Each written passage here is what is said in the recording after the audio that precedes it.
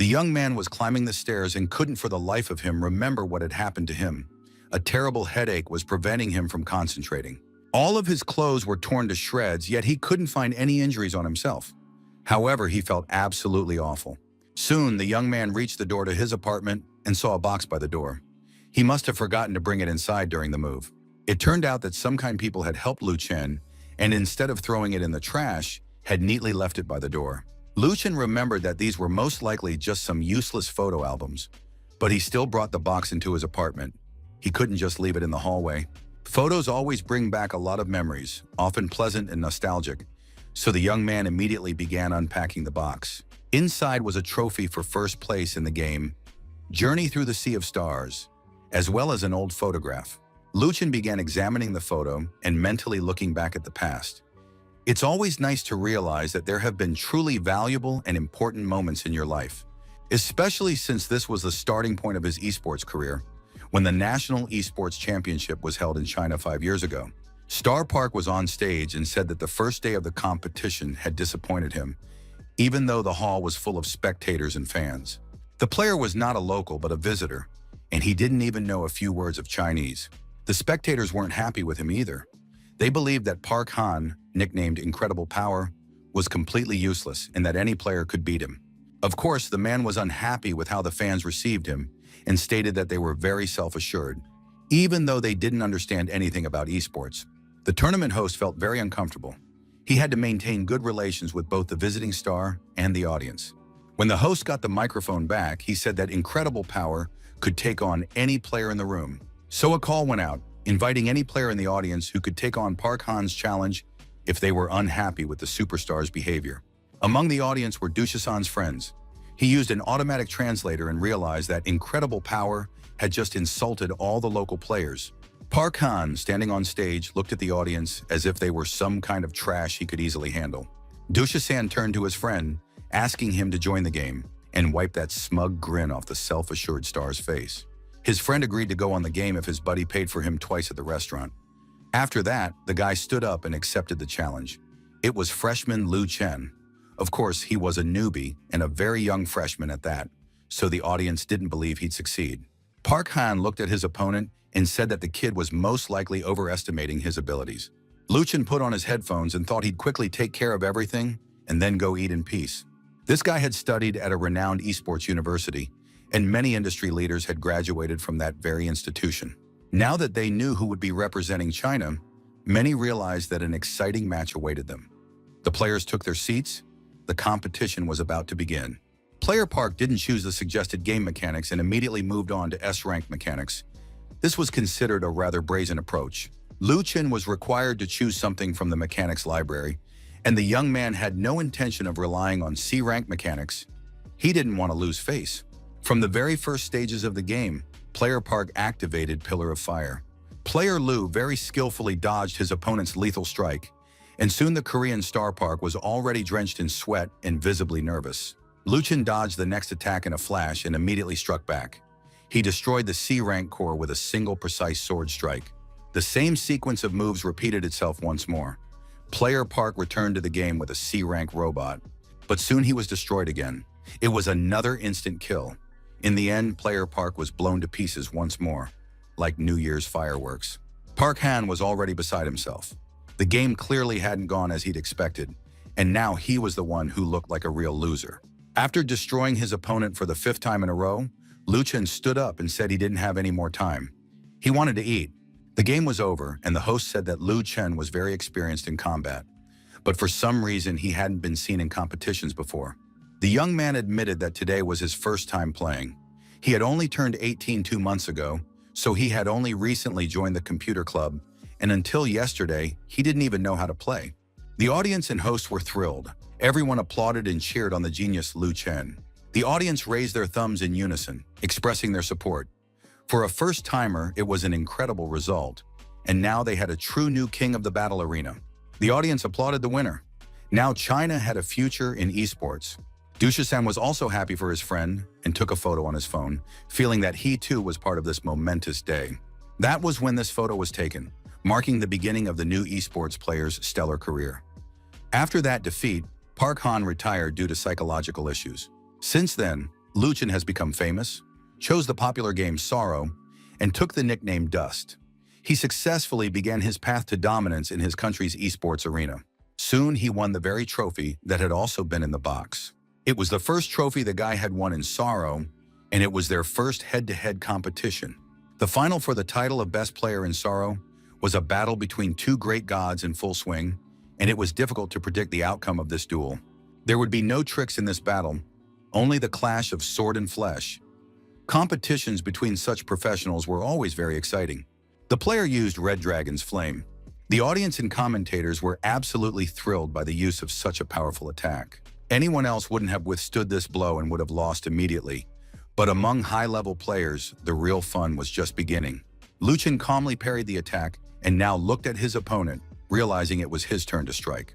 The young man held a professional sword in his hands, and with it, he was about to unleash the Mountain Sword Dance strike. Liu Chen's execution of the extremely complex Mountain Sword Dance technique amazed everyone. The speed and power were simply unreal, and the number of combos continued to grow rapidly. In addition to simply winning the duel, the young man also wanted to break his opponent's record and prove his absolute superiority. Mountain Sword Dance continued to deal devastating damage, and the number of combos steadily increased. Liu Chen's attack continued. The limit hadn't been reached yet, and the young man broke through his opponent's defense. Liu Anu couldn't handle these combos. 250 combos were used in that match, and now the winner was clear beyond any question or doubt. Everyone understood that a new champion had just been born before their very eyes, and a new record had been set. But this was clearly not the limit. Everyone congratulated Liu Chen on being named the best player. As far as the guy could remember, this was their only official battle against Luan. The tournament organizers also noted the number of combos performed on the trophy itself. But at the same time, everyone understood that this was far from the limit for the guy. Thanks to his record-breaking victories, Liu Chen entered the Hall of Fame and went down in the game's history as its youngest member. And every day he made the front pages of the newspapers. It's just a shame that life is so fleeting. And now all of this was gradually becoming nothing more than a part of history. Liu Chen remembered how happy those victories had made him, and now it even made him feel somewhat awkward. It was all because of an accident that had torn his life into a before and after. The doctor said his recovery was going well, and the young man was almost back to normal after the serious accident. However, his nervous system still left much to be desired. His nervous response had a 3-second delay. It had almost no effect on daily life, but it definitely affected his ability to engage in highly intellectual activities. And so Liu Chen's star rating began to plummet. Soon he was practically gone from the Hall of Fame, and when he finally dropped out of it, all the other players would be only too happy. Liu Chen understood that no one was to blame for what had happened, and that this was just life. However, this realization did not make things any easier. The young man tried to avoid interacting with other players. He didn't want to hear words of pity and, of course, dreamed of returning to the top one day. After the car accident, Liu Chen had become a laughingstock. Even the weakest players were now stronger than him. But the young man understood that he shouldn't hold a grudge against the players. They judged him by his current performance. And right now, he really was the weakest. Liu Chen realized that the only way to put an end to all this was to leave the game entirely. The young man did just that. No one was going to stop him. The ancient sword guild was housed in a magnificent castle, but now it looked somewhat battered and neglected. The player didn't understand what had happened to this magnificent palace and wanted to get all the information directly from the boss. The boss came out of the building and was able to explain to the player what had happened to the place. It turned out that some members had decided to leave the guild. They beat, robbed, and destroyed everything that came to hand. In essence, they were worse than an enemy guild. The deputy head of the Ancient Sword Guild said there was no need to worry. Everything was under control now. The young man submitted a withdrawal request and felt uncomfortable, realizing he hadn't done the guild any good. He hoped that if he left, the enemies would leave the soul of the ancient sword alone. But the girl thought he was talking utter nonsense. She placed her hand on his shoulder as a sign of support. After all, the young man was one of the founders of Ancient Sword's Dream Soul, of the 4 stars, the sun, the moon, and dust. It was impossible to lose even one. Everyone understood that the enemy's target was Liu Chen, as well as the ancient sword of the soul's dream. Back then, their guild was too well known, and the quickest way to become the new king was to defeat the former king. Too many people wanted to walk over others' bones and ascend to the throne. The boss said that the day before, someone had sent Lu Chen an invitation to a contest on behalf of the guild. The young man assumed it was Chaos of Candlelight, but he was going to decline the challenge because he wouldn't be able to win in his current physical condition. The deputy head said that the challenge had been sent on behalf of the guild, but it turned out to be impossible to withdraw it. The fact was that the senior manager of the Dragon Candle Guild had withdrawn his request and issued a public apology. The guy was very surprised. He couldn't understand what other apology letter there was and to whom exactly. The deputy head explained that such a letter is written because they believe that the player Dust does not have sufficient qualifications to compete with their guild. In their opinion, such a challenge could diminish the value of the Chaos of Candle Shadows Guild. They stated that the random challenge from the Chaos of Candle Shadows Guild had had a somewhat negative impact on the soul of the Ancient Swords Dream Guild, and for this, they officially apologized to the entire guild. The letter was reposted countless times in the game. It turned out that now absolutely all players were aware of the situation. Everyone knew that Lu Chen was no longer okay. The young man didn't want to show what he was really thinking, so he smiled and said that if there were no more tasks, he would continue clearing the dungeon. After the incident with the apology letter, which became a joint pressure campaign led by the Dragon Candle Guild, the soul of the Ancient Swords Dream Guild finally hit rock bottom. Lu Chen's career as an esports player also came to an end. In the end, he and his boss burned through 7 Dragon Meadows before their guild shut down, then deleted his account and quit the game. It was their way of expressing their dissatisfaction on behalf of their guild. But now the young man realized he had absolutely nothing to do. The young man thought he could just use the computer before going to bed. The loading delay was very long, one might say just as long as the delay in his brain's reaction. Lu Chen was almost as sluggish as his home computer. This annoyed the guy greatly, but he still waited until everything had finally loaded and read the news posted in the forum's headline. All the players from the soul of the Ancient Swords Dream Guild had left the game, and now they were facing thousands of comments filled with curses directed at them. Lu Chen felt exhausted by all this. If the viewers hadn't hounded him so relentlessly, he might not have burned the 7 Dragon Meadows. But today, all of this felt too painful and heavy for him. Lu Chen couldn't answer his own question as to why he had started browsing the forum again. He'd be better off going to sleep. As he turned off the computer, the young man spotted a box under the table. He couldn't remember where it had come from or what was inside it.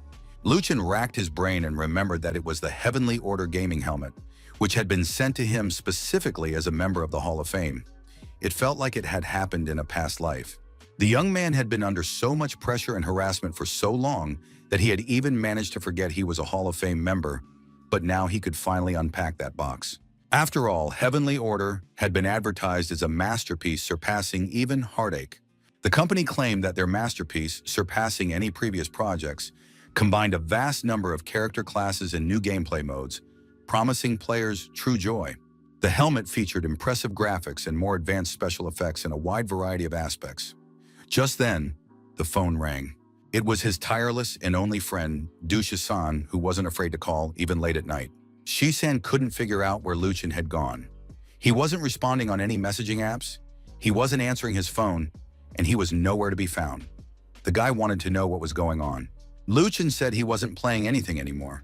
He'd given up, so he wasn't going to participate in the game Heavenly Order, even though his friend believed they'd get everything back very quickly. Dusha-san didn't want to hear any of it, because his friend Lu Chen had never given up before. Lu Chen tried to explain that with his current abilities, he could only be a loser, but his friend said he didn't want to hear about it and was coming over right now to put a brick on Lu Chen's head. He's a rookie who took down Park Han, the youngest member of the Hall of Fame, and now he's just going to give up like that? Dusha-san didn't hold back and shouted some pretty harsh words about how, when someone is being mocked, you have to fight back, and the guild, which had only 5 people left, just quit the game and called it quits. Were they all just weaklings? Lu Chen listened to his friend, realizing that every word he said was absolutely right, but he was too tired of the constant mockery. Lu Chen couldn't take it anymore, and replied that he wasn't ready and couldn't think about anything at all. The guy logged into the game every day and was subjected to harassment, and his friends were also forced to leave it. Dusha-san was barely holding back. He wanted to strangle his friend. Luckily, they were talking on the phone. Otherwise, it could have ended in a fight. In the end, Dusha-san said he was disappointed in his friend because it turned out Lu Chen was just a coward. Lu Chen felt awful, as if a wardrobe had fallen on him. Things were already tough enough for him, and now he had to listen to such bitter words from his best friend, who had always believed in him. Memories flashed through his mind of that first match that had opened the doors to esports for him. It had been a truly thrilling battle.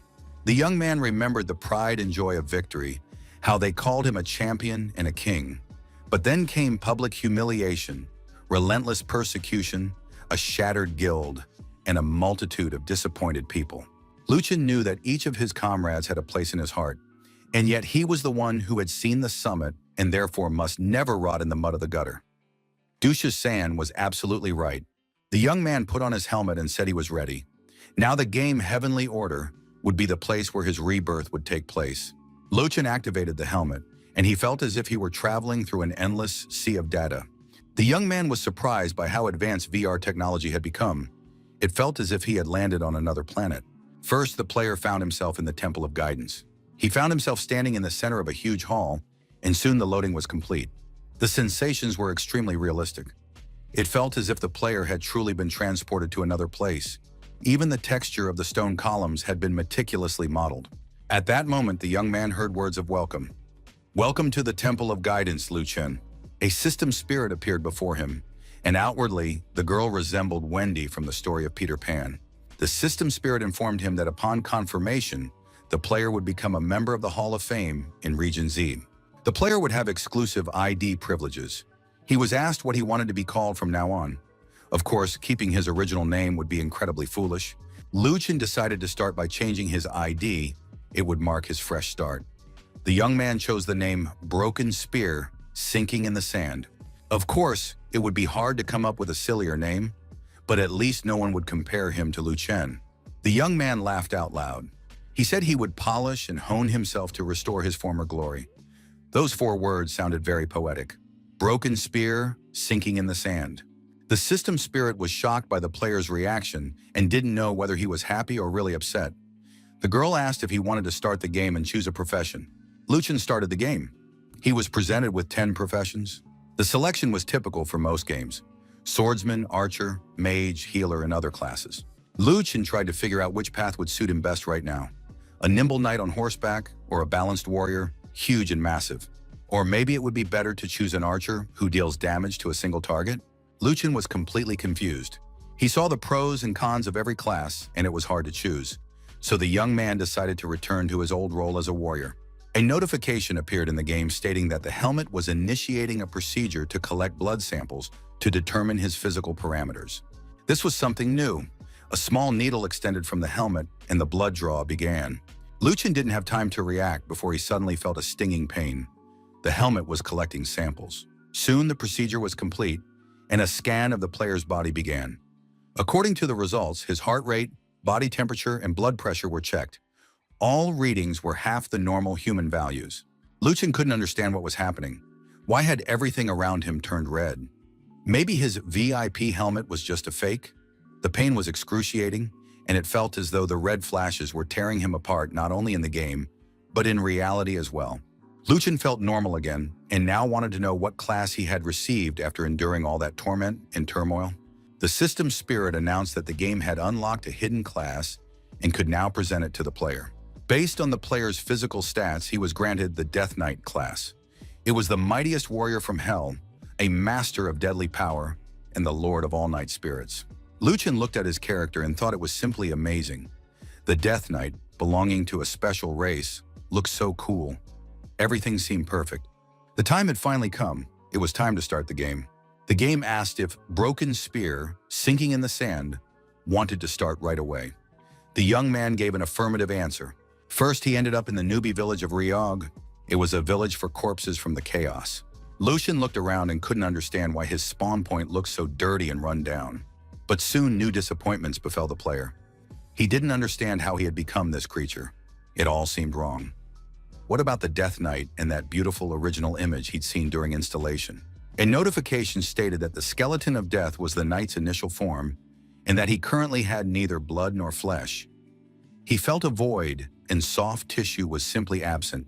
The skeleton looked down at his underwear and realized that now he was a man with nothing but iron bones and nothing else. At that moment, the first boss appeared. It was the chief mage of the novices' village ridge for corpses. He looked at the little skeleton and clearly intended to destroy him in a matter of minutes.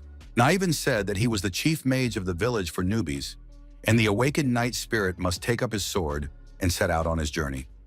He was obliged to fight for the rule of the night spirits, applying all his courage and strength. A system prompt informed him that the player had received a starter equipment set for a novice. Once his initial shock had passed, Luchin sat down to study the item information. It turned out he had been given an iron sword and a tattered cloak, but that was better than nothing. The guy geared up immediately and now looked like a real harbinger of death. With this armor, his stats were bound to improve significantly. Luchin decided to check his stats panel. Almost everything was at 0. He really was a beginner. All his stats were extremely low, and he had to start from scratch. The Archmage asked if the little skeleton wanted to become strong. After all, the Archmage had many different tricks up his sleeve, and he was ready to give the new skeleton a few pointers. Luchin thought that tips were great, but for now he was a bit wary of the mage and didn't know what he'd have to give in return. The mage advised him to complete a quest, since the young skeleton didn't have any meat to trade yet anyway. Luchin chose the quest, Kill the Big-Eared Rabbits. He had to kill 20 big-eared rabbits and collect 5 bundles of coarse wool from their paws. He was supposed to bring all of this to the head mage, and in return, he could receive a reward. Killing rabbits sounded pretty simple, even for such a weak skeleton. At least that's what Luchin hoped. He headed to the carrot meadows where the big-eared rabbits grazed. They happily munched on carrots and chewed on grass. Luchin immediately rushed into the middle of the meadow and landed a critical strike with his sword on a rabbit. It didn't seem too difficult, and getting into the swing of things, the skeleton set off on a real rabbit hunt. The game prompted him on where the creature would be, how long it would take, and how to swing. Everything was pretty straightforward and accessible, like a regular simulator, but it turned out the rabbits were incredibly fast. On top of that, the rabbits could strike back and even inflict damage on the skeleton. Just then, one of the larger rabbits smacked him in the forehead with its hind paw. Luchin was knocked out cold. He thought he should have struck the rabbit 3 seconds earlier to eliminate the delay, but for some reason, it didn't work. At that moment, a new target appeared in the middle of the meadow, and the skeleton prepared to intercept it. However, the rabbit wasn't stupid. It jumped high into the air and then managed to push off the sword. The skeleton hadn't given up hope of completing this quest, but for now, he was only landing blows that missed and getting kicked back by the enraged rabbits. Luchin glanced at his stats and realized he was about to be kicked out of the game, but soon he realized the problem. It wasn't that the rabbits were too fast. It was just that the player's lag had decreased, and now everything really could go like clockwork. But then the world's #1 swordsman returned to the respawn point because he had actually been killed by a bunch of rabbits. Luchin decided that his friend Dusha San didn't need to know about this, because the situation was getting pretty awkward. Luchin was amazed that his lag had dropped to 1 second, but suddenly he felt dizzy and had a strange enveloping sensation, as if he had forgotten something. Luchin decided he would think about it later, but suddenly a sports car and a multitude of shards around it flashed into his memory, and then a bat covered in blood appeared before his eyes. He'd have to think this through carefully next time. And so the player saw his new in-game birthplace again, and standing before him was the second master, Guan Yu. What did all this have to do with him? After all, the doctor had once said that nerves had the ability to regenerate. Maybe that regeneration had already happened. Luchin thought he needed to find time to visit the hospital for a medical checkup. But for now, while he had the chance, he needed to track down all the remaining small rabbits. Luchin set out hunting again. A tip suggested that attacking the weak spot on the neck would deal more damage. A series of critical hits followed, and the rabbits fell one after another. Luchin felt that the reduced lag was a truly amazing sensation for him. It was incredibly comfortable to play. Luchin cheered up. He realized that in the future, this lag might disappear completely, which meant he would be able to return to normal gameplay. At that moment, the guy sensed some movement and noise. He turned around and couldn't believe his eyes. Instead of a rabbit, a man's body was flying toward him. Luchin caught it with one hand. The skeleton held the player and didn't understand who had beaten him so brutally. The young man was unconscious and hung limply like a lifeless rag. Luchin tried to figure out who had hurled this guy at him. Finally, a stranger appeared. He held a huge sword in his hands. It was hard to believe, but rabbits come in all shapes and sizes. And now the king of the long-eared rabbits looked downright demonic. It was the lord of the carrot meadow, a temperamental and muscular monster. The player tried to run away from this rabbit, because getting hit by its paws was truly unbearable. And now 2 players had bumped heads. It turned out that rabbit hunting was all the rage this season. Lu Chen kicked the unfortunate players out of the game and told them to go in peace to another location, while he would take revenge for them. Lu Chen was thinking about the boss fight that awaited him now that his reaction time had slowed down. And despite all his extensive experience in previous games, the young man now felt nervous and excited. Lu Chen gripped his sword with both hands and prepared for battle. Soon, the Lord of the Carrot Meadow was standing before him. This muscular monster had brass knuckles on its paws, but that was probably better than if it had a spear or a sword in its paws. Of course, he needed to calm down, but the rabbit still looked like a real monster. Lu Chen thought that his opponent had a fast, close combat attack style, so the best strategy against such an enemy was to stay calm and wait. When the opponent attacks, you need to dodge quickly and find a weak spot in its attack. In theory, it all sounded very nice and logical, but a single punch from this rabbit knocked away a huge amount of health points. The game provided a hint that, thanks to its undead nature, the skeleton swordsman could quickly regenerate damaged bones and instantly regain its form, but its HP did not regenerate. All of this was, of course, very cool, but now he had to deal with the invincible rabbit. He needed to figure out how much damage Lu Chen could deal to it. The result was absolutely disappointing, because the critical hit dealt only 8 points of damage. That was far too little. On top of that, the Rabbit King wasn't just good at attacking, he was also incredibly fast, and his defense seemed downright abnormal. Lu Chen prepared to defend himself, pondering how he might manage to defeat this Rabbit King. Lu Chen managed to dodge the attack and realized that now was the perfect time to strike the rabbit's vulnerable spot on its neck. It was unlikely to have any armor beneath its fur. And for a split second, it even seemed like the attack might work. But the rabbit didn't sustain a single scratch. It crashed into a tree and snapped it in half with its head. Lu Chen thought that if he were struck in a similar manner, he would suffer a compression fracture. The player realized that the weak spot of all large rabbits was completely hidden under the king's armor. He was ridiculously strong. Lu Chen glanced at his stats and realized that if he made another mistake, he'd be finished, given his pitiful HP. Looking at the enormous rabbit standing before him, the hero thought that this monster was incredibly aggressive. And indeed, the rabbit literally went berserk right before his eyes. As if to confirm the impression it was making, the Rabbit King walked over to a massive tree and yanked it out of the ground by its roots. Lu Chen was in shock. The monster had yanked the weeping willow out as if it were just a twig, and there was no hope of anything good coming from this monster. The next moment, the Rabbit King hurled the tree at his opponent. Lu Chen was ready for the attack and immediately used his signature combo, which hadn't been able to cut through the rabbit but easily handled the tree. But the beast wasn't stupid at all. After hurling the tree at the skeleton, the Rabbit King continued his attack, planning to use his powerful fists. Lu Chen dodged and attacked the rabbit in turn. Of course, the damage was minor, but at least he avoided the fists. However, the attack he missed only enraged the opponent, and now a massive, muscular machine with long fangs and a gaze glowing with hatred was charging at the player. Lu Chen couldn't identify the monster's weak spot. He got a little distracted and missed a punch, but fortunately, the skeleton could quickly recover its physical condition. But at that very moment, a blow to the ribs followed, and the bones shattered into tiny pieces. It was then that the player realized how good it was to be a skeleton. He had to come up with something fast, and in that situation, hiding in a tree hollow no longer seemed like a shameful act. Perhaps it was a mistake, because the rabbit had no intention of letting his prey go and was approaching the tree hollow, raising his brass knuckles to strike. The blow followed immediately. The force was so powerful that the tree literally creaked. But then it was the rabbit's turn to be surprised, because its paw inside the hollow got caught in the vines. They tightly wrapped around the limb and wouldn't let go. Lu Chen peeked out from behind the tree trunk and asked the Rabbit King if he liked the little gift the skeleton had prepared. It turned out to be a dead tree, inside which vines had grown. Once someone got caught in them, it was very difficult to escape. And indeed, the rabbit was straining and even helping to pull his paw with his other hand, but the vines had a tight grip on it and wouldn't let go. It even seemed as though the vines were pulling the rabbit deeper into the hollow, and to save his paw, he would simply have to break the tree. Of course, that wouldn't be a problem for the rabbit, but not this time, because the skeleton took advantage of his opponent's immobility and plunged his sword deep into the monster's eye. The rabbit's eye turned out to be a weak spot on its body, and so the critical hit dealt significant damage.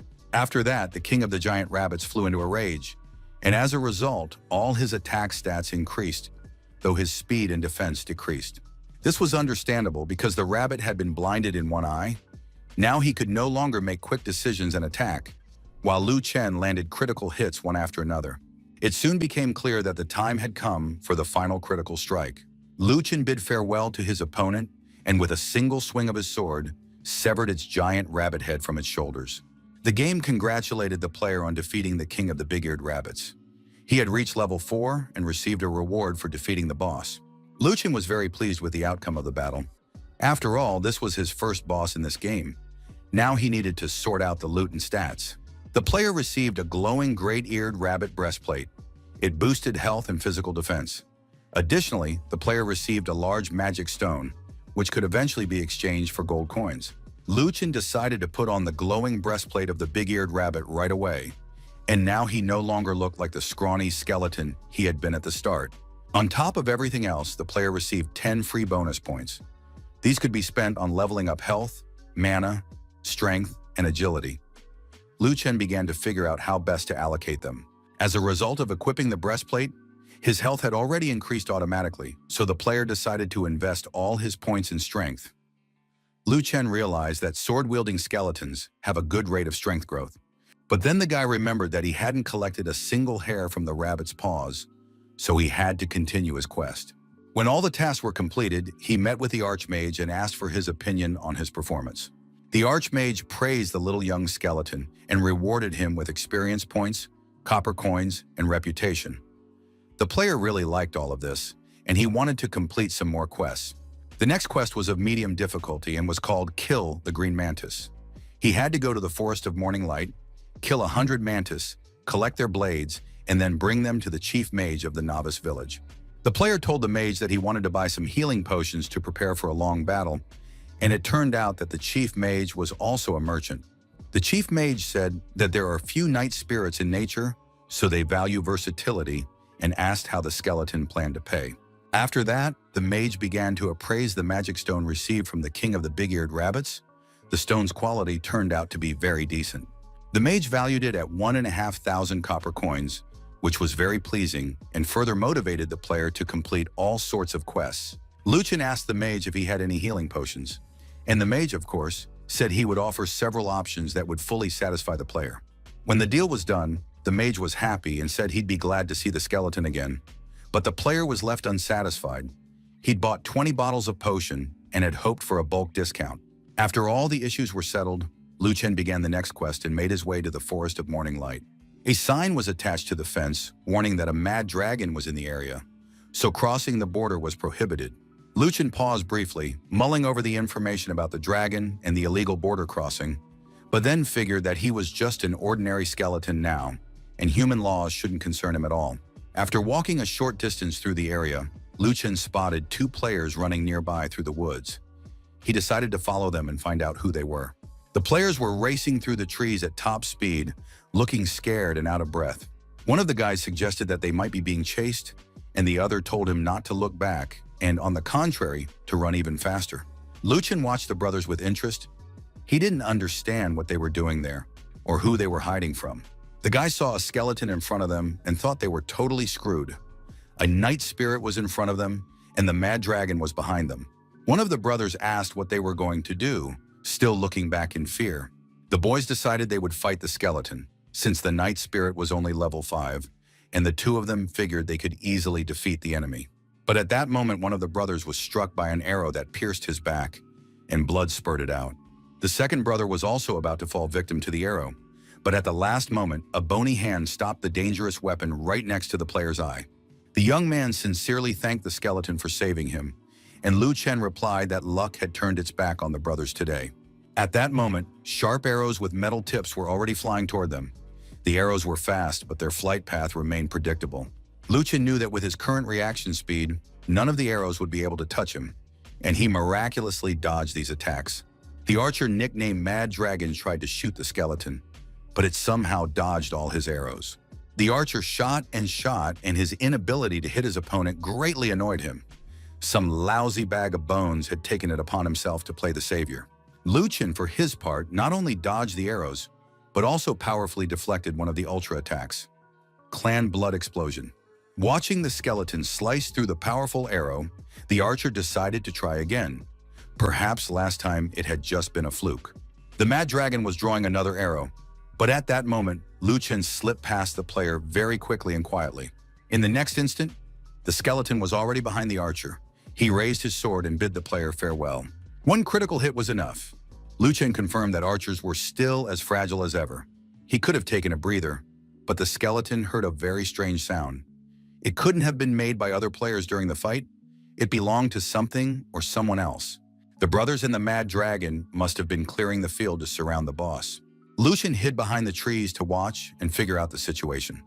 He found himself at the center of events, like a fish that had broken through a net. Deep in the forest of morning light, a player stood on a branch of a huge tree and watched the battle. At the foot of the tree, a group of warriors was fighting a monster. They were armed and well prepared. Their opponent was the king of the green mantis. The warriors had already reduced the boss's HP by half. The player standing atop the tree promised to pay the defeated warriors compensation for their deaths and level loss. The knight was the head of the Mad Dragon Guild. He promised the players a reward for killing the boss, as well as an additional bonus for those who showed particular zeal during the battle. Lu Chen mentally calculated how much money it would cost to kill this mantis, and decided that the guild leader must be a crazy rich guy if he was willing to spend so much money on killing a light boss. At that moment, the mantis rose onto its hind legs and spread its forelimbs, while the warriors shouting, "For the glory of the young dragon master and for the Mad Dragon Guild," launched their attack. But these shouts meant absolutely nothing to the mantis, which sliced the warriors to pieces with its powerful legs. Lu Chen realized that the mantis was dealing terrifying damage. This boss was probably tougher than the king of the big-eared rabbits. It was unclear whether the remaining members of the Mad Dragon Guild would be able to hold out until the end. But their master demanded they continue the battle, not stop, and also pay attention to coordination and positioning. Lu Chen listened to the Dragon Lord's commands and thought it was a very foolish tactic that would lead to heavy losses on the attacking side. It all seemed far too reckless. Lu Chen once again estimated the cost that would be incurred to compensate all the players and restore their levels. By his calculations, the figures were simply insane. It was incomprehensible why anyone would push their own people to such extremes. The attacks came one after another without ceasing, and it even seemed as though the Mantis King had begun to lose a bit of HP. In the end, of course, these warriors would kill him simply by exhausting all his strength. But at the same time, the Mantis immediately restored its health and launched new attacks. The warriors were dying, but the commander ordered them to ignore it and continue the assault. Another volley of arrows was fired at the Mantis. Slowly but surely, this monster was soon to perish. The head of the Mad Dragon Guild was practically satisfied. He said that the squad of archers had done a good job, and as soon as there was only 1 point left on the boss's health bar, all the warriors would have to stop attacking, and he would finish it off himself. With this approach, it was no surprise that this guy was already at level 10.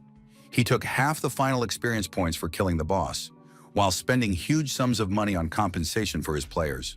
But suddenly something went off course. It seemed as though the mantis was growing new legs and had somehow become even taller. It turned out that the king of the green mantises had entered a berserk state.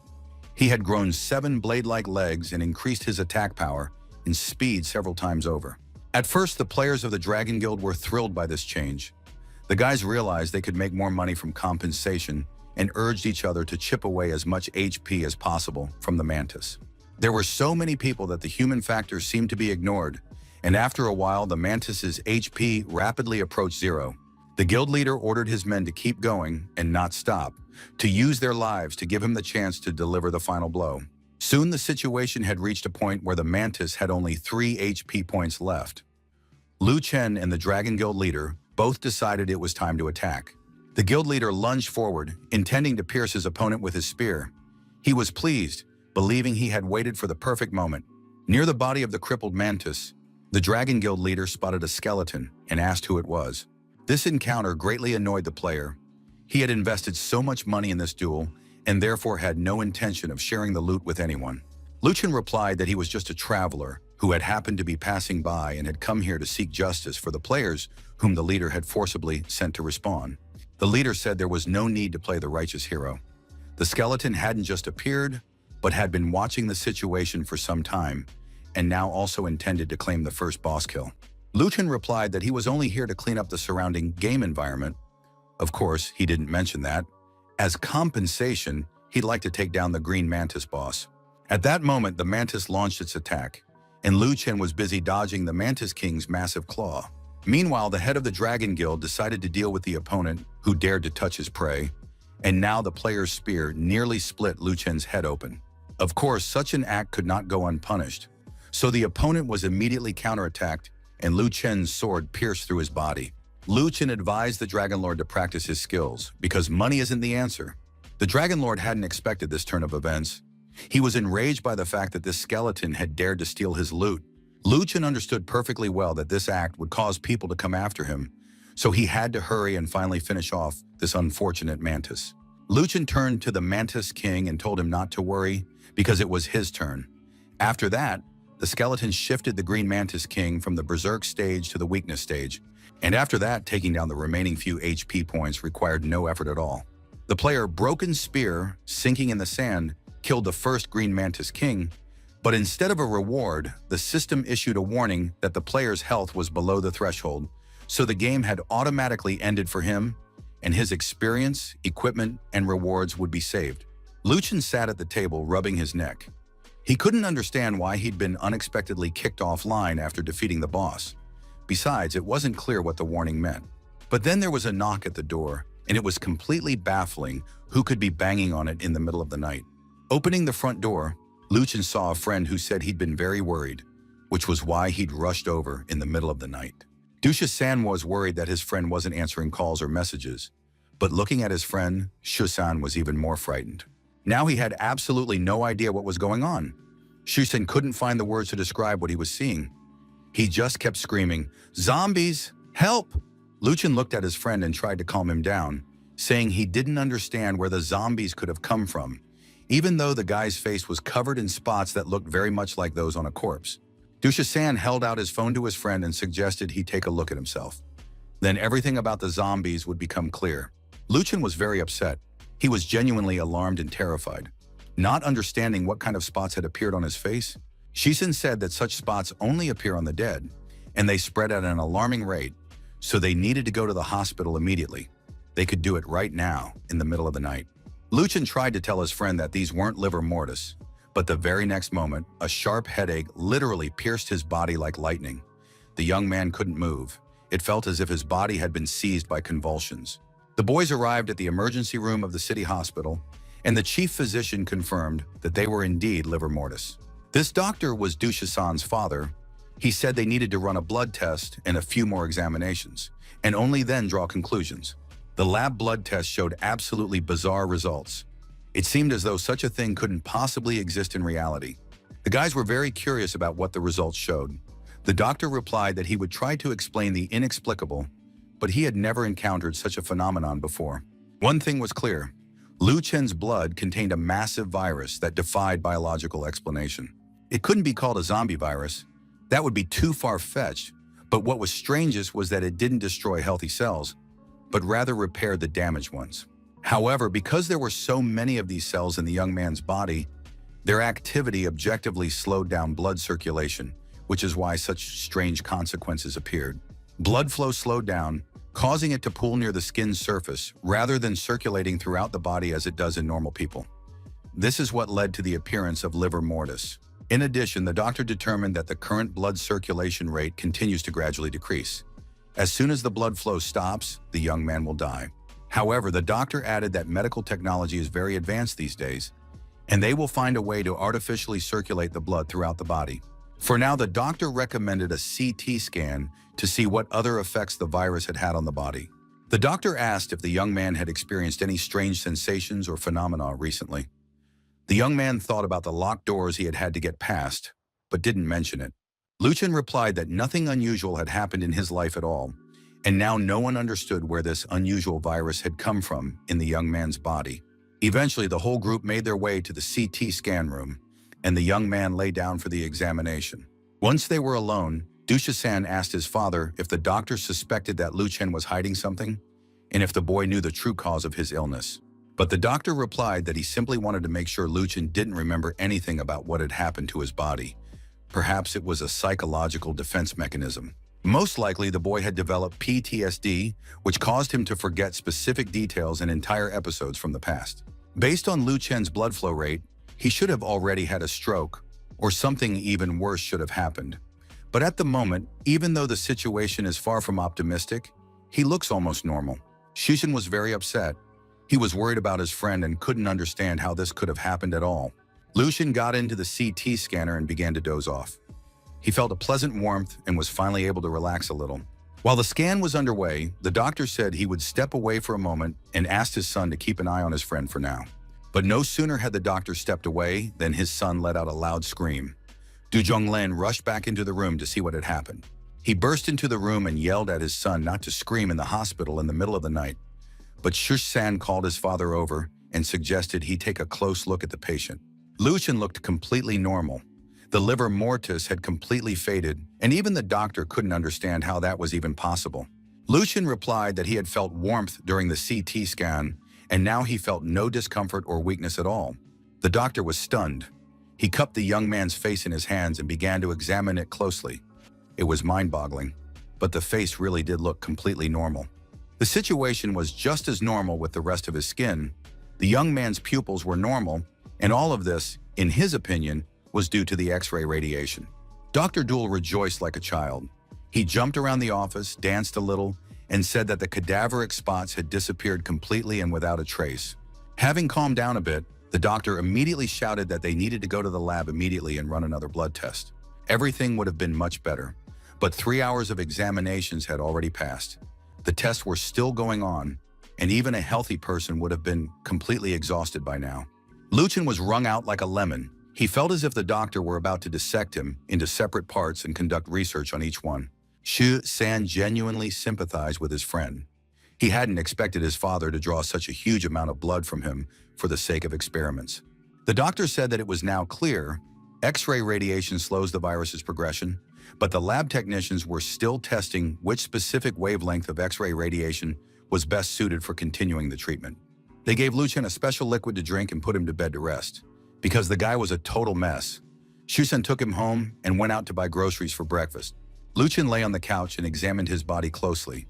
He saw absolutely no after effects, even though, according to the doctor, he had gone through a severe phase. Just then, Shusan returned from the store with his groceries.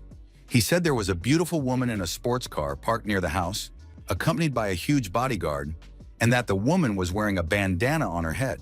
Shusan loved taking pictures of everything, so he ended up with a photo of the stranger who had arrived in the fancy car. Lucian saw the photo of the pretty girl. She was very cute, but it seemed like the bodyguard didn't trust anyone around and was keeping a close watch on everything. Looking at the photo and the bodyguard, the young man studied the man closely and realized that this man was the boss. Vague memories began to surface in Lucian's mind. Massive chains snapped, releasing a monster. Lucian remembered what he had seen that night, after which he had contracted a mysterious infection and developed strange symptoms. It was the first night after his first encounter with the boss in the game. It turned out that Lucian had died back then. Lucian recognized the girl. It was Hai Yui, the leader of the Soul of the Ancient Sword Guild. The young man didn't have time to tell his friend anything else before there was a knock at the door, and a voice from outside shouted that Hai Yui had arrived. For some reason, Shusan felt that this visit didn't bode well. He asked his friend what he had been doing the night before. But then the guy decided not to worry himself. Since the two knew each other, he would just let the girl in and they would talk face to face. Shisen had almost reached the door, but at that moment Lucian shouted loudly. He rushed after his friend, trying to stop him from opening the door, because doing so was absolutely out of the question. Shisen had just grabbed the doorknob, thinking there was no need to knock so insistently first thing in the morning. People might still be asleep. But the next moment, the door swung open, and the girl shoved the guy aside, telling him to get lost and not bother her. Shi Yue burst into the room and started calling for Lu Chen. Shi-san was literally mesmerized by the stranger's beauty and stared at her, his mouth agape. The girl quickly scanned the apartment. She said she'd heard Lu Chen's voice and now intended to find him immediately. Shi-san replied that perhaps the girl had simply gone to the wrong door, and there was no Lu Chen here. Ignoring the guy's words completely, He Yui searched the apartment from room to room. She was clearly determined to find Lu Chen no matter what. Throwing open another door, He Yu stepped inside, saying she was definitely going to find Lu Chen right now.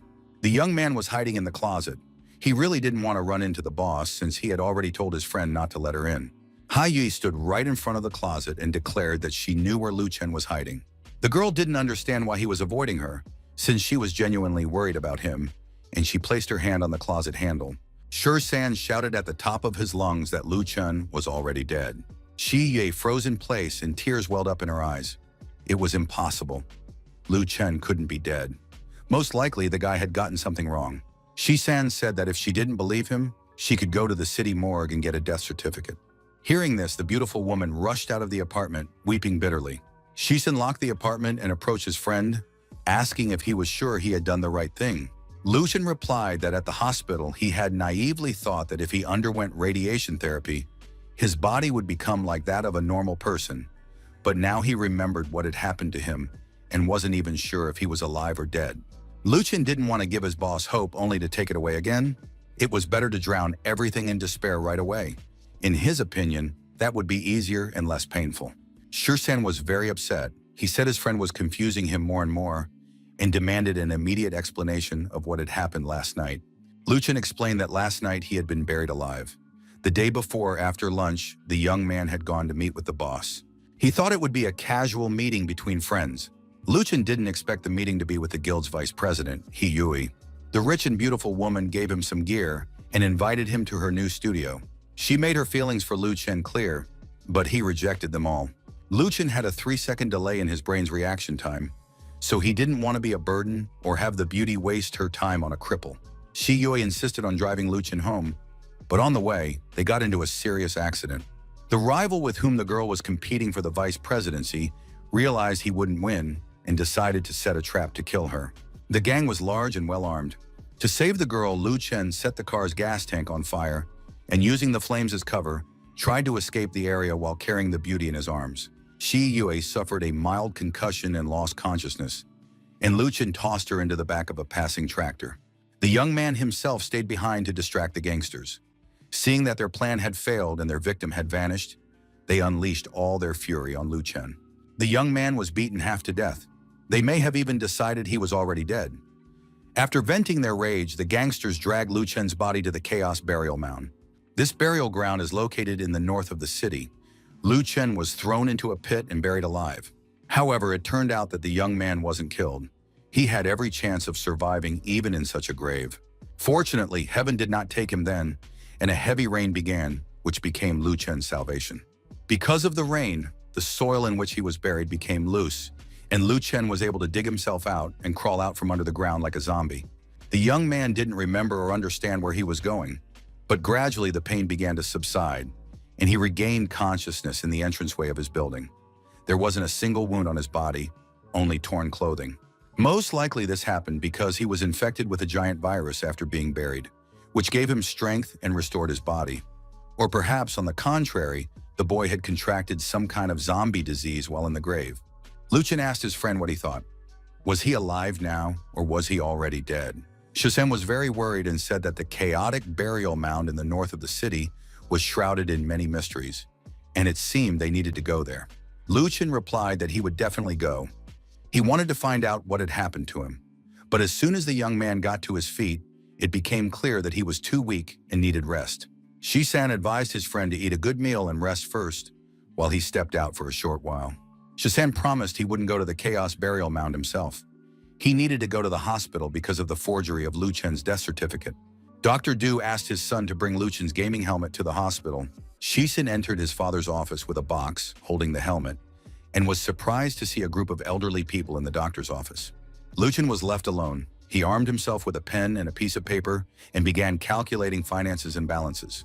Previously, the income from the game had been negligible, but now Lu Chen had to earn enough money to support his retired father.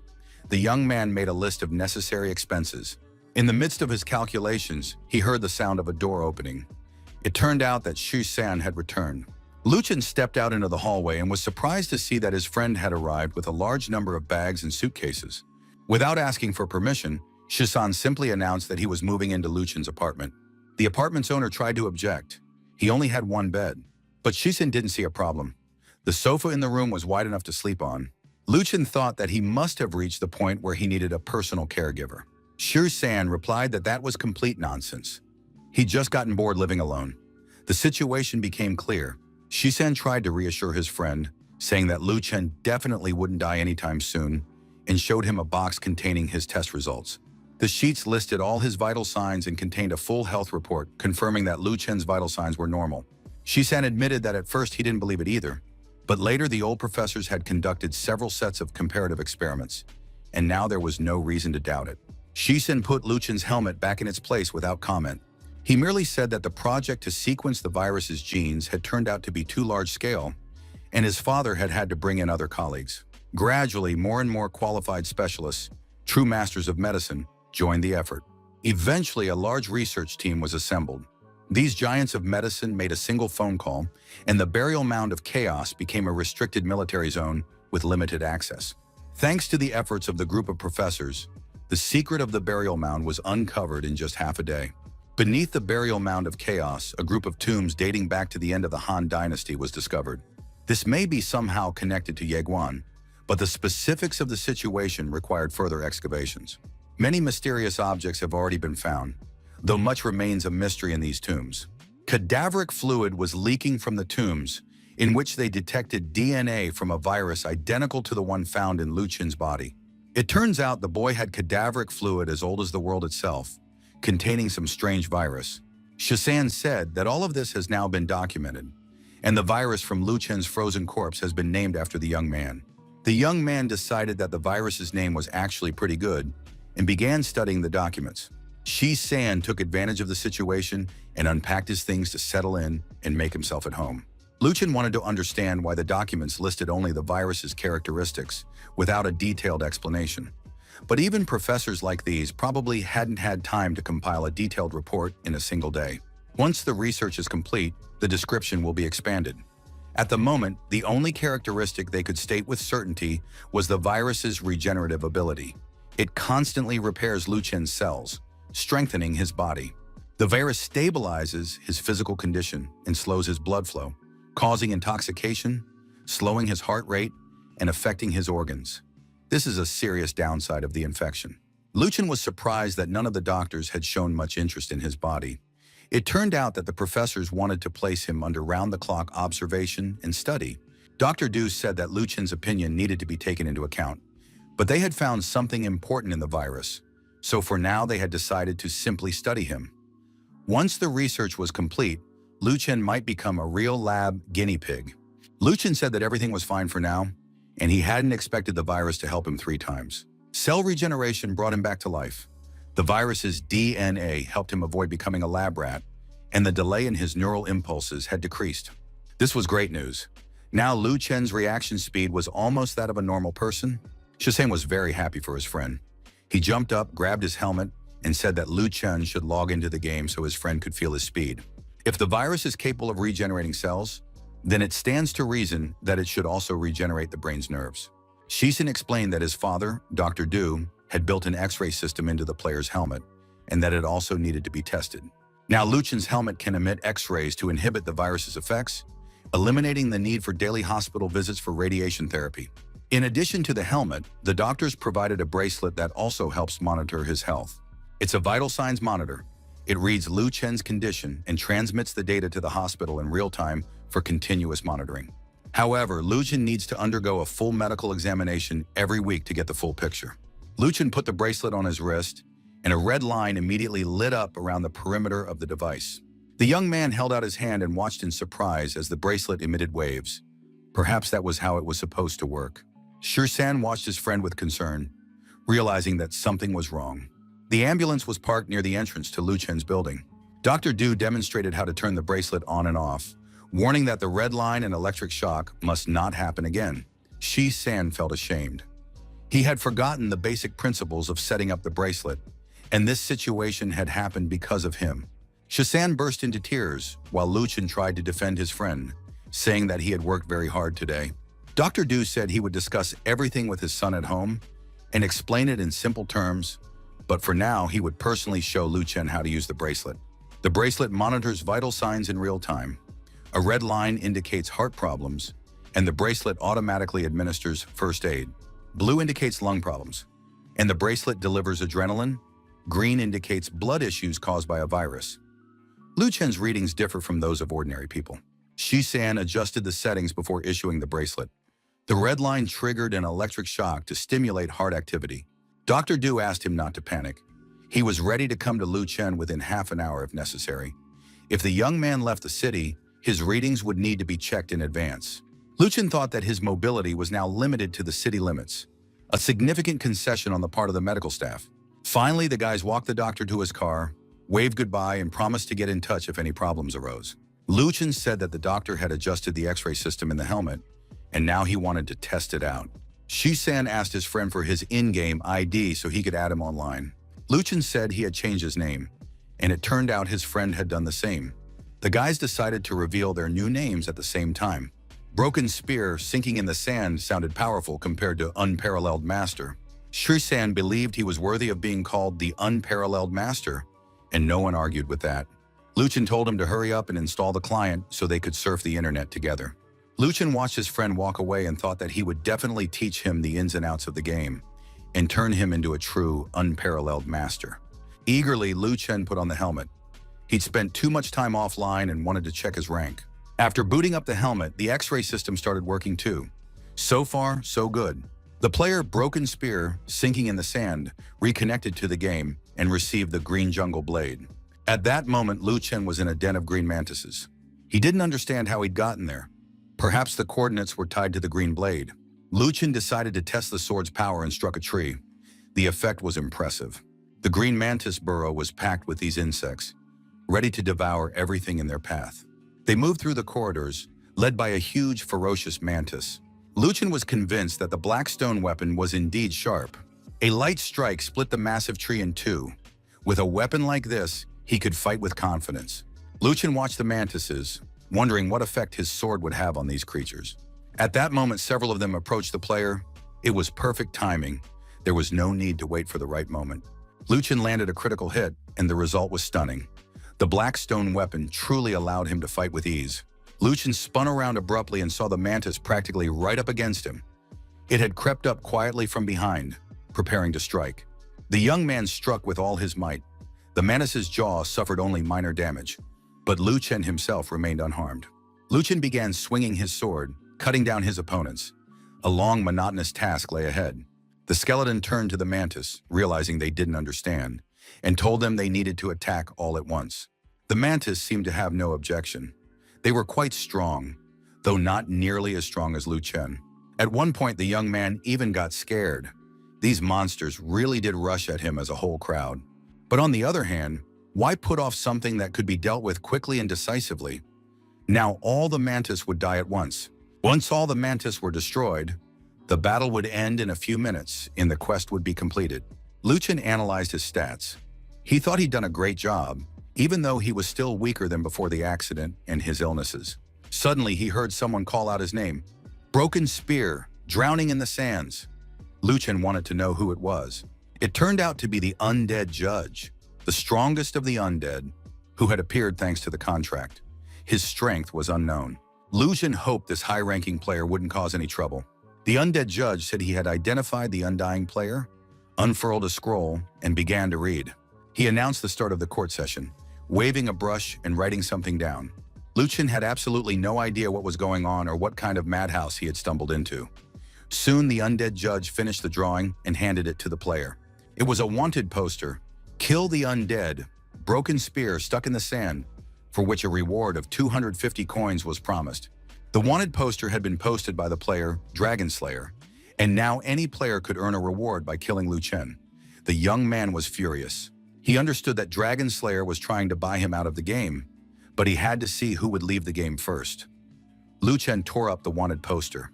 At that moment, notifications arrived that the Green Mantis quest had been completed. The player had reached level 10 and could now change classes by returning to the newbie village. At that moment, the unrivaled master sent a friend request and immediately began asking why Lu Chen was being hunted down again. He asked if Lu Chen had changed classes. Upon receiving a negative answer, Shusen was extremely displeased. Now, everyone who had read the announcement considered Lu Chen easy prey and was eager to claim his head. Lu Chen hadn't expected them to come after him so quickly, but Shusan said, "Just go into the chat and everything will become clear." After reading the chat, Lu Chen was convinced. The hunt for him was on from literally everywhere. Shisan asked his friend what he planned to do in this situation. Luchin was calm. Let everyone who wants to come, I'll welcome them with open arms. For the past year, all they'd done was hunt the player around the clock, so he was already used to this routine. Of course, it was infuriating, and sometimes he wanted to mislead his opponents. Tired of fighting, Lu Chen would sometimes play dead or pretend to be a mob. A few times he infiltrated the enemy camp using a secondary account and even hid in the boss's lair. Shisan listened to his friend and understood just how difficult his fate had been.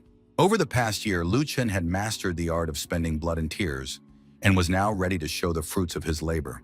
Lu Chen took a photo and sent it to his friend, the unrivaled master, asking him to share it with other players. He needed to let everyone know that Lu Chen was hunting in the Forest of Morning Light to lure players while he changed classes. Lu Chen pulled the hood of his cloak over his head and even made a camouflage out of leaves. For a master, this was a trivial basic maneuver. He understood. To remain unnoticed, camouflage was necessary, and only then could he make his move. All online players received a notification with a photo and the location of the wanted person. Now they knew where the fiend was. They saw that he was in the Forest of Morning Light and rushed there to claim the reward. When the players passed by the huge boulder, it rose to its feet and was able to move again. The top-tier camouflage had worked once more. As soon as Lu Chen passes through the wasteland, he will find the cemetery mentioned by the chief mage of the novice village. Outside the city of Fubin lies the Hanbin Cemetery. There you can meet the immortal swordsman Surin, give him the letter, and then the novice skeleton will be taken by the apprentices. This is the realm of the night spirits. If a player from the human faction enters it, they are automatically considered an enemy. Now Lu Chen was running straight toward it, realizing that with his new physical condition, things would go differently for him than for the others. After the Dragon Lord learned that Lu Chen was a skeleton, guards were supposed to appear to protect the graveyard. All that remained was to make his way through the canyon. First, the player decided to assess the number of enemies. He sat atop a peak and surveyed the area. If there were few enemies, Lu Chen could handle it alone. If there were many, he would have to create a diversion and slip away quietly. The Hanbin Cemetery looked like an ordinary abandoned graveyard. Graves, bones, skeletons, and huge black crows. An archer named All-Seeing surveyed the area and reported that the coast was clear. The night sea dragon of the small sky stood guard, noting that they were still waiting. Though why 4 of them were waiting for a single skeleton remained a mystery. The Dragon's Love Triangle believed that the Dragon Slayer was too generous and willing to spend a lot of money. Minnie Mountain Tai just sat there, lost in thought, treating this job like any other. The All-Seeing One noticed movement and warned her companions that someone had arrived. Everyone finally stirred and prepared for battle, realizing that the one they had been waiting for so long had arrived. Lu Chen moved through the graveyard, estimating that there were only 4 enemies here. The perfect moment to deal with them all at once. The group of players turned to the skeleton, telling him that he needed to accept his fate and not waste their time. Lu Chen noted that only the archer could attack him from a distance and decided to close the gap. He asked his opponents if they wanted to talk first. They replied that this was a joke and no one was going to talk. After all, when he stole the boss and killed the guild leader, there were no negotiations either. The players prepared to attack and waited for the undead to approach. Lu Chen said that their guild was rich and powerful, so a little skeleton like him could safely retreat. Perhaps they would show mercy and let him pass. The players thought it might be better to let him change classes, but of course they wouldn't allow it. They'd been tasked with eliminating the undead once and for all. The archer drew his bow, ready to fire at any moment. Lu Chen said that killing him would take too long. The players said they couldn't let the undead go. He had insulted and humiliated their guild. Lu Chen finally admitted that he might have offended someone and that he shouldn't have acted that way. The swordsman noted that if the skeleton had made it to the graveyard in one piece, it proved his skill. But compared to them, he still pales in comparison. Their guild has many strong players who will compete with Shadow of the Candle and other serious guilds. Lu Chen kept the conversation going, gradually closing the distance while trembling, showing that he was frightened. Upon hearing about the Shadow of the Candle guild, the skeleton laughed, declaring that they couldn't compete with it. The more he laughed, the more irritated the players became, ready to tear him apart on the spot. They closed in until they were almost upon him. Lu Chen sat down on the ground and said he was tired of the boring conversation. He wanted to show just how ignorant they were. The archer declared that the skeleton was too cocky for its level. She fired an arrow almost point blank at the skeleton, but nothing happened. This stunned everyone present. They gaped and lost their composure. Lu Chen dealt critical damage, noting that the archer in the front row looked ridiculous and that their teamwork was non-existent. The others realized that the skeleton was not at all what they had expected to see. Lu Chen explained that they had been acting like idiots, standing there in a daze while the enemy closed in on them. The players weren't blind, just too overconfident. The swordsman shouted to his comrades not to panic.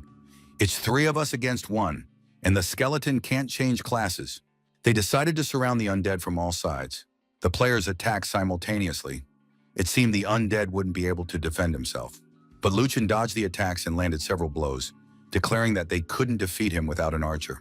The female swordswoman activated the assassin's blade, raising it above her head, preparing to bring it down on the skeleton. Lu Chen thought it was an attempt at an ambush, but realized he could easily handle them. The players attacked simultaneously again, intending to kill the undead with a single blow. Lu Chen tried to activate his shield but missed. He soon realized that his reaction speed had increased again. He had to increase the distance. But at that moment, one of the players' axes grabbed the undead's sword. The weapon ended up in the hands of his opponents, who looked at each other joyfully, confident of victory. Lu Chen leaped high into the air, preparing to attack with his bare hands. He knew he'd be in top form in a couple of days. But first, he had to deal with these players and finish the class rotation. The players realized that the battle had gone quite differently. The undead turned out to be a strong and formidable opponent for them. The tank was already feeling drained and activated Earth's Wrath to boost his attack. But before the charge was complete, he was struck by a powerful sword blow. The critical damage was colossal. The tank looked like a dead turtle, heavy and immobile. The swordsman was stunned. The tank had been destroyed with a single blow. Next was the girl with the scythe, and now it was the swordsman's turn, who proposed negotiations. But Lu Chen didn't want to discuss anything. He simply plunged his sword into his opponent's head. He had no intention of engaging in dialogue with his enemies. The rapid response unit had been destroyed, but it was clear that the rest of the Mad Dragon would arrive soon. Better to finish the job here. The swordsman gradually came to his senses, realizing he had nearly died. Lu Chen recovered, figuring the undead wouldn't get far, and now he'd definitely earn his money. Lu Chen stood behind the guy and asked how he had respawned at the spot where he died. Most likely, the player was hiding some kind of resurrection potion. The guy replied that players at level 15 and above respawn at the spot where they died, right in the middle of the chaos. Once he reached level 15, Lu Chen would need to be even more cautious. It would be problematic if players set up camp near his corpse. The revived player said he had already explained everything, so he asked the undead for permission to leave. Lu Chen asked the guy why he had suddenly become so timid. After all, he had been so arrogant before, but the player just threw a tantrum, saying that the 4 of them had lost. Just then, he received a challenge from the head of the Dragon Slayer Guild. The young man wanted to ignore it, but the undead demanded he accept the call and quickly tapped the screen with his long finger. Dragon Slayer immediately began giving orders. He said he had received the coordinates and would soon arrive at the cemetery, and in the meantime, he asked his assistant to keep the undead occupied and hold him there. Lu Chen personally intervened in the conversation, saying that the guys waiting for him at the cemetery were very persistent, just like their leader. The Dragon Slayer was very surprised when he realized he was now speaking with his archenemy, the one who had a bounty on his head. Lu Chen confirmed that it was indeed him, and explained that he had already taken care of all the players who had been waiting for him at the cemetery, and now he was ready to wait here for the Dragon Slayer. The Dragon Slayer was furious. The undead continued to insult and humiliate him, provoking him and calling him a weakling. After that, the undead said that he would now slaughter this player again, right in front of everyone present. The player began begging the leader to help him, because if he died again, he would be sent back to the previous level. The Dragon Lord, of course, told the undead not to do that, but the very next moment the phone call was cut off because the player had been killed. The Dragon Lord, along with the rest of his friends and comrades, was shocked by what they had just witnessed, and it was clear that once again, the decision had been made to kill the undead. The leader ordered a group of people to go with him to the Hamble Cemetery, while the rest were to head to the respawn point. Lu Chen settled on the branches of a huge tree at the edge of the cemetery and waited for the next group of his killers to appear. Soon a powerful attack was launched and a spear pierced the undead's body. After that, the Dragon Lord ordered the archer and the mage to open continuous fire. The tree looked like a charred stick. Explosions rang out all around it and flames blazed. It was impossible to escape such an attack. The Dragon Lord was very pleased. He knew he would punish the undead that had provoked his guild. But at that moment, all the men began receiving notifications that all members of the human faction currently in the cemetery were marked as enemies by the Night Spirits Patrol Squad. The Dragon Lord also read this announcement with surprise. He knew absolutely nothing about the patrol squad. At that moment, a voice rang out, addressing the humans and saying, "You dared to invade our territory and attack our commander. You also ruined the clothes that the patrolman's younger brother, Skeletic, had given him." The players realized they had fallen into a trap, but now they had to prepare for atonement and endless death. The players knew their end was near. They had been marked at the highest level. Of course, they could have tried to do something, but all the players were panicking and couldn't keep their composure. The patrolman said that absolutely everyone marked would be destroyed, and they had to be eliminated. To help, he would now resurrect the dead. The Dragon Lord fled and ran for his life to document what was happening, and because not looking back was even more terrifying. At that moment, a vast horde of skeletons was slaughtering the players. They were highly motivated and had to kill every human within the cemetery grounds. At that moment, the patrol ordered its skeleton subordinates to kill everyone, while it rushed to attack the Dragon Lord, who, in turn, was trying to summon reinforcements. Upon hearing about the reinforcements, the undead patrol was very pleased. This meant that more people would appear, whom they would also have to kill. The patrol leader was so enraged that he believed killing a few players wouldn't be enough to satisfy him. And so now the cemetery undead were destroying the players in every possible way. They beat them with bones, tore their flesh with their fingers, leaving no one alive. The commander said they should let these people drop to level 14 and then expel them from the cemetery grounds. Lu Chen hid behind a gravestone and watched what was happening. It really worked, and the guy was absolutely thrilled. A while back, Lu Chen had rushed to the newbie's village and asked if the mage had a set of clothes similar to the one he was wearing himself. After that, he bought 10 such sets. Returning to the cemetery, Lu Chen met with the patrol chief, the leader of the famous Night Spirits Patrol Squad, and told him that the patrol chief was a true idol to little skeletons like himself. Lu Chen told the captain that he had come from a rural area known for producing the finest clothing, so he wanted to present a gift to the captain. The captain immediately realized that this young skeleton had enormous potential. He had dressed himself up and now stood proud and ruthless. Captain Fat confirmed that he indeed belonged to the Night Spirits, the filthiest and most rotten race embodying filth, decay, and ruin. Lu Chen asked the patrol squad leader if he could sketch the captain's majestic figure so he could admire it in the future. Of course, he received an affirmative answer.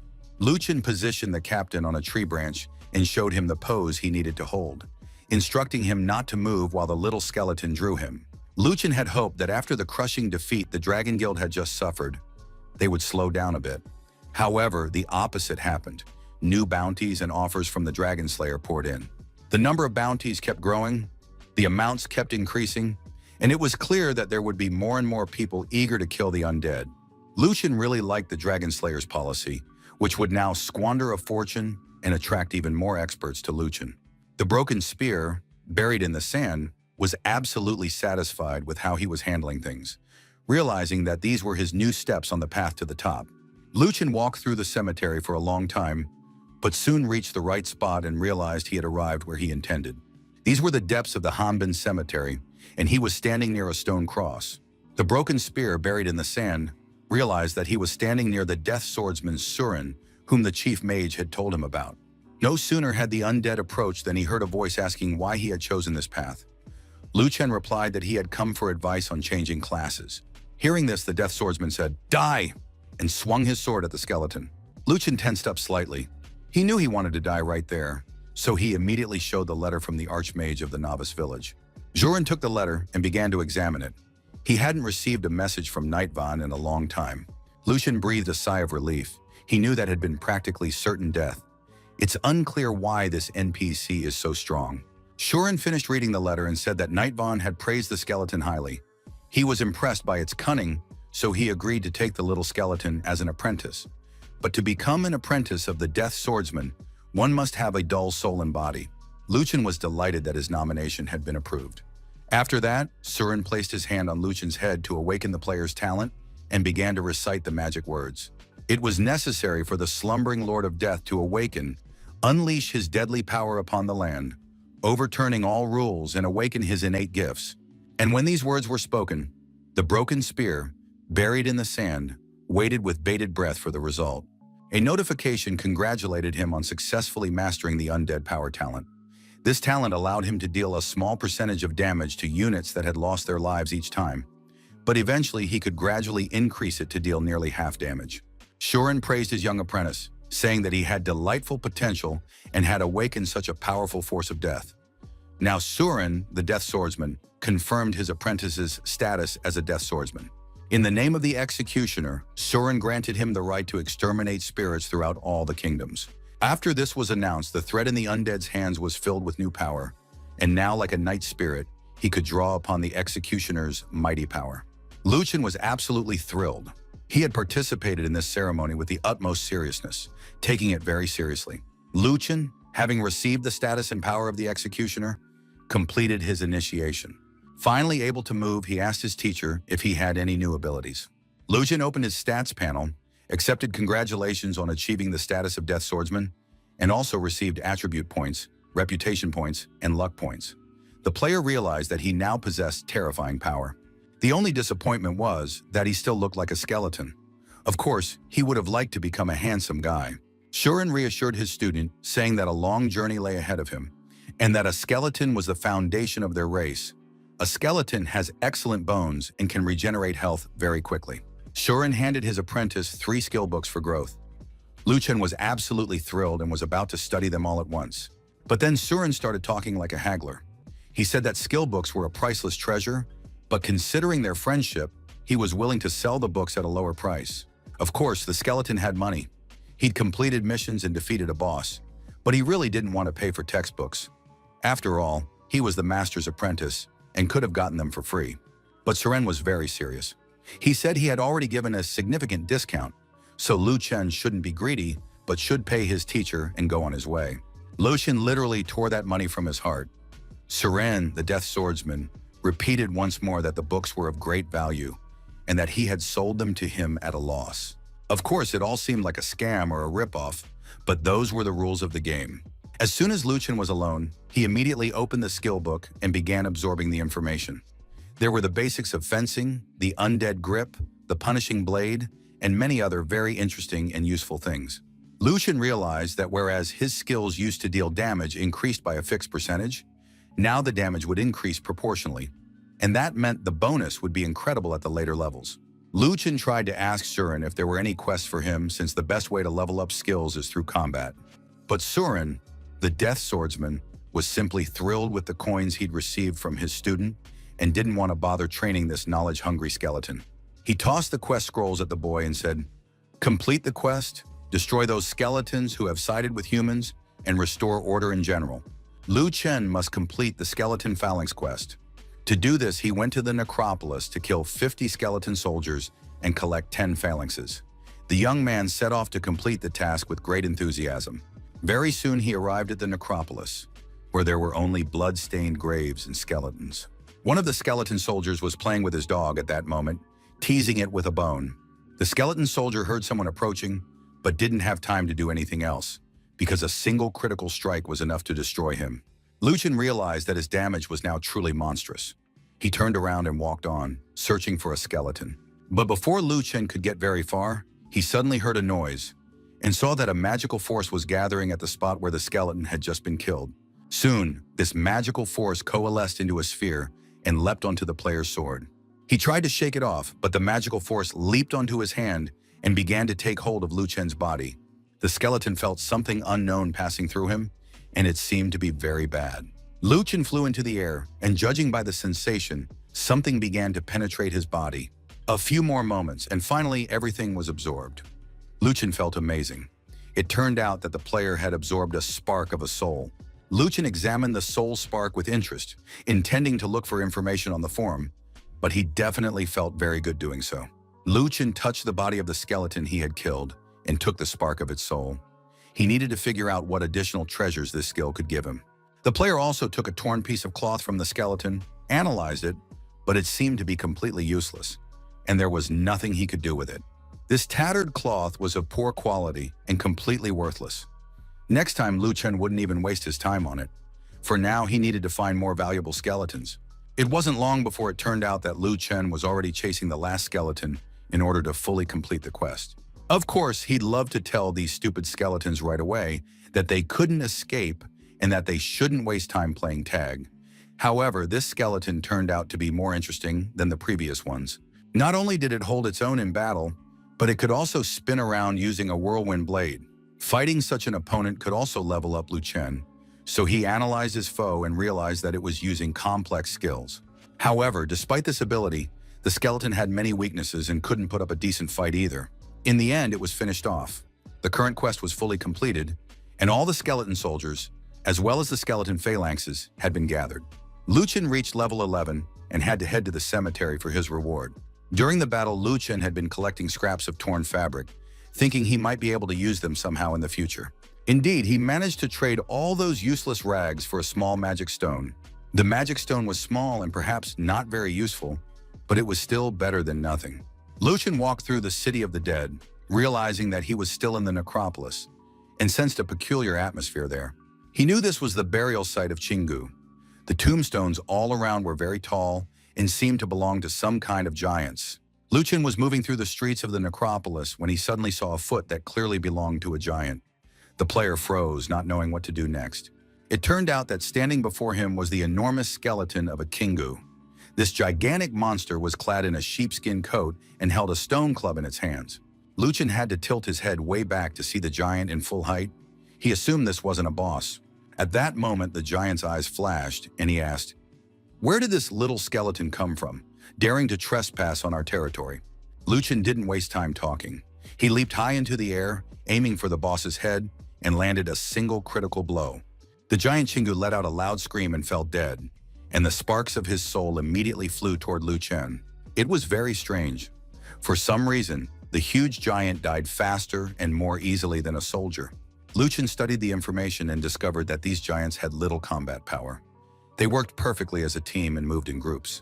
Lu Chen repeated this information to himself several times, but before he could voice it, a spear flew at him. Lu Chen managed to dodge it and realized he'd stirred up a hornet's nest by killing one of the Qinggu giants. And indeed, equally massive giants were already rushing toward him from all sides. They had a single goal: to kill the little skeleton. Lu Chen could have easily handled them, but there were too many of them, and besides, they were enormous, so they got in the way not only of themselves but of each other as well. Lu Chen was amazed by the impressive strength of these giants. However, strength alone was not enough to win. The opponents were still too weak, so Lu Chen easily dealt with them. The skeleton jumped onto the giants' heads and shoulders, and they couldn't do anything to him at all, only inflicting damage on each other. At one point, the giants decided to join forces to punish the insolent little skeleton, and together they prepared to attack him with all manner of weapons. Lu Chen realized that this process was practically endless, and he could spend a long time in these pointless battles. The number of Qinggu giants wasn't decreasing. They were enraged, enormous, and mindless. Lu Chen realized he needed to do something unusual to stop this endless stream of giants, so he decided to make use of a massive tombstone. Lu Chen circled the perimeter of the tombstone and made a notch with his sword. After that, the skeleton kicked the slashed tombstone with his foot to knock it off its pedestal. The giants froze in place because his second aunt's tombstone began to fall onto his third grandmother's grave. The slabs fell on the giants, pinning them to the ground and preventing them from escaping.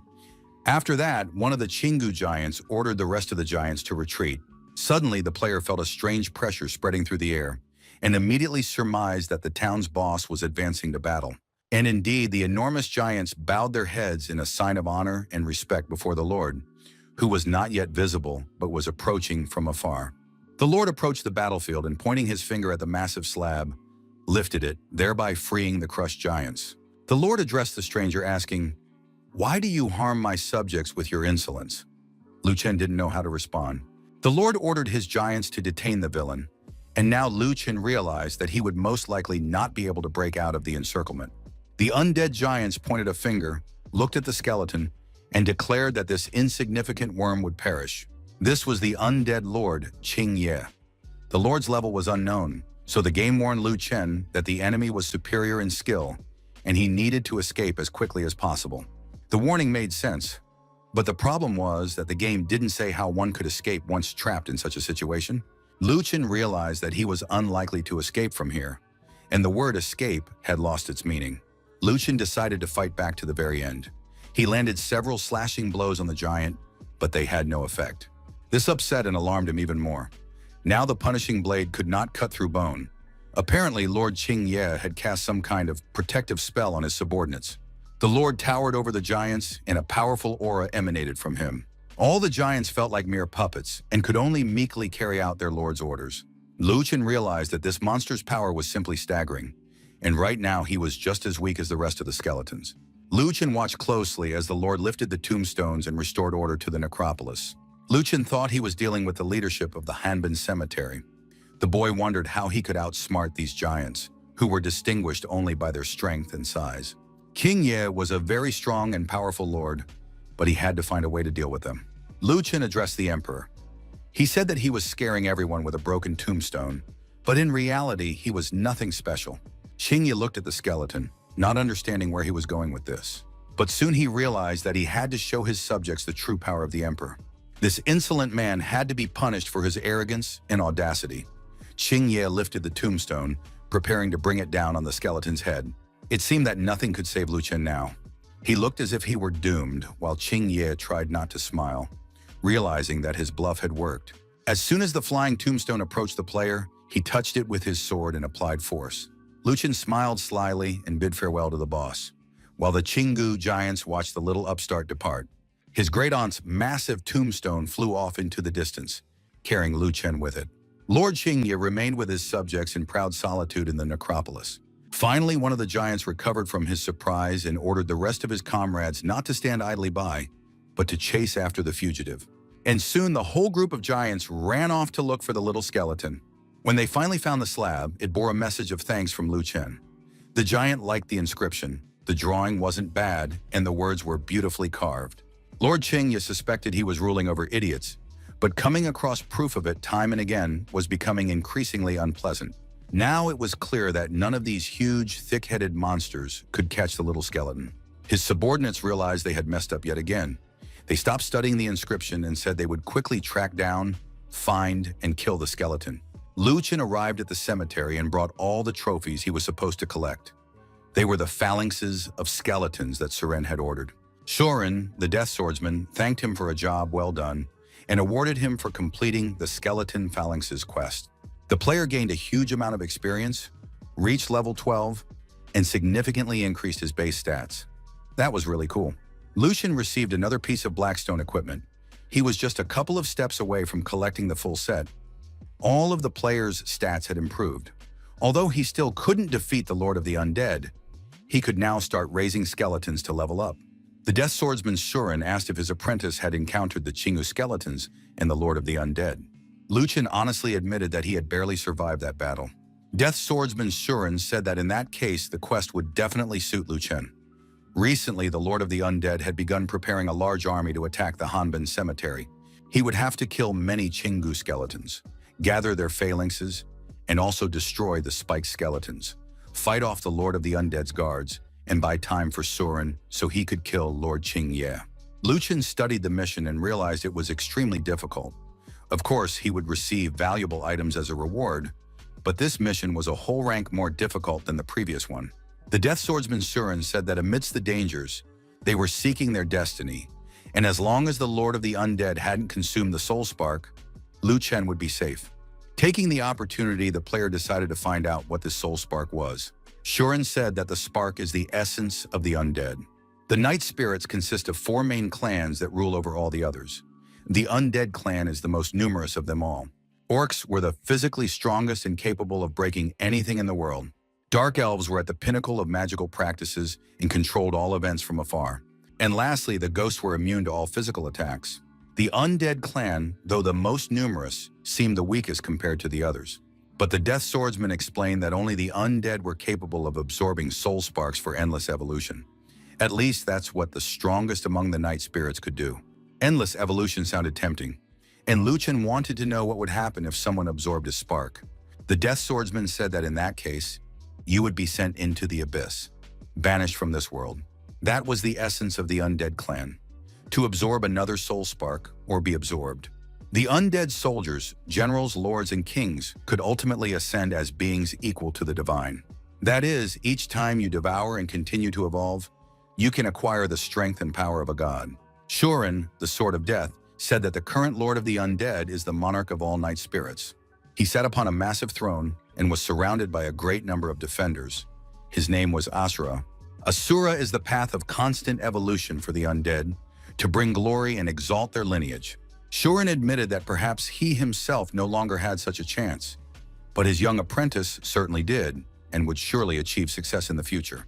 These words sounded very motivating. Suren sent his apprentice on a mission, saying that he was the hope of the entire clan. Lucian loved to evolve anyway, so he said he would continue hunting the Chingu skeletons. Skeletons were patrolling the border of the Chingu burial ground. Now they were constantly on guard. With them was a messenger bird used as a scout. At one point, the bird began to caw and point upward. But that was utter nonsense, because the enemies would never have been able to climb to such a peak. There was no point in paying attention to a stupid bird. Meanwhile, Broken Spear, buried in the sand, was indeed lying on top of that slab, and he was lucky to have gone unnoticed. Now he could calmly watch what was happening. The patrols were moving through the area in 8 groups. Each team consisted of 5 skeletons and a messenger bird, which was supposed to be killed first so it wouldn't have time to warn the patrol. The most annoying thing about this patrol was the fact that 2 groups met every 10 minutes. Basically, as soon as Lu Chen launched his attack, his timer would go off, and the other half would realize something was wrong. The task was quite difficult. Lu Chen decided not to put it off for long and immediately launched his attack, activating the timer at the same time. None of Qing's skeletons had time to warn their comrades. Likewise, the bird was instantly cut to pieces. Lu Chen was destroying the skeletons quite successfully, but suddenly one of them protested, declaring that, in his opinion, the use of such a skill was unacceptable. Lu Chen used the punishing blade and in a few swift moves dealt with the entire patrol team. He had to act quickly, preventing the patrols from passing information to one another. Besides, he absolutely had to retrieve the soul spark. It also turned out that not every skeleton dropped one, and the drop rate was too low. The timer was ticking away. Almost 2 minutes had passed, and Lu Chen had only dealt with 1 team. At this rate, the next team would arrive in 7 minutes. Lu Chen didn't know if he could finish the next fight in a minute, so he decided to find out right away. The test went quite well, and soon all 8 patrols were dead. They lay destroyed right in the middle of the necropolis. 1 patrol group had survived. Fortunately for them, they'd changed their route and hadn't warned anyone. Now they didn't know whether they should report it. After all, that skeleton who had escaped on the tombstone had already greatly angered the Lord. If the Emperor found out about this, he would be completely disillusioned with his subjects. So it was decided not to tell the Lord anything, but simply to double the number of patrols, triple the personnel, equip each team with 4 carrier birds, and expand the search area. Lucian had been tracking his stats while he still had work to do with the Chingu skeletons on the outskirts of town. But the mission was far from over, so he needed to venture deeper into the necropolis. The player estimated that after completing this mission, he should reach rank 15.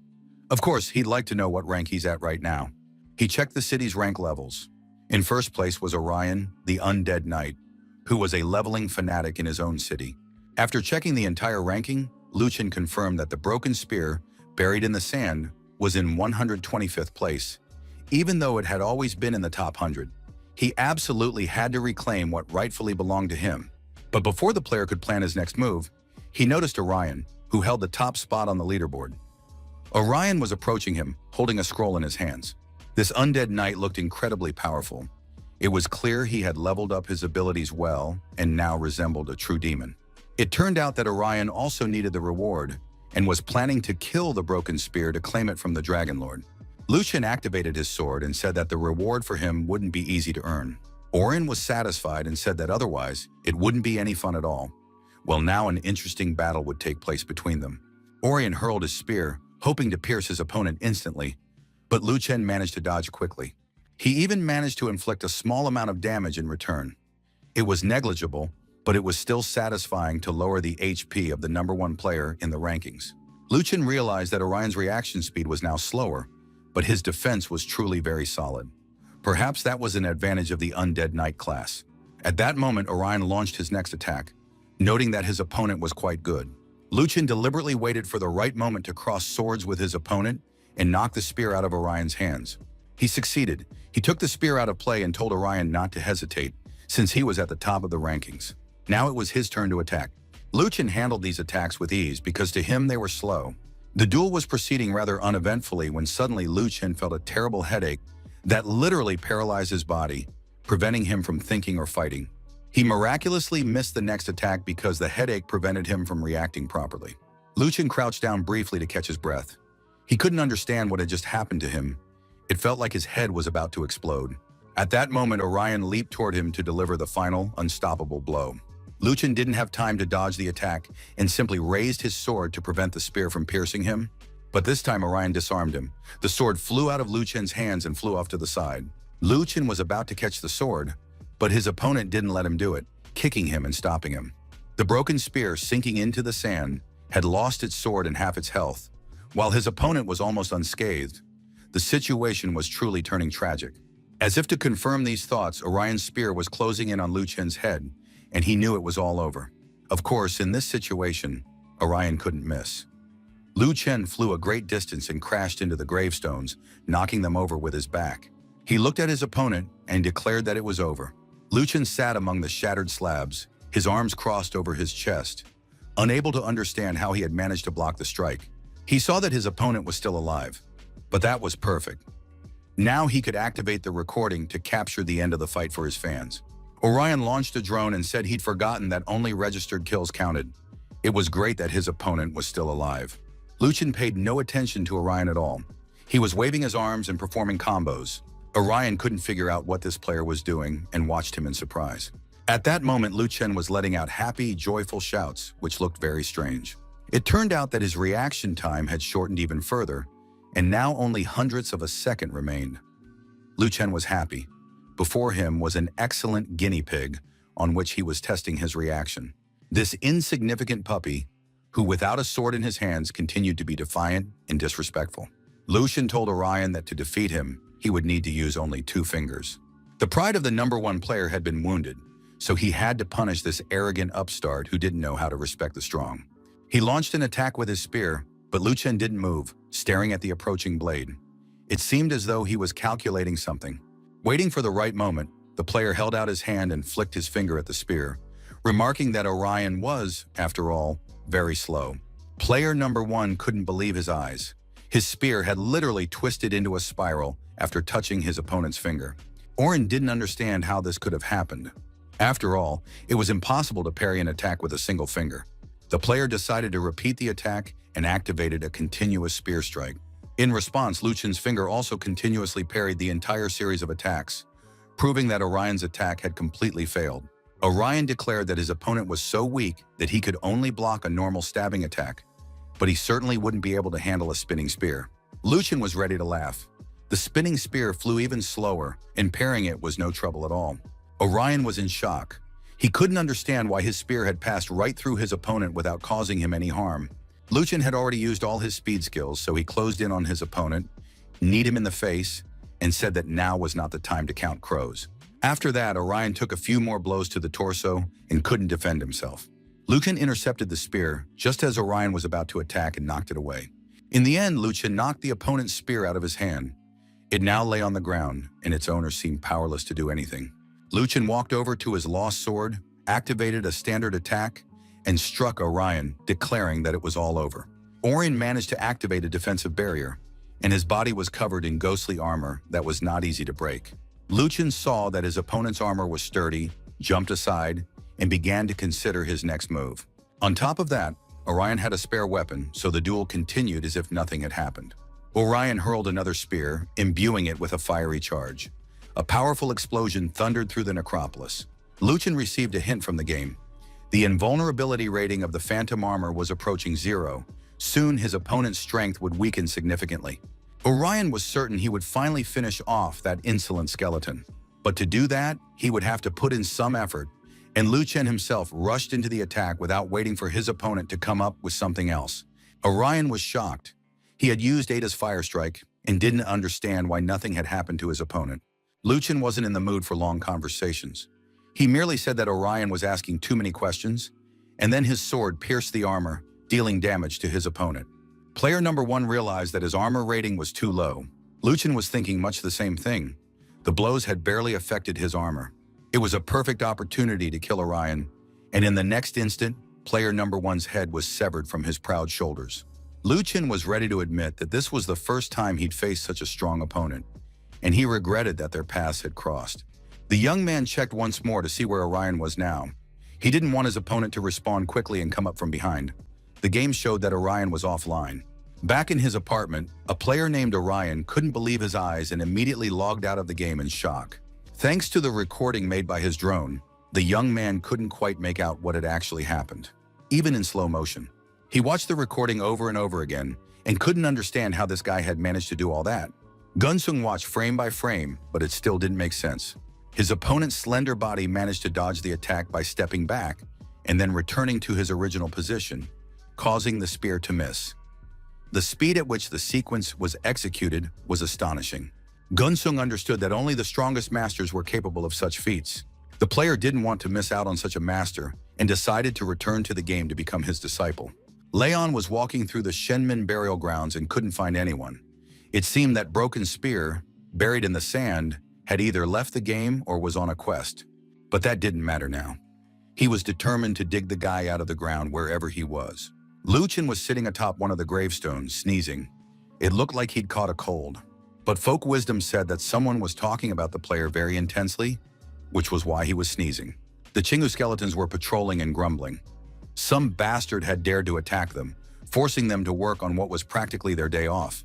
Most likely, it was some kind of coward who only knew how to attack from the shadows. He must be very lonely, which is why he didn't even have a partner. Lu Chen listened for a little while longer, then called him a bastard, a coward, a lowlife, and a lonely dog, after which he launched his attack. As Lu Chen fell from the top of the tombstone, he slashed with his sword at everything that came within reach. Now, standing on the body of a skeleton cut in half, Lu Chen asked, "Who's the lonely dog here?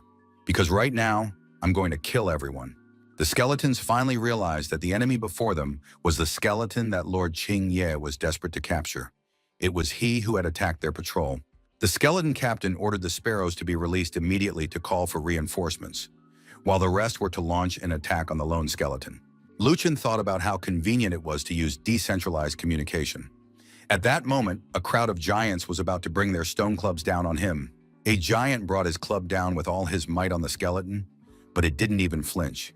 It seemed as though the club had passed right through him. Qing's skeleton thought his eyes were playing tricks on him. He couldn't believe what he was seeing. All his comrades had already brought their clubs down on the enemy. It was impossible to believe, but this tiny skeleton managed to dodge the attacks. Panic was setting in among the giants. They had done everything in their power to catch their opponent, but now all they could do was hope for reinforcements. Lu Chen was pleased. He said he was looking forward to the reinforcements just as much as they were, and hoped the rest would arrive soon. Lu Chen continued to entertain the giants, dodging their clubs so they wouldn't get bored waiting for help to arrive. But now he wondered, what would he do once he'd killed all the giants? What would he do then? At that moment, a bird flew up to the border of the Xingu burial ground and reported that in the northeast of the cemetery, the 6th team had been attacked. The news spread instantly to the other skeletons, who ordered everyone to advance to the northeast. The skeleton guard captain ordered his subordinates to hurry and not let the enemy escape. Help was on the way, and the guard commander thought he would soon be able to support his comrades, when suddenly he felt a strange sensation in the area of his neck. He managed to turn around and glance at his comrades, but before he died, he saw pieces of his friends' bodies flying in all directions. He saw the bodies flying, but couldn't figure out who was doing it. The speed was incredible, making it practically impossible to make out. Finally, a skeleton appeared before him and said that the giants no longer possessed their former speed and accuracy. But that didn't matter. He was going to destroy them all anyway. The guard captain was outraged. He had been informed that the enemy was on the eastern side of the tomb. Lu Chen explained that the captain's subordinates had acted too slowly, which is why he'd managed to clear so much territory. Sparks of souls were already flying around the skeleton. Lu Chen decided not to waste time on conversation. The patrol chief would also have to face death, just like his subordinates. Although the bruiser had hoped to destroy this small skeleton himself, nothing happened. Soon the skeleton leader Chingu passed away. Lu Chen destroyed even more skeletons and collected enough fingers. Now he could leave this area. The game congratulated him on his victory over the Xingu skeletons and sent him to the graveyard for his reward. Lu Chen thought about how he would soon be rid of his slow reaction time. The player returned to Hanbin, hoping to check the data and examine the reward. He really wanted to get the bracers. After receiving the mission bonuses, he would need to find a place to repair his cracked weapon. Suddenly, Lu Chen's thoughts were interrupted by someone's crying. The young man turned around and saw a funeral procession. Several skeletons were carrying a coffin on their outstretched arms. At the head of the procession walked a skeleton who explained that his comrade Shaku had been only 500 years old. He had passed away at such a young age, having lost his head. Lu Chen realized they were talking about a member of the patrol team who had been beheaded. This sounded like a side mission. He couldn't let it slip by. It turned out to be Captain Fact, to whom Lu Chen had once given clothes. He reported that their patrol team had suffered casualties. Brother Shaku, an excellent scout, had been attacked by the Ironback Bear. All that remained of him was a decapitated corpse. It was horrific. Moreover, their patrol team was responsible for the city's safety. Lu Chen had no doubt that damned Ironback Bear who dared to attack silently would be avenged. He would definitely kill him and bring back Brother Shaka's head. Captain Fact was thrilled. Lu Chen understood their shared goal, and now they could leave it to him to retrieve his brother's head. Lu Chen confirmed that he would take on the mission. After checking the game, he realized it was a timed mission. He needed to set out, but first he had to repair his weapons. Captain Fact informed him that nearby, 500 meters to the east, there was a blacksmith shop. He could go there and have his weapons repaired. The Forge of Death looked impressive. It was immediately clear that strong men with powerful hands worked here. Lu Chen entered the forge intending to meet the blacksmith and was surprised when he saw him. Standing before him was the village elder. It was unclear when he had started working in the workshop. The old man explained that he possessed many abilities and skills. The old man noted that he hadn't seen the broken spear buried in the sand in a long time and wanted to know why the young man had come. Lu Chen said that the weapon needed to be repaired, but the repair required physical strength and the blacksmith was too old.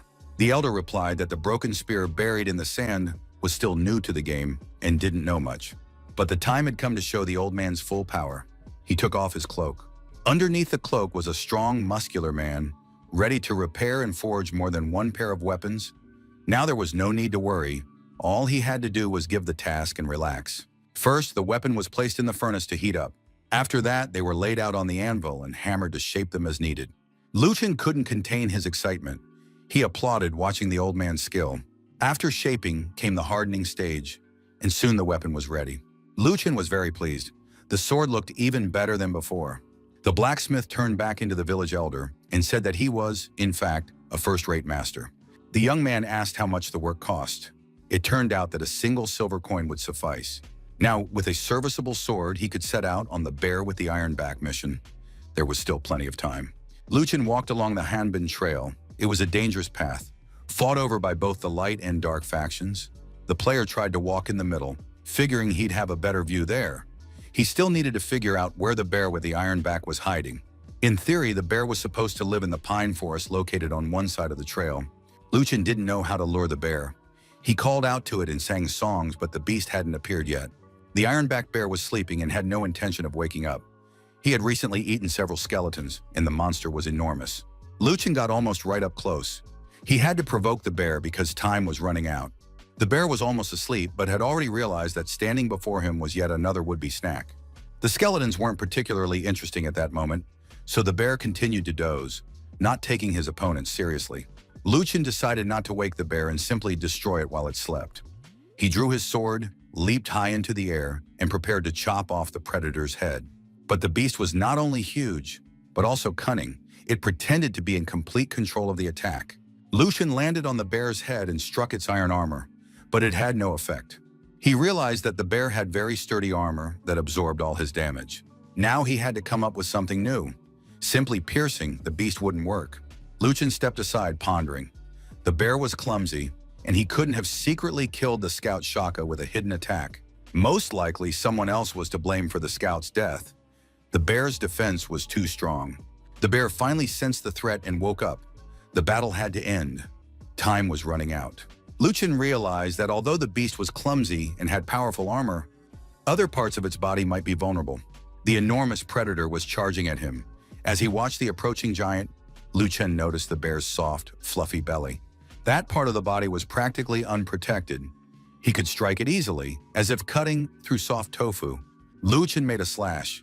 The blow wasn't fatal, but it still dealt damage to the monster. The bear grew angry. The fur on its belly split apart like a shirt on a beer belly. Liu Chen realized he had almost accomplished his task. He had identified his opponent's weakness and could defeat him. But something surprising happened. Liu Chen had never seen such tricks before. The bear, continuing its attack, somersaulted over its head, shielding its belly. Liu Chen barely avoided injury. The beast was not so simple. He raised his sword again, preparing to withstand a new attack and prevent his opponent from repeating the trick. Liu Chen, sword in hand, jumped up, hoping the bear would stop spinning and expose its belly. But the beast used the spin not only to attack, but also to defend. His tactics needed rethinking. The situation seemed deadlocked, and he had to act differently. Liu Chen landed on the bear's back. When the beast rose onto its hind legs to throw him off, the young man quickly leaped toward its exposed belly. The bear was powerful and strong. It swiped with its paw, but Liu Chen managed to dodge. Now was the moment for the decisive attack. He landed several blows to the bear's muzzle and ears. These areas were unprotected. Before he could assess the effectiveness of the blow, the bear counterattacked instantly. Liu Chen waited for the moment when the bear's belly would become vulnerable again. But the beast didn't leave itself open. It leaped up and landed, scattering everything around it. Liu Chen decided to attack the bear's back, thrusting his sword between the iron plates right into the spine. He chose the perfect spot. The predator had lost a massive amount of HP and health. It was only a matter of time. The bear was resilient, and even after a serious injury, got back on its feet. Liu Chen told the beast that it was not only big but also stupid for trying to resist. He landed a critical blow to the head, piercing the eye and damaging the bear's brain. The game congratulated him on completing the Ironback Bear mission. He could now head to the newbie village. Liu Chen's level had risen to 15. He received a wealth of valuable items as a reward for his victory. Liu Chen was pleased. He tried on his new gear. Leather pants, which, though not as sturdy as armor, increased his agility. He also received the Scout Shaka's disguise. Now he could leave Hanlin safely and remain unnoticed. Liu Chen returned to the city and reported to the captain that the mission had been completed. Captain Fact was playing with the swordsman Surin at the time. They had known each other for several hundred years. Liu Chen handed the captain his younger brother's skull. Next, he gave Surin the skeletal fingers. Then Liu Chen told the system to save the rewards. He had leveled up once again. To complete his gear, all that remained was to put on boots and arm protection. Now he had gloves and the Qingguang fan. Liu Chen had never used a fan before and decided to ask Master Surin for clarification. The fan was intended for an advisor. Liu Chen didn't know how to use it, but he couldn't exchange the rewards. At the floating ice bridge market, there was a merchant where he could sell excess equipment. Liu Chen decided to use the mask. Putting on the mask, he went to the market. No one suspected a thing, and he traded the gear for boots and silver coins. The player was satisfied. This time he had acquired many useful and high-quality items. But before he could leave the market, he was identified. A thug named Unshakable Mad Dragon attacked Liu Chen. The attacker claimed that Broken Spear's speed was as high as the rumors suggested, since he had managed to block the attack. Liu Chen tried to stop him, saying he didn't understand what he was talking about, and that perhaps the man had made a mistake. In fact, Liu Chen recognized the attacker. It was Unshakable Mad Dragon, a member of the Mad Dragon Guild. It is unclear how he saw through the mask. The thug replied that even though the player was hiding behind a mask, his blade was easily recognizable. At that moment, Unwavering addressed the crowd in the square, announcing that 50,000 was being offered for the masked man's head, but that only the Mad Dragon Guild would guarantee payment. Luwen said it was a dirty trick, but the attacker didn't care. The ends justified the means. Many of the warriors present in the market jumped to their feet. They, too, wanted to make a profit by capturing the criminal. The thug himself was pleased. Now killing Liu Chen seemed easier than ever. He armed himself with blades and prepared to attack. Liu Chen found himself in an extremely difficult situation. Those eager to make a profit were gathering around him, and even if he managed to deal with this thug, the next hunter was already waiting. Liu Chen asked his opponent why he wanted to kill the player, drawing his sword and assuming a defensive stance. The standoff began. Who would strike first? But Liu Chen was smart. He turned and ran for the cliff. The thug from the Mad Dragon Guild ran after him, realizing he'd been tricked. Unwavering realized there was no point in pursuing him. He contacted guild representatives and reported that Broken Spear would most likely head to Hanbin, where they could apprehend him. But the rapid response team was out of commission. Second Lieutenant Fancy had attacked headquarters, and the commander-in-chief had dispatched all combat units to search for her. Things were not going well. Just as one problem was being resolved, Fancy created a new one. Unwavering decided to deal with Broken Spear himself, while the others would handle Fancy. Liu Chen was in hiding, hoping that by passing through the pine and cypress forests, he could reach the safe territory of Hanbin. The next moment, his pursuer appeared right in front of him. They came face to face. Lu Chen shoved unwavering aside and asked why he was clinging to him like a leech. The attacker replied that Lu Chen's very existence undermined the Mad Dragon's reputation, so he must die. Before their conversation could continue, Lu Chen noticed the look in his opponent's eyes. He was about to use his skills. Lu Chen immediately landed several strikes to distract his opponent and prevent him from casting magic. It is unknown how the duel would have ended if Lu Chen hadn't lowered his sword and noticed a third figure who had appeared out of nowhere. Behind Unwavering stood Orion, and next to him was a huge predatory wolf. Lu Chen glanced at the masked man and thought he looked familiar. Looking closely at his gear, green clothing and a long green sword, one might have thought it was Broken Spear. Orion was ready to attack and shouted, "Long time no see!" It became clear that he would have to fend off this ally as well. But Lu Chen immediately sliced the wolf in half. Orion shouted that he had missed Broken Spear terribly and leaped at his opponent. Lu Chen advised him to stay away. He personally hadn't missed Orion at all. Orion's attack sent rocks and dirt flying, and Lu Chen leaped aside. Unwavering realized that these two didn't like each other and decided to take advantage of the situation. He turned to Orion, suggesting they join forces and kill Broken Spear together. Orion refused. He wanted to do it alone. For him, it was a matter of honor. Unshakable didn't understand Orion's refusal, since they were enemies, but soon found himself knocked out by Orion's attack. The world's #1 player said that in a battle between strong rivals, a third party, especially a Slovak, was unnecessary. Before his death, Unshakable Mad Dragon declared that he would never forgive Orion.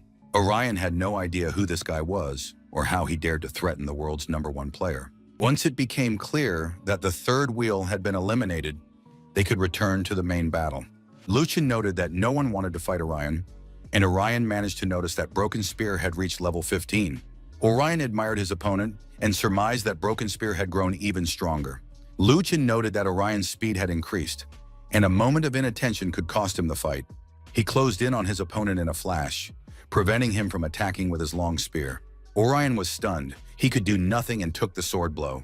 A second strike followed. Lu Chen pierced Orion right through, leaving him no chance. Orion was rapidly losing HP, but he was absolutely thrilled, amazed by his opponent's speed. The top-ranked player couldn't understand why his attacks weren't working. After all, he'd put all his points into agility, but it had no effect. Lu Chen closed in again, and Orion realized there was nothing he could do. Lu Chen attacked with his sword, severing Orion's head and slicing him cleanly, as if he were a block of tofu. A few minutes later, Orion resurrected again. The resurrection happened too quickly. Lu Chen thought Orion wanted to continue the fight. The young man braced himself for the encounter, but Orion remarked admiringly on how quickly Lu Chen had cut him down last time. Orion turned to the player and demanded to know if his name was at the bottom of the Hall of Fame list. Lu Chen realized he'd likely been exposed, but pretended that if he killed Orion again, he might just make it into the Hall of Fame. Orion explained that his opponent's technique was lightning fast, dodging, stepping back, returning to the starting position. It reminded him of Candle Shadow. Only he could move like that.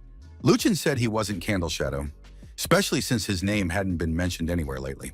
His name wasn't even in the Hall of Fame anymore. Hearing this, Orion seemed to snap out of it and declared that he wouldn't lose to some unknown Broken Spear and that they would have to fight again. Lu Chen looked closely at Orion's gear, and memories surfaced in his mind. Once, backstage at the arena, he had wondered who would make it to the finals. Many players bet on Candle Shadow, high level, a full set of artifacts, and immense power. But some believed he was just a kid from another game, low level, armed with nothing but a magic sword. Even if he managed to make it to the finals, he wouldn't defeat Candle Shadow. The duel ended, and everyone congratulated Lu Chen on his victory over Candle Shadow, the god of combat. Lu Chen told Orion that nothing is impossible. In reality, it's unclear whether a player's level is the only deciding factor. Orion saw that his opponent was getting serious and realized that he would most likely lose again and die. Lu Chen said that leveling up by killing monsters was pointless. Players reach high levels only to become invincible. But if you lack the resolve to fight your equals, it's better to surrender as soon as possible. Orion was outraged. He didn't understand why his opponent had decided he lacked resolve. Lu Chen laid out his arguments, while Orion shouted that it was all a lie and that the reality was quite different. Lu Chen turned and went about his business, leaving Orion alone. Orion shouted after the departing figure that he had lost only because he was feeling under the weather. But in reality, he had no intention of giving up. Even if he had to sink through the earth, he would definitely defeat Broken Spear. Luchin was amazed by his opponent's stubbornness and said he would look forward to it. For now, Orion had better go home and review his video to spot any issues with his gear. Orion did indeed log out and tried to convince himself that this time, his second-hand gear had let him down. Since he had logged out, he decided to review the video. Maybe there really was something wrong with his gear. The player carefully studied the recording frame by frame and suddenly realized what an idiot he had been. After defeating the monster, he had only a third of his health left, and despite being so weak, he still went back and attacked the Broken Spear. He'd gained some free points in agility, but that wasn't enough to catch up to his opponent. He should have looked for points in defense. Orion kept reviewing the battle recording over and over, and the more he did so, the more it seemed to him that his opponent wasn't human at all. He walked over to the board and began writing down and sketching out certain stats and characteristics. Nothing could be overlooked. He recorded absolutely all of Broken Spear's data, noting his strengths, levels, and fighting style. Although the attack had yielded good results, there were still many flaws. He needed to rely on defense and counterattack tactics. Sooner or later, Broken Spear would reveal his weaknesses. Orion decided he had done an excellent job and would now fight using this plan. After all, sooner or later, Broken Spear would face defeat at Orion's hands. In the residential district of Hanbin, there was a burial site for the Eidolon race. A long stay in the coffin helped relieve the warrior's fatigue. Lucan arrived at this burial site, yawning and barely holding himself up from exhaustion. He hadn't slept all night and was falling apart. The player climbed into one of the coffins and decided to rest. But no sooner had he fully settled in than another enemy appeared above him, spear in hand. It was Orion, who demanded that Broken Spear not dare to run away. Luchin said that Orion was either crazy or sick since he was making a racket and smashing coffins. Orion announced that he hadn't slept all night, had studied the videos, and had found a way to kill Broken Spear. This time he was certain he wouldn't lose. Luchin was ready to laugh. Did this fool really study the video and think he could see right through his opponent? Orion was already charging in, spear in hand, and Lu Chen had a surprise in store for him too. The attack and the entire match ended in an instant. Orion was defeated, and Lu Chen sat on the lid of the coffin, sipping a potion. The player thought that Orion had indeed found a way to defend and counterattack, but still lost. Soon Orion was resurrected again. This time he was almost happy because he had lasted longer. But he still had hopes for the next battle. After that, Orion kept dying and resurrecting, and Lu Chen had no idea what was wrong with the player. Lu Chen was already seriously annoyed with Orion. Fighting him was boring. He just wanted to smack him on the head to snap him out of it. After his latest resurrection, Lu Chen stated that he isn't a free sparring partner for Orion. But if the #1 player wants to hone his skills, it would be interesting to know how much he's willing to pay. Finally free, Lu Chen made his way to the Thorn Cemetery in the city of Necropolis. There he met up with his friend Shi-san and asked why he was still at level 10. "You need to be more proactive, not just sit around like a snail," Lu Chen said. He offered his friend some money to buy weapons and new gear. In return, Shi-san was to gather information about the floating ice city. While talking to his friend, Lu Chen didn't stop fighting, and this time took down a skeleton soldier. The spiked bone effect triggered for dealing heavy damage, and Lu Chen took 8 damage. What a cheek. The player grabbed the spear with both hands and used a forbidden technique. As a result, his level rose to 20, and he defeated yet another skeleton. The young man immediately checked the Ice City rankings and realized that the floating Ice City was too difficult. Even at level 20, he couldn't make it into the top 10. Ahead of him were Fancy and other dominant players. 4 of them were in the top 10, Lu Chen's most formidable opponents. He needed to prepare thoroughly. Suddenly, the young man felt a sharp pain in his stomach. It literally twisted him in half. His body was shaking, and the system warned him that his fullness level had dropped to the minimum. His body was weakened, and he needed to eat immediately. Lu Chen collapsed to the ground. He hadn't even thought about food since the start of the game. The warning repeated. The level is critically low. The body is extremely weakened. If he did nothing, he would become the first player to die of starvation. He didn't have the strength to get up or even quit the game, so Lu Chen began tearing up grass and chewing it. The grass tasted disgusting, but it at least raised his hunger level a little. Suddenly, he heard a voice. "What's a guy doing here?" The voice belonged to a little girl, and Lu Chen quickly put on his mask and turned around. Standing before him was a girl named Xian Zhan. wearing a pink dress and holding a basket in her hands. Most likely she was an NPC. She had approached the player and was waiting for his response. Lucian remained silent, and the girl assumed he was hungry. She took an oatmeal bar baked by her mother out of the basket and held it out to the player. Lucian didn't refuse. He thanked the girl, took off his mask, and ate the loaf. Soon his hunger level returned to normal. He felt immense strength and immediately leaped toward the nearest tree, snapping it in half with a single blow. The girl was very pleased to see the strength the bread had given him. Lucian wanted to pay for the oat bar, but the girl refused, saying the bread wasn't worth that much. He sat down next to her and asked how he could help. The girl explained that her mother was sick, and the doctor had recommended white mushrooms for her treatment. Lucian told her that white mushrooms grow near Ice Hill, but there are many dangerous spirits there. If the girl went alone, the mission would fail. The girl admitted that the area was scary, but she wasn't afraid for her mother's sake. She would need to spend a month gathering mushrooms for her mother to recover. Lucian realized that this was a long-term mission, but the reward would likely be substantial. He praised the girl for her courage and suggested that every month she could send him bread, and he would give her a silver coin. After they agreed, the girl left, and Lucian realized he now had a mission with a good reward. He made a to-do list: missions, buying medicine and weapons, gaining experience and upgrades. He decided to start by restocking his supplies.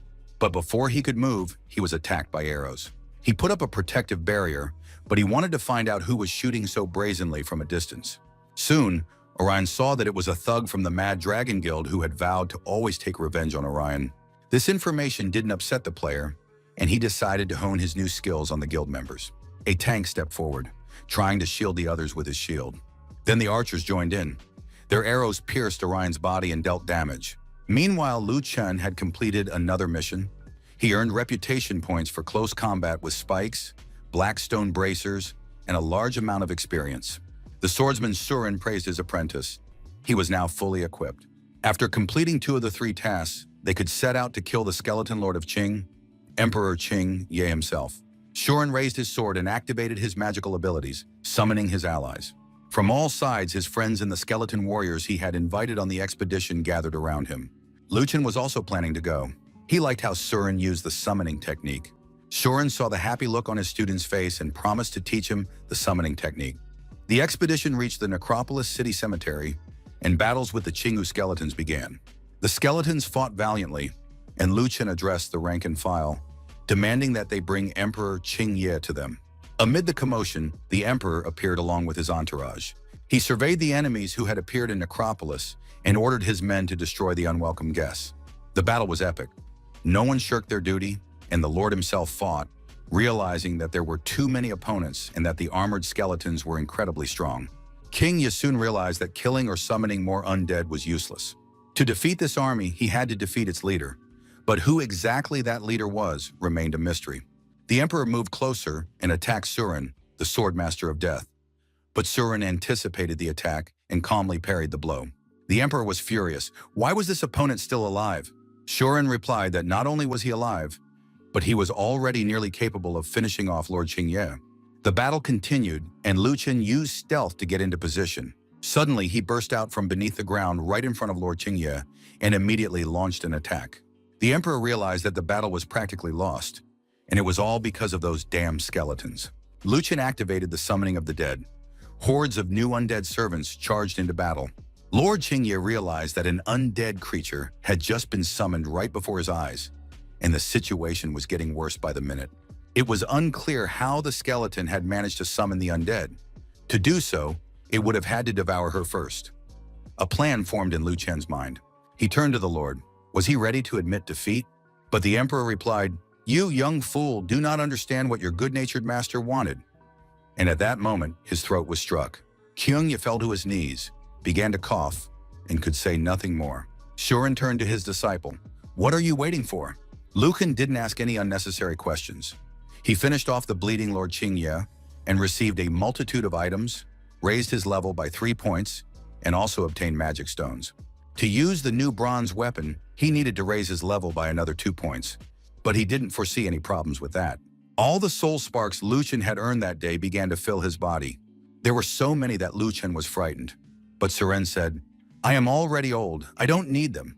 You must absorb them, or the soul fire will be wasted." Lucian looked at himself. Today he had absorbed a lot of soul fire, but he was still just a skeleton, even though he had hoped to become a general of the undead. Shuren said, "Such is the fate of our dead souls. Undead swordsmen are special souls. The ancestors of the undead stole part of their power, and the Suras were cursed. A necromancer swordsman makes no progress." This information upset Lu Chen. It turned out that undead swordsmen were always stuck at the same stage. Shuren admitted that he hadn't told his student the whole truth before, because the path is too long and complicated, with no end and no direction. He had already given up, but he believed that Lu Chen would gather all his strength. The player was a true fighter, one there was no doubting. Representatives of the Dragon Guild continued their battle with Orion. Orion was quite strong and could not die permanently. If it weren't for the pesky archer, the ordinary swordsmen would all have perished by now. The spearman declared that the soon-to-be-dead man had a tongue that was too long, and one he was about to pierce. He created a protective shield around himself and prepared to withstand the attack. But something went wrong. Orion's shield shattered into pieces, letting the spear strike through. In the wild jungle, Lu Chen sat down on a rock to analyze the articles and rankings. He studied the rankings for Ice City. He was already in the top 10 and had even surpassed the Mad Orion. It was strange that Lu Chen had agreed to train with Orion, but Orion never showed up. The young man recalled asking Orion what price he was willing to pay for the training. Orion was a fanatic about the game. He said he'd give everything, even the shirt off his back. Yesterday he was serious about it, and today he was supposed to show up for his first official match, but he was late and isn't responding to messages. Lu Chen realized that Orion was online but wasn't responding. It was suspicious. He checked the forum to read the gossip and news and found out that the Mad Dragon Guild had surrounded Orion and was planning to kill him, with the location of the event specified. Evening fell, and the guild members gathered to carry out the execution. The unwavering Mad Dragon noted that Orion's armor was damaged, but he was still unbroken and deserved to be in the top 10 players. He was offered to join the guild in exchange for sparing his life, but he responded with the middle finger. It became clear that the player preferred death. The spear-wielding swordsman launched an attack that was meant to be critical, while everyone else watched.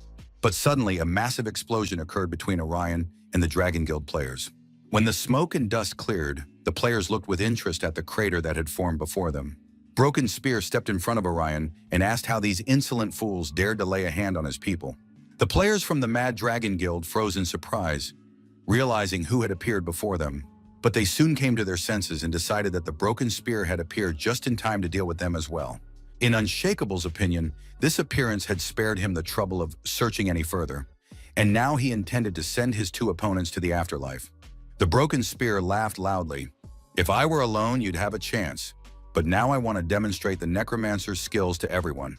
While Broken Spear was talking to the players, he handed Orion a few vials of healing potion. Then Broken Spear raised his sword and summoned a celestial bone dragon. Everyone present looked up to see the dragon in the sky, but when they looked down again, there was nothing there. The enemies fled, but Orion urged them to stay and fight, warning that otherwise they would be running for the rest of their lives. Broken Spear asked them to trust him.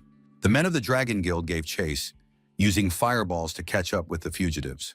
They were ordered to use every available means, arrows, magic, and sorcery, to prevent the fugitives from escaping. Lu Chen noted that the guild members' strength never seemed to run out. They fought as if their mana were limitless. Orion turned around and was shocked by the amount of magic flying at their backs.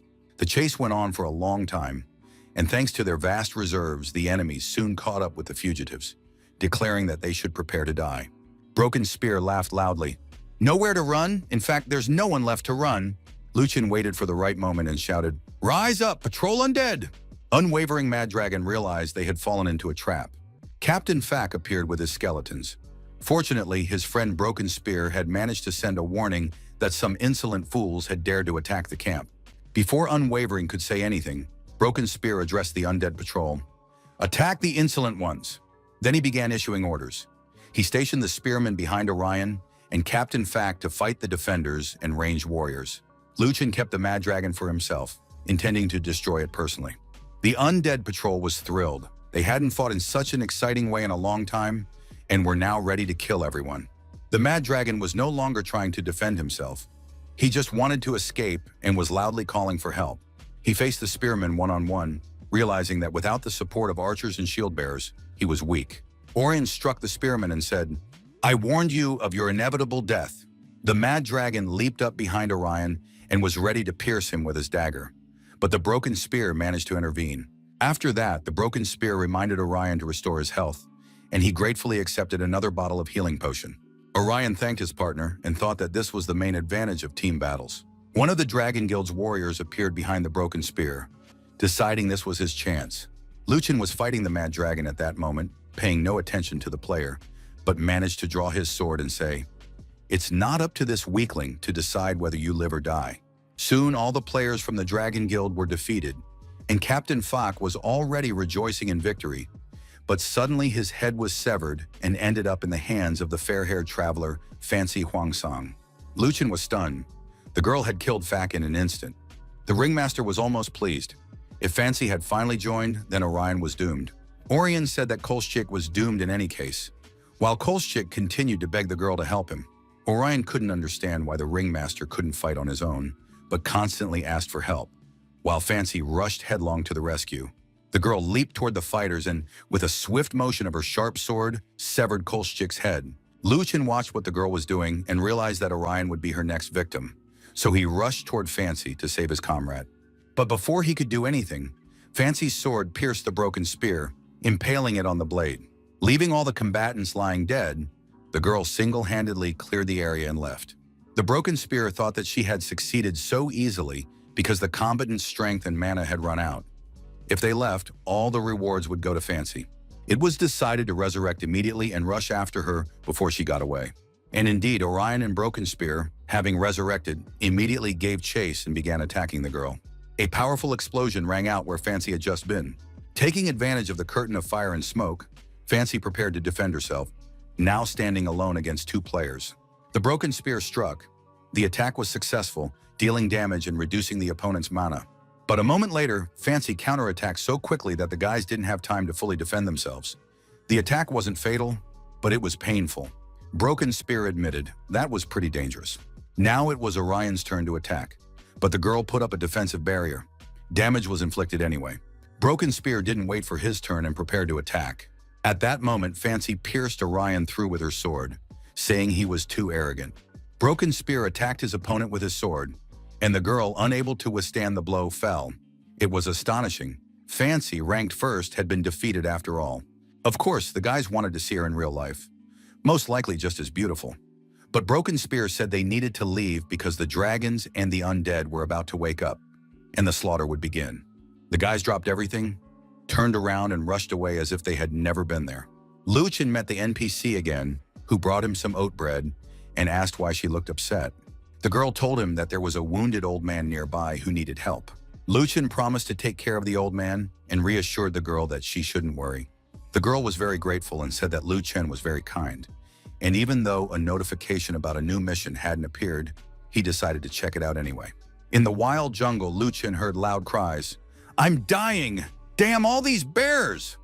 The old man was screaming so loudly that he didn't sound like someone on the verge of death at all. It was a hunter, and Luchin approached him, asking how he was doing. The hunter was startled to see the skeleton and demanded that he not come any closer. Luchin realized he had forgotten to put on his mask, and now most likely he wouldn't get the bonus quest. It was upsetting. Luchin didn't want to miss out on the mission and knew he had to befriend the hunter. Luchin fell to his knees and began to sob. "The hunter doesn't understand anything. I was a little warrior until the skeleton bit me, and now I've become terrifying." But his principles remained. It's better to eat grass than to harm another. The hunter believed his sobs, stopped fearing the undead, and said that Luchin was a good boy and had a conscience, regardless of whether he was a human or a skeleton. After that, the hunter told him about his troubles. He was the only hunter in the village and had come out to hunt, but there were too many wild bears in the forest, and they had been chasing him for several days. Luchin told the hunter not to be afraid. The skeleton would help him get out of the forest. The hunter was grateful and promised in return to teach Luchin hunting and cooking skills, since he was the best cook and hunter in the area. Luchin shook the hunter's hand, delighted that he would gain 2 essential skills available only here. Lifting his sword, Luchin checked his stats. He was already at level 25, with a new weapon and cloak. The game reported that the rewards received had been increased. The stats showed that the player with the broken spear had completed a major quest and received 80,000 coins. Luchin was both thrilled and bewildered. He hadn't expected to earn such a crazy amount of money. Shisen got in touch and said the game needed updates and resources. Luchin was outraged. He had recently given his friend some silver coins. Where had they gone? Shisan explained that prices in the city were crazy. Applesauce was expensive, and if he bought weapons on top of that, there would be almost no money left. Luchin checked the stats and saw that apple puree cost 4 silver coins. At the headquarters of the Mad Dragon Guild, the leader was throwing a fit. His elite guild had been defeated by 2 assassins, a true disgrace. Koschik tried to calm him down, saying that he had increased the bounty for capturing the broken spear, and even if they failed to kill him, it would enrage everyone and bring good news. The guild leader agreed. Let the bounty hunters deal with the loner. The Dragon Guild had its own goals, and wasting time on him made no sense. They needed to decide what to do with Fancy. She had gone too far. The unwavering one hadn't put a bounty on her, but a plan for revenge was needed. The head noted that the girl thought too highly of herself, but he had his own plans for her. In Hanbin Square, people were trading precious stones and the usual bazaar goods. Lucan was selling apple puree for half the price of anywhere else, as well as bear skins after helping a hunter. Thanks to his new skills, he was able to generate additional income. The low price of the apple puree attracted the public's attention. Luchin was ready not only to sell at a lower price, but also to offer discounts to wholesale buyers. Many players immediately decided to take advantage of the offer and buy a lot of apple puree. It might seem like a small thing, but by the end of the day, Broken Spear had accumulated a full 400 coins. He was counting the money when a new customer appeared, interested in a bear skin. It was a ranger swordsman named Tyrant. Luchin honestly admitted that the pelt was second-rate. He asked for only 2 silver coins for it, even though he really wanted to get closer to a player from an influential family. Luchin showed Tyrant another pelt of higher quality, from which 2 or 3 sets of sturdy armor could be made. The ranger examined the hides and was satisfied. The rarity of a high-level bear hide was obvious, and he was ready to buy them all. Luchin thanked him and thought about how easily people spend money on things they could earn themselves. But Tyrant said something strange. With a bounty of 80,000 coins on your head, you walk around the market so arrogantly? The ranger looked him straight in the eye and added, "Now you've been caught." Luchin jumped up and grabbed his sword, but Tyrant laughed. "Don't get nervous. I'm just impressed by your strength and courage." Luchin began packing up his goods. "The shop is closed for today. We have nothing more to say." The swordsman tried to calm the player down. "Don't rush off. We've just made our first deal." The tyrant noticed the excellent applesauce and other products, and now wanted to order 1,000 servings of chicken and rice. Luchin was asked to name his price, and he paused to think, realizing he could make a lot of money on this job. Of course, he couldn't pass up such an opportunity. Luchin said he would prepare a maximum of 100 servings at the original price, 30 coins. The swordsman tyrant didn't bat an eye and agreed to the price, even though it was several times higher than the market rate, and immediately offered to leave a deposit to seal the deal. In the wild jungle, Orion and Broken Spear were training.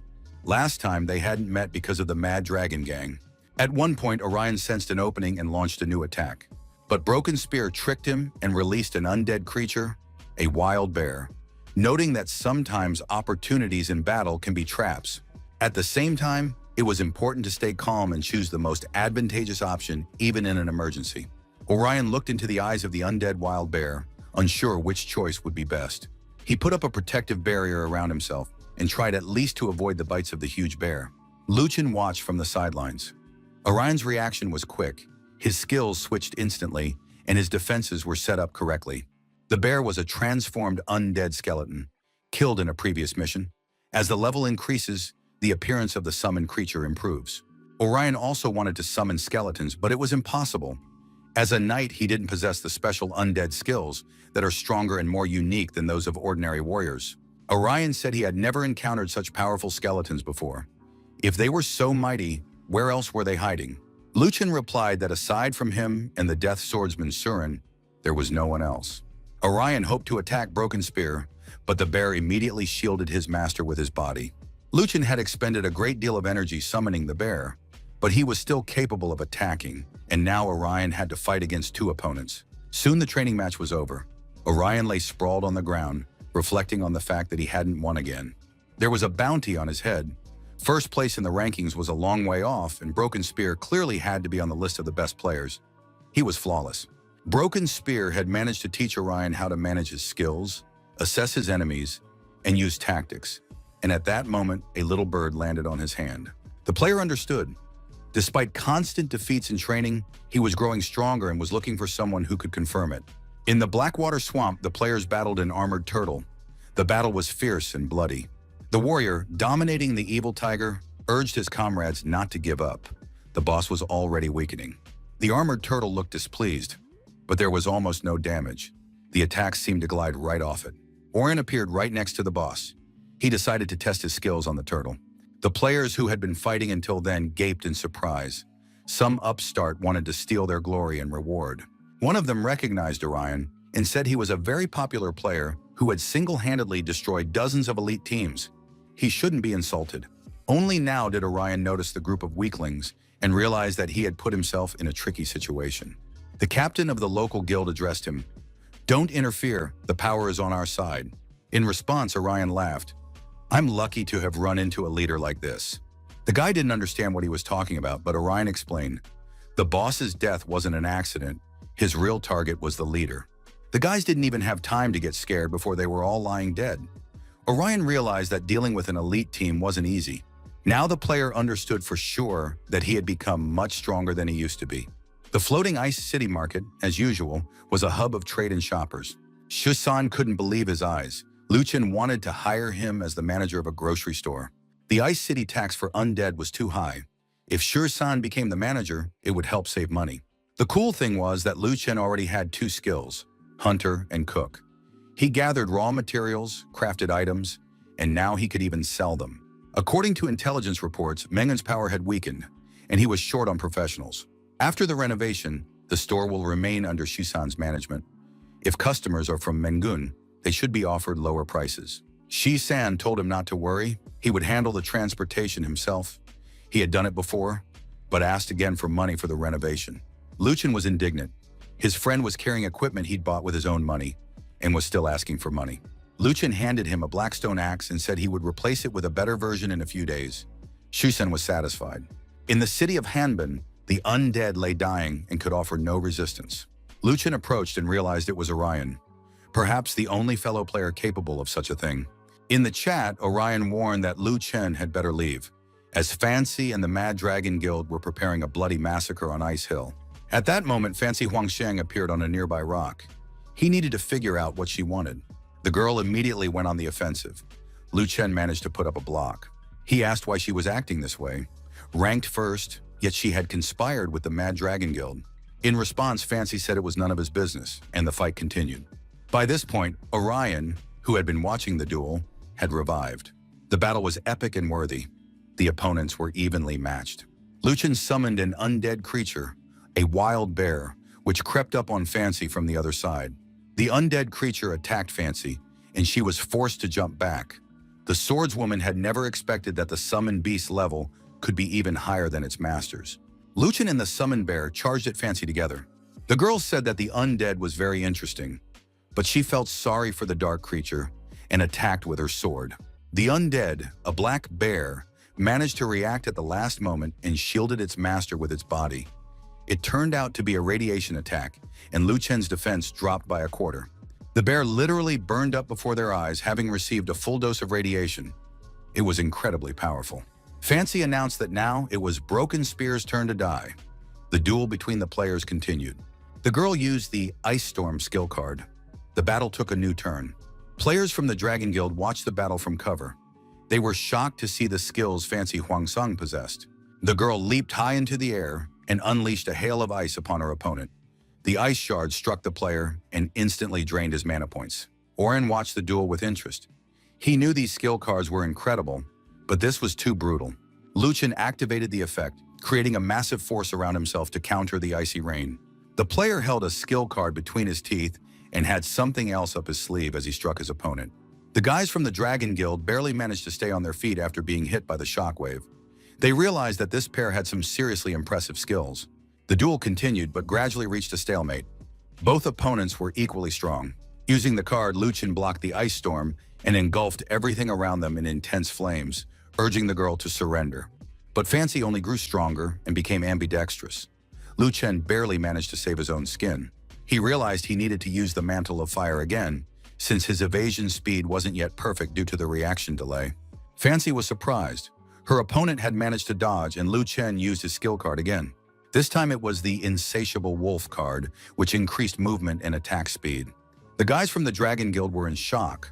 The cards were helping him dodge attacks. Where did these two get such skills? The duel was becoming almost comical. The opponents were losing mana, but continued the fight, literally shoving each other. At one point, blood spurted from Fancy's stomach, and Lu Chen nearly lost his head. The pace of the battle threatened to kill both of them at the same time. Orion watched, realizing that the system wouldn't let either opponent lose. He had to intervene. This was a real battle, with both sides giving it their all. Orion dreamed of reaching the level of these players. The opponents died and were resurrected again. The head of the Dragon Guild said they were simply obsessed with each other and that they needed to take advantage of the situation. After several deaths and resurrections, Lu Chen turned to Fancy with a proposal. They should stop killing each other, or they risk losing their levels, which wouldn't be in their best interest. After some thought, the girl agreed to a truce. At that moment, Orion called out to the combatants to look to the side. Lu Chen immediately realized the rats had been drawn by the smell of blood. The head of the Dragon Guild said there was no need for such harsh language. The battle had been spectacular, and he invited his friends to admire the spectacle. Fancy pointed her camera and declared that the Dragon Slayer had arrived just in time. She had killed Broken Spear, the recording was ready, and now she was waiting for her reward. But as soon as the girl finished speaking, her recording drone was destroyed. A powerful explosion rang out. Fancy flew into a rage. She hadn't expected such a dirty trick. The Dragon Lord said his hand had twitched out of nervousness, that it was no big deal, no one was hurt, only a cheap camera had been destroyed. He sympathized with the girl and was even willing to compensate her for the camera. In reality, the Dragon Guild's target was not only the Broken Spear, but Fancy Huangsong herself. Did she really think she could provoke the guild and walk away free? Now she, too, had become their enemy. Fancy was furious and believed in the power of the Dragon Subduer, but she should have killed him when he offered to cooperate. The girl continued to hurl insults, but at that moment she received a notification from Broken Spear. In the chat, he wrote that he had invited her to join him, and now she was shifting the blame onto others. Orion, Fancy, and Broken Spear got into a fight, after which they turned to the Dragon Guild, which was intent on destroying them, and threatened to make the situation public. The guild leader laughed at them, saying that no one would believe Orion, a madman who slashed left and right, killing competitors and undead for profit. Furthermore, the head destroyed the video evidence, so the Dragon Guild could quietly dispose of the three. He ordered his followers to send the scoundrels to the afterlife. Soon everything around them was engulfed in fire and flames. The commander ordered the scene to be recorded and posted on the official website so that everyone would know what the Mad Dragon's provocation leads to. But the three opponents cut through the wall of fire and were ready to fight the guild. The guild leader was very confident. He believed it was a futile attempt. Broken Spear wielded the Blade of Execution, Fancy had the Blade Beam, and Orion was also showing off his skills to friends and foes alike. Gradually, the trio parried the attacks and pushed deeper in, trying to reach the leader. The leader realized his defenders were useless and activated the fire spike. Each member of the trio wanted to personally kill this annoying enemy who kept getting in their way. Lu Chen quickly slipped past the guild leader, aiming for the enemy's rear. The guild leader noticed this and immediately shouted at his subordinates to defend themselves. But Orion attacked the leader, saying that he wasn't taking the threat seriously. Orion explained that he had received a lot of food from Lu Chen, chicken and rice, and would now be able to use his phantom armor all day without losing strength. At the same time, Orion was certain that the Mad Dragon only needed long-range support. It turned out that Fancy and Lu Chen were already hard at work behind the Mad Dragon's players. The guild members were dying and getting no answers to their questions. How could their opponents, at a relatively low level, kill them so easily? Orion continued to keep the Indian leader on a short leash, who could now only watch from afar as his comrades were destroyed. But suddenly, the guild leader grabbed Orion's spear. Orion immediately thought that his level had dropped, and his attack skills weren't powerful enough yet. This was immediately followed by an attack from the enemy, who hoped to break free from Orion and help his subordinates. The leader shouted to his subordinates that there was no one to help them, so they must attack and destroy these insolent fools. Fancy sensed that the players had begun fighting fiercely and suggested they should consider retreating. Lu Chen replied that there was no need to worry about that, since they were one team. He was now a member of their team, and they could count on him. And so, these completely different loners were forced to become a team in their fight against the Mad Dragon. And now Orion extended his protection to the team members, allowing them to catch their breath and prepare for a new attack. It soon became clear that the enemies had exhausted their attack, and now they would have a brief lull. Therefore, they needed to seize the moment and attack. The head of the Dragon Guild turned to the man with the broken spear and told him not to even try to succeed. At that moment, a girl rushed up to him and declared that she was the Dragon Slayer's personal enemy. Meanwhile, Lu Chen had charged alone into the crowd of players, and they assumed he was some brainless madman who had come to die. But once he was surrounded by enemies, Lu Chen activated the Firewolf Plan skill card.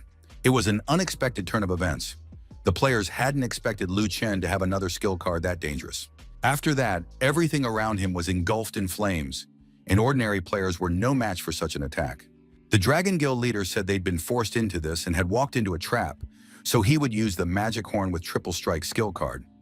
This skill allowed for multiple strikes, and each subsequent one multiplied the critical hit damage. Just then, the player Broken Spear appeared. He was hit by the guild leader's strike, but managed to put up a defense using his sword. Lu Chen was about to land a critical hit. However, at that moment, Orion stepped in front of him, shielding his comrade with his defense. Of course, the player took heavy mana damage, but survived the attack. Orion told the guild leader that he was the living shield of this small team, and none of them would die as long as he was alive. After that, Orion launched an attack, even though it looked ridiculous since his spear was broken. But Orion believed that this was a team fight. Therefore, as long as the damage from the broken spear was minimal, it was enough to hold off the enemy. While the enemy was distracted, another team member, Fancy Huangsang, appeared behind the guild leader. Without a word, she severed his head, and now all the guild members were dead, lying on the ground with their severed body parts. Of course, everyone decided they needed to get out of there fast, before the players of the Mad Dragon Guild started respawning. Orion logged out, while Fancy and Lu Chen fled into the wild jungle. Lu Chen said he'd taken a lot of damage today, and his level had dropped too, so he planned to log out and focus on leveling up. The girl asked which city he was from, and it turned out they were neighbors, so the beauty suggested they meet up in real life. Lu Chen wasn't opposed to the idea, but he wanted to see Fancy's true appearance, since he didn't even know what she looked like. The meeting was set at the Yinshan Tea House. Lu Chen arrived a little early and sat at a table, waiting for the girl to show up. A girl appeared near the table and said that Mr. Lu Chen's coffee was ready. The guy looked at the beauty and recognized her as the most beautiful student in town. After that, the girl bowed to the young man, and he couldn't understand why she was being so formal, or if she had something up her sleeve. Lin Xin blushed and said she offered her sincere apologies. What had happened earlier in the game was her mistake. The dragons had taken advantage of her greed. Lu Chen said there was no need to worry, since a reward of hundreds of thousands was a tempting prize for absolutely everyone. It was just unclear why she had killed them so many times. The girl said that the first time was for the money, and all the times after that, she was just venting her anger. The day before, the girl had taken on the Undead Patrol quest, spent a long time preparing for it, but in the end, Lu Chen and Orion led the Dragon Guild into battle against the undead and ruined Fancy's entire plan. On top of that, the guys killed Fancy and deprived her of her reward, and she didn't get anything at all, even though it was a D-ranked mission. Lu Chen said that they had paid a high price back then, but now he wanted to know why she had come here. Lin Xin said she wanted to start a guild and invited Lu Chen and Orion to join her. The three of them would be unbeatable and would always be at the top of the rankings. After receiving a flat refusal, the girl couldn't understand why, since they had fought side by side, and becoming allies was perfectly normal. Lu Chen confirmed that there really was nothing strange about it, but Fancy wants to fight more than just mad dragons. The girl honestly admitted that mad dragons were one thing, but in general she wanted to defeat the tyrant's sword and, of course, the broken spear, buried in the sand. Lu Chen pricked up his ears because the girl was so charming, and in the end he agreed to accept her offer. Shu-san was carrying boxes with a friend and wanted to clarify whether Fancy had impressed his friend. He found a good spot and is now planning to set up a studio. Lu Chen said he'd had the idea to open a studio before, but after moving, he never had enough money for rent. But now he'd made a good profit by completely taking down the League of Mad Dragons and could finally afford to rent a new space.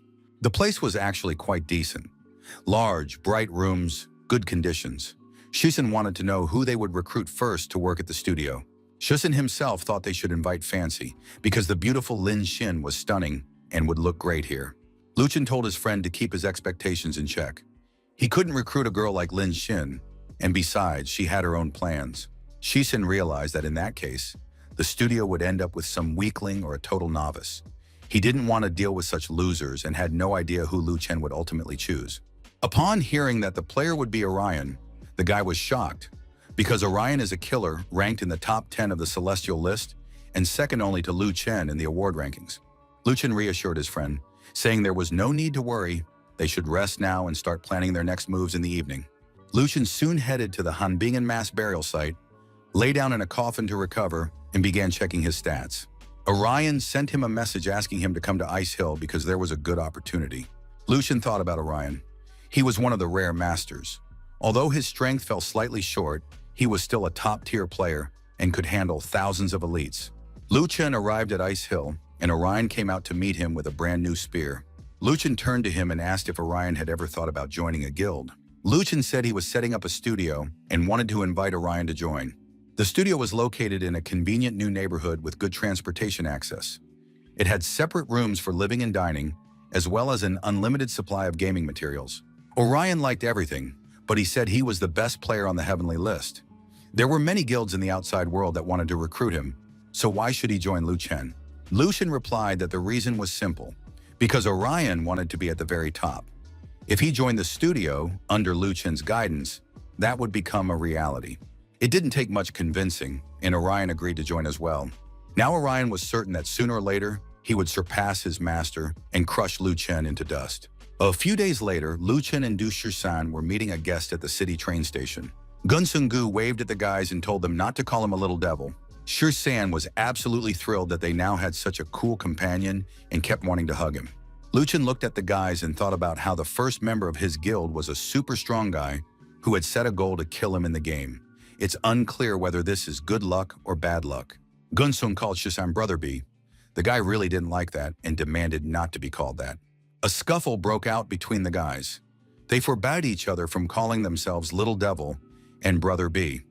Lu Chen watched them and thought that after all, he had the coolest guild. After visiting the restaurant, everyone headed to the studio. The cleaning from the move wasn't finished yet, and some of the boxes were still unpacked. Lu Chen wanted to show Gong Sun his room, but then the young man's gaze fell on a helmet. He immediately jumped up and grabbed the exclusive Hall of Fame helmet that belonged to Lu Chen himself. And only now did it dawn on the boy that his friend nicknamed Broken Spear was none other than Lu Chen, who had been a member of the Hall of Fame. Lu Chen replied that he tried not to think about it, because his final days in the Hall of Fame had been marred by scandals. At that moment, Shisan joined the conversation. He was holding the championship trophy because his closest friend had earned that cup, and it was a source of true pride. Gun Sung admitted that even though he likes Lu Chen, his heart belongs to another player. That player's name is Great God. This genius once defeated King Park at the National Esports Center. As the guy was telling this, he watched the expressions on his new teammates' faces and was finally able to put the whole puzzle together. Then his eyes fell on a photograph in a frame on the table. The frame photo confirmed his suspicion. It turned out that Broken Spear was the very boy who had defeated Great Pack. Now they could get to know each other again. Gung Sun, absolutely thrilled, shook the boss's hand and said he knew how sad the guy had been when he deleted his old account. But today they were partners and would do everything possible to make the dream of revenge come true. Lu Chen said he did have a dream, but it wasn't about revenge. It is every player's dream to rule the floating ice city and the country of Z, as well as to compete with the best players in the world to become #1 on the planet. That's why Lu Chen suggested naming their team Blood Mercenaries, since both he and Orion are inseparable from the color of blood. In the early stages, their resources were very limited, so they would have to accept in-game bounties to earn money. Gun Sun really liked this name. He said it would remind everyone of scenes of slaughter and conquest on the battlefield. Shu San also supported the name Blood Mercenaries. From now on, this place would be called the Blood Mercenaries Studio, and the guys sealed the deal with a firm handshake. After that, the guys designed a logo. On a red background depicted in blood was a skull, as well as 2 flags crossed in the shape of a cross. When the studio was set up, Lu Chen said they needed to start with the initial planning. Shisan demanded that they immediately begin by taking control of the ice house and recruiting beautiful women to the team. Gun Sung suggested defeating the Mad Dragons, killing their leader, and invading Geelong. Luchin listened to the guys and said that their initial goal was to make money. He showed his partners the expenses: 6 months of studio rent, computers, and game props, and the total was staggering. All the money Luchin had earned up to that point was gone within the first 2 days. There was only enough left for a week's worth of groceries. If the guys didn't make money, they'd start going hungry. Gunsung said he could spend his rewards and convert them into cash. So Lu Chen decided to go and upgrade himself, leaving his comrades to gather everything they could sell and turn it into cash. Lu Chen was in the middle of another level up when Shiseng contacted him and explained that the Mad Dragons had come to their senses and changed the rules of the game. Now, new members could only join the team that cleared the dungeon first. On top of that, participating in dungeon runs now cost 40 silver coins. At that moment, Lu Chen killed yet another goblin and was now determined to make money from every opportunity. Lu Chen now took on absolutely any job: cooking, crafting various items, and completing boss-killing quests with overtime pay. Lu Chen read that a player named Tyrant's Sword had reached level 30 and become the first player in the floating ice city to reach that level. If not for the battle with Fancy, perhaps Broken Spear would have the same level by now. But for now, he needed to earn money to make ends meet. So the player headed to Cold Wind Canyon, where the king of golden-scaled pythons awaited him.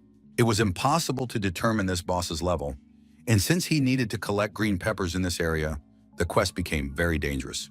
To start with, Lu Chen decided to test the boss and landed a critical hit to assess the situation. It turned out that the critical hit worked and even dealt damage. Lu Chen thought that things weren't as bad as they had first seemed, but at that moment the boss suddenly attacked the player, who lost several hundred HP. Lu Chen realized that the long snake was quite dangerous and not to be trifled with. He needed to be careful and keep his eyes open. At that moment, the Python King released a green mist at the player, which turned out to be poisonous. Everyone caught in the mist began losing health rapidly. The poison was vicious, and he had to deal with the python as quickly as possible. Sneaking closer unnoticed, Lu Chen attacked the giant python right in the throat. The giant snake closed its mouth and stopped poisoning everything around it, clearly in excruciating pain, judging by the look in its eyes. Before the snake could start releasing venom again, Lu Chen leaped high into the air and began striking the Python King. The boss writhed in all directions, but the young man wouldn't back down. He stood on the python's back and pierced it with his sharp sword. Thanks to this victory, Broken Spear's level was raised to 31, and he became #1 in the Floating Ice City rankings. In addition, rare items were obtained. Lu Chen appraised the items and decided to keep the skill book for himself, while the rest could be sold in town for a good price. Lu Chen decided it would be a waste to simply discard the Python King's corpse, since it was very powerful and could perfectly take the place of the Black Bear's undead. The player summoned the Python King's undead form and swapped it for the Wild Bear's undead form. Now the player controlled a huge, terrifying, and very powerful python. Having finished his business, Broken Spear went to the cross of the icy hill and met there with his teacher, the death swordsman Surin. The teacher said that if he received 5 gold coins, he would improve his student's specialization and give him 3 more skill books. Lu Chen was very surprised that it was all so simple and that there were no other requirements. But Suren calmly accepted the money and announced that, in the name of Queen Sophia, he was officially granting Lu Chen the title of Senior Necromancer Fencer. The player couldn't figure out what the catch was. Everything had gone too smoothly, and he didn't feel at all like his specialization or rank had actually increased. But the guy decided not to think about it, because he was sure that Master Surin wouldn't deceive him or cause him any harm. With the promotion, the player automatically gained new skills, and the teacher sent him off to hone his combat skills. Lu Chen was as happy as a little child and immediately dashed off to try out his new skills and test his strength. Surin, the death swordsman, watched the fleeing boy and thought about how much he wanted to claim his soul, but he wouldn't have to wait long. In the Weeping Canyon stood the unbeatable and very powerful Knight of Decay, the local boss. His defense and attack stats were off the charts. He was incredibly tough to handle. Fancy was about to charge in, leaving the Broken Spear to cover her. Lu Chen told his friend not to stress out since the mission only paid a small amount of money, so there was no need to get too worked up. Fancy burst out of her ambush and began attacking the Knight of Decay. This huge, strong, but rather clumsy opponent calmly raised his giant sword and immediately parried the girl's attack. But Fancy used all her skill, which greatly surprised Broken Spear, who couldn't understand where the beauty had gotten such a high-level mission. After all, this opponent was very difficult. Fancy replied that she hadn't chosen to fight the Knight of Decay, It was her assignment when she changed her specialization. Fancy continued the battle, saying that specialization missions are never easy, they can't be replaced by anything, and you have to try very hard. Luchin immediately pondered her words because it really did seem to him that he had obtained his specialization easily and simply. Seren seemed to want to make him stronger, but something was probably fishy here.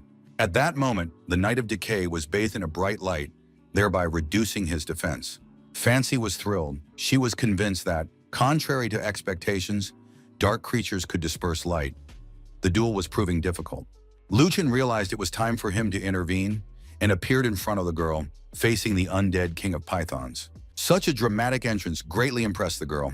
The players decided it was time to attack the Knight of Decay together. The knight was holding his own quite well. Although he was, of course, taking damage, he was still being attacked from three sides. The Python King summoned Undead released its poisonous mist directly at the enemy. The Knight of Decay was poisoned and began to gradually lose health. He fought one-on-one against Fancy, while Lu Chen crept up from behind, ready to land a critical hit. Luchin landed a critical hit, and Fancy finished him off with her own strike. And just like that, the Knight of Decay was defeated. Fancy reached level 32 and immediately took first place in the rankings, knocking Broken Spear off the top spot. However, for the help he provided, the guy earned 2 gold coins, which he needed right now to maintain his financial stability. Fancy said she had a few more quests that paid 3 gold coins an hour. Lu Chen didn't see why he should turn down such work. Meanwhile, in Boulder Canyon, players were battling the Boulder Guardian, a level D boss. Lu Chen watched the battle from an ambush. He was shocked because 3 gold coins were being paid to steal a level D boss from the Mad Dragons. Fancy said she agreed to the reconnaissance mission. This giant had a very rare item that couldn't be bought in a store. Luchin said he was willing to get a top-quality map for a higher price, but Fancy replied that she wouldn't haggle over the price. The main thing was to complete the task. Luchin said he would handle everything, but the girl warned him not to be careless. This time, the dragons had assembled a team of true masters. Now, the alchemy book player and Cloud Turner were fighting alongside this guild. They had already discovered the boss's weak point, its joints. Luchin was once again convinced of how great it is to have a lot of money. Fancy explained that Mad Dragon had invested a lot of money and attracted many high-ranking sponsors. Meanwhile, the battle continued, and suddenly the massive, hulking boss punched his opponents so hard they were sent flying far away. After that, the boss got angry and rushed after them. As it turned out, his joints weren't damaged enough to prevent him from giving chase. Luchin and Fancy were hiding in the very places the players were now heading to, trying to escape the boss. Fancy wanted to attack right away, but Broken Spear suggested waiting until the boss's HP dropped to 2,000. The Dragon Guild leader decided to take advantage of this opportunity and ordered all guild members to use their skills and attack the boss. Under a barrage of attacks, the boss was, of course, losing HP. However, there were still no noticeable changes in him. Some more time passed. The guild's attacks continued, and finally Lu Chen and Fancy burst out of ambush and charged into the fray. But it immediately became clear that they had fallen into an ambush, and now a counterattack was being launched against them. At that moment, the boss fell onto his back. The players continued to land critical hits on him, gradually reducing his HP. The Dragon Guild leader was delighted. The mouse had fallen into the mousetrap, and now they would finally deal with Lu Chen and Fancy, ordering the Invincible to finish off these players. However, as soon as the Dragon Guild players saw the King of Pythons undead, they immediately lost their enthusiasm and were no longer so eager to fight Broken Spear. Broken Spear in turn praised the players, saying that they had survived many robberies and had finally used their brains, learning to set up ambushes. Invincible couldn't understand why that insolent fellow, Broken Spear, was still in one piece. Luchin announced that they were launching an offensive and sent the Python King into the attack. It was difficult to oppose such a trio. The python was enormous and used its tail to knock back approaching players. The boss sided with the Dragon Guild and stepped forward to kill the Python King. Fancy volunteered to take care of the boss herself and began landing critical hits on him. When the huge, clumsy brute slammed his fist into the ground, the girl leaped out and soared high into the air. Unfortunately, the undead python didn't survive that fatal blow. Luchin and Fancy attacked the enemy, gradually chipping away at his health. The Invincible demanded that the players direct their fire at the 2 enemies, but leave the boss alone. He wanted to strike the giant himself. Fancy said that this time she would land a critical hit, while Lu Chen was to grab the boss. The young man moved right up to the stone giant's face and prepared to deliver the final blow. He deliberately missed with one strike. It was a feint that dealt no damage, but made the next strike several times more powerful. Thanks to this strike, the Broken Spear player's level was raised again, and now the entire Mad Dragon Guild was left speechless with astonishment. Broken Spear had taken down the boss with a single strike, even though it was practically impossible to do so in just a few attacks. The players couldn't understand how he dealt such massive damage with a single blow, but they didn't want to think about it anymore. They needed to grab the loot, and they rushed toward the boss's body. But then Fancy told them not to even try to approach it, or they too would be destroyed. Lucian grabbed the items that dropped after the boss was defeated, and now they could make a quick getaway. The pair fled, practically being scorched by the flames. Of course, they weren't going to let them get away that easily. The Dragon Guild players were furious. They attacked with fireballs and vowed to tear the insolent pair to pieces. To shake off their pursuers, Lu Chen suggested attacking the surrounding cliffs in the hope that this would slow them down. And indeed, the players were forced to slow down because huge rocks began raining down on their heads. Gradually, the danger subsided, and now they could stop running in panic, realizing the chase was over. Fancy was very upset. She had fought hard, and all that remained of her health was a sliver. Her weapon didn't meet the specs. The ring still had dark marks, and on top of that, she had to pay for the help. Lucian, on the other hand, had received a storm helmet with a beast's face, as well as improved all sorts of stats, and was happy with life. The girl's Blood Guardian ring still hadn't activated. It could grant her strength and boost her attacks. Lucian said he wouldn't charge for the work, but was willing to take the ring, which wasn't working for the girl anyway. It turned out the ring was very valuable. Its properties gradually increased, and it was worth no less than 15 gold coins. Lucian said he also had equipment with growing properties. The player showed the Moonblade, and Fancy was terribly jealous of him. She had long dreamed of getting such an item and offered to trade. Lucian replied that one ring wouldn't be enough, because that blade was worth no less than 25 gold coins. Fancy called him a miser, but agreed to give up the ring and pay the difference in cash. After that, the companions traded items and said their goodbyes. As long as there's money to be made, the blood mercenaries will keep earning. In the ice forest, the giant boss monkey had already been killed, but for some reason, the representatives of the Shadow family wouldn't let the players through. A priest named Bright Moon said he wanted to discuss a certain deal. A player named Shadow Forest said he really liked the bronze armor, so he was willing to pay 2 gold coins for it, and then the whole party would be let go and nothing would happen to them. This approach greatly upset and outraged the players. They said they would fight because the bronze was worth at least 20 coins, and they shouldn't be taken for fools. Shisen tried to explain that there was no need to be afraid.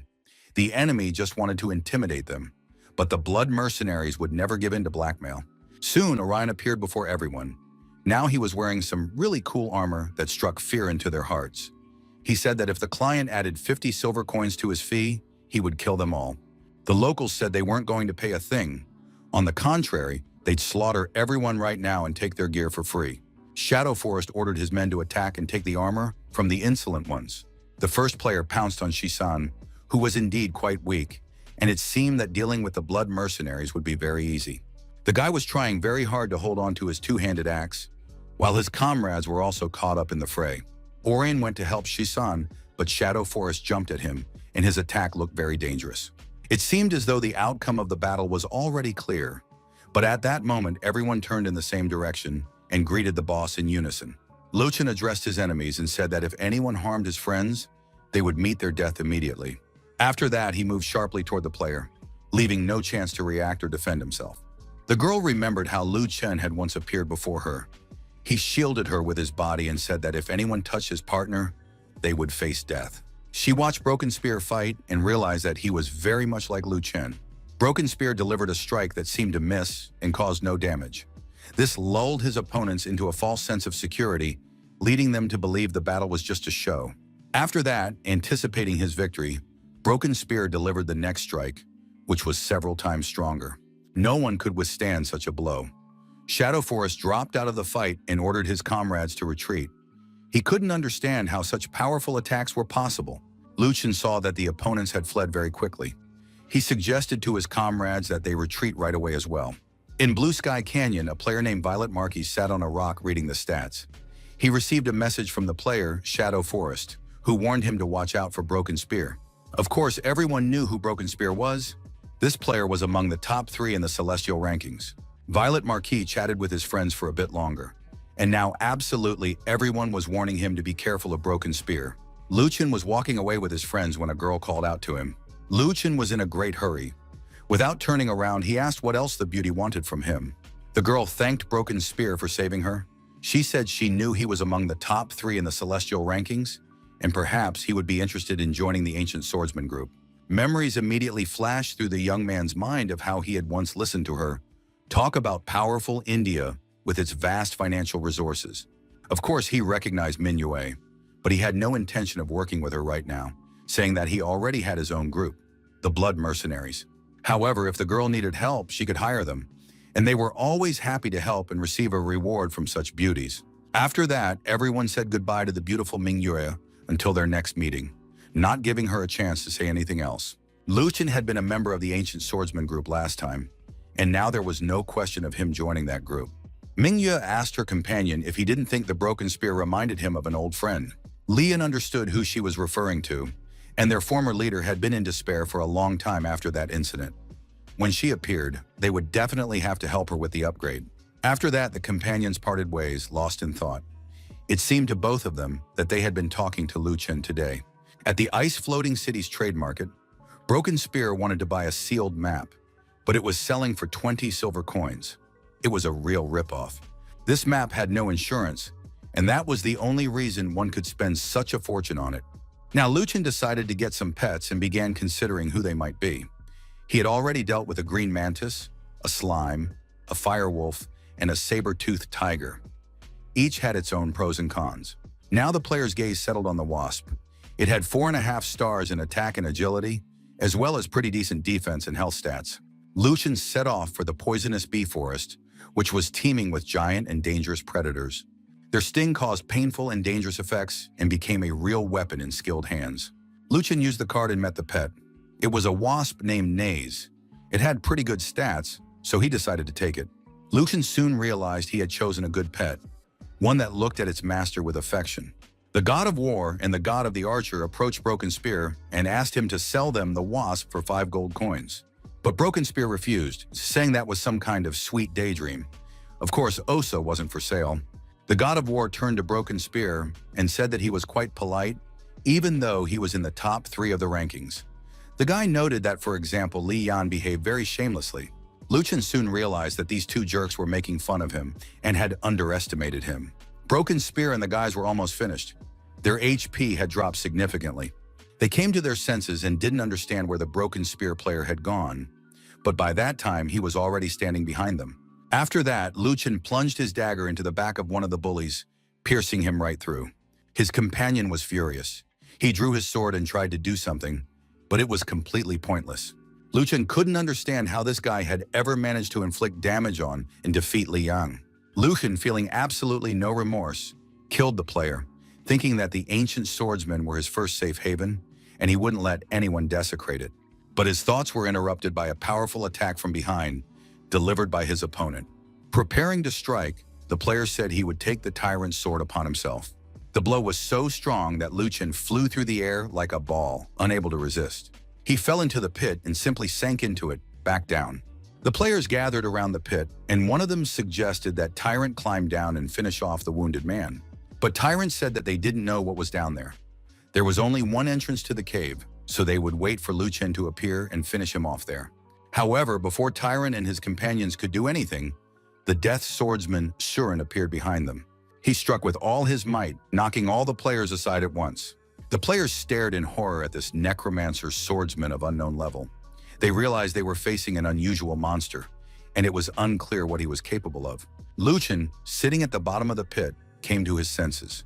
He decided he would definitely deal with Tyrant's sword, that little bastard who had ambushed him.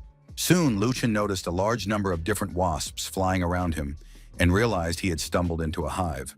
Now it would be difficult to get out of here. And on top of that, he had to deal with the Tyrant's sword player. Luchin was already thinking about how to hack at these wasps when he suddenly remembered his pet. He summoned his pet, which turned out to be very powerful and had boss-level stats. Its aura was impressive, and life took on new colors. Every cloud has a silver lining. Thanks to the Tyrant's sword, The player had acquired a pet for next to nothing. Luchin finally activated the pet card, and now he had a strong and reliable companion. He played a regular seal card, thinking that would be enough. The bee was instantly fully charged and ready for battle. A regular wild monster could only increase its level by 1 point using a card, so it was better not to use regular cards. The target hadn't been captured, and ordinary cards could have been used twice, but there was no point in doing so, especially since the player had a top-quality seal card in reserve. After activating it, these were bees of a completely different order. But something went wrong. The pet hid inside one of the ordinary weak bees and refused to listen to its master. Luchin was handling the bees. He was already getting tired of it, so he decided to take a shortcut for the sake of convenience. He froze in place, letting the bees approach, and finally, upon spotting the right one, activated the premium seal card. It worked. The creature was tamed, had a boss level, and was named Black Wasp. Luchin decided that spending a top-quality card was justified and resolved to thank the Mad Dragons for it next time. The player checked the pet's stats once more and realized that the Black Wasp was a deadly flying machine.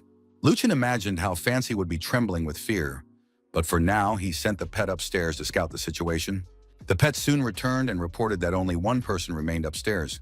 Luchin thought it was too early to make a decision and resolved to finish him off alone. The player armed himself with his sword, leaped out of the pit shouting, "Die!" and saw his teacher, the death swordsman Surin. Luchin was very surprised. He asked how his teacher had ended up there, since his nursing home wasn't located there. Surin replied that a pack of vicious, hellish wind wolves had appeared in the northern forest of Ice Hill, hunting exclusively for the undead, and Luchin must destroy these creatures.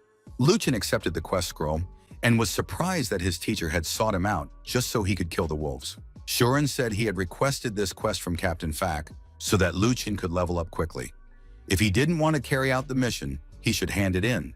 Luchin not only accepted the quest to go to the Enchanted Forest, but also completed it with ease. He killed the required number of wolves, collected wolf fangs and fur, which he could sell for profit. He pondered again, unable to understand how a mission could be so simple yet yield such a profit. The player decided to finish the quest and see what else Surin had in store for him. Surin praised his apprentice, saying he had completed the mission very quickly and handed him a reward for his efforts. In addition to the money, Luchin received equipment with powerful stats that increased damage against monsters. They were the Windwolf Greaves. Luchin examined the Greaves. They were indeed impressive, but he still didn't understand why Surin had sought him out for such an easy task. Surin said there was no need to worry about him. He simply needed Luchin to become stronger, as strong as possible, a worthy opponent for Surin. Luchin didn't quite understand what was going on. Apparently, Surin had scared off the player sword of the tyrant, given him an easy task, but it gave him the creeps. The guys were having dinner, noting that Lu had made a lot of money lately and now had enough for food. Lu Chen said he had just accepted a mission from Ming Yue, for which he would earn 10 gold coins. Shi San was worried that his comrade might be exposed, but Lu Chen said he would serve as backup, while Orion would be the main force. Lu Chen didn't want to admit that he had once been one of the ancient swordsmen, because it was his fault that the guild had been destroyed, and now he could never be forgiven. He could only protect them in secret. Luchin added that once they finished dinner, they should definitely log into the game. A surprise was waiting for them there. Luchin didn't want to reveal exactly what the surprise was and reminded the guys not to forget to help with the dishes and clean up. Once back in the game, Orion received a top-quality pet card as a gift. Shisan also held such a card in his hands and was pleased. This would allow others to see the power of the Blood Mercenaries. The pet system had only just opened, but the players from the Blood Mercenaries had already obtained bosses and were now ahead of everyone else in that regard. Min Yul greeted the guys, saying she hadn't understood why a crowd had gathered, but it turned out the Blood Mercenaries group had arrived. Luchin asked who else was going on the mission. Upon finding out that it would only be Ming Yue and Li Yan, he said it was time to set out since everyone was already gathered. The guys from the Blood Mercenaries stayed in the square, telling everyone about their new pets. Li Yan, though he was a high-level player, didn't have a pet of his own and now even felt a twinge of envy. Minya said she'd heard about how Broken Spear had fought in the poisonous bee forest, but Luchin didn't go into details about exactly what he'd done there. Mingyu thanked him once more for his help in avenging her and said that in the past their people had to stand guard all night long. Luchin replied, "You can't put butter on bread with thanks." The girl laughed and said she'd add another coin after the quest was completed. The players entered the ice forest, where they had to fight a boss named Dryad. He had only one special ability. He was excellent at throwing spears. It seemed like defeating him would be a breeze because he was completely immobile, even though his level was quite high. Everything seemed too easy when suddenly Ming Yue was suddenly grabbed by a vine and dragged away. The girl screamed loudly and called for help. The vines bound every limb of Ming Yue and lifted her high into the air. She was completely immobilized and could only call for help. None of those present knew the boss possessed such an ability, but they needed to stop talking and save the girl. Before the players could do anything, new vines began springing from the ground, grabbing their limbs and preventing them from moving. Lu Chen managed to cut through the vines holding Ming Yue with his sword, and as she fell from the height, he caught her in his arms, preventing her from hitting the ground. Before the players could recover, they were attacked by the fire dragon's art. Lu Chen watched in surprise, not expecting such a combo from the tree boss. Lu Chen shielded the girl with his body, losing health, while Ming Yue healed him using her healer skills. At that moment, players from the Shadow family appeared. They wanted to steal the boss and arrived just as the players were already exhausted. But the boss wasn't about to die yet. On the contrary, it began to advance and attack everyone with arrows. Lu Chen stepped in front of Ming Yue, shielding her, and sliced the incoming arrows in midair with his sword. The guild leader ordered his mages and archers to attack, destroy the boss, and kill all the players present. The friends found themselves surrounded, but Ming Yue quickly restored their health. Lu Chen said he would deal with the players from the Shadow family, leaving the boss to the others. The Shadow family leader was surprised when he realized that the player Broken Spear was going to fight them alone. It seemed to him that victory was guaranteed in this case. But Lu Chen had a completely different opinion and destroyed everyone who stood in his way. Lu Chen was about to attack, but fireballs flew toward him, and he sensed something was wrong. His speed began to drop again, and his reaction slowed. The players from the Shadow clan realized that their skills were ineffective because Lu Chen's entire equipment was made of black iron, so their efforts were in vain. A mage named Shadow Chanel saw that the enemy was too strong and had already destroyed several mages, but she believed there was no need to panic since they had the numerical advantage. She ordered the archers to target Broken Spear, the two mages to deal with Ming Yue, and unleash the fire dragon art. Lu Chen withstood this firestorm and began to counterattack so that Chanel would die and stop interfering. However, before he could get close to the Shadow Mage, a huge number of archers fired arrows at him. The damage from individual arrows was minor, but Lu Chen couldn't block them all, and some pierced his body. He had already thought things were looking bad, but suddenly a powerful healing spell took effect, instantly restoring his health and raising his HP. Min Yue's healing proved more timely than ever. She was a high-level mage, so the healing was fast and effective. Having regained his health, Broken Spear, despite the magic, advanced towards Chanel. Chanel was on the verge of despair, not believing that her opponents could be stopped, and activated the art of the Ice Eagles. Lu Chen pressed forward, despite the damage the ice shards were inflicting on him. The guy was very fast and instantly dashed through the icy rain, appearing right next to Chanel. The girl barely managed to activate her magic shield, but a blow was struck immediately, and she was sent flying, losing a huge amount of mana. She summoned the fire dragon once more, determined to survive. But suddenly, out of nowhere, Li Yan appeared, swung his spear, and severed her head from her shoulders. Soon, the main characters were finished off. Everything around them was ablaze, but there was no point in fearing the remaining players.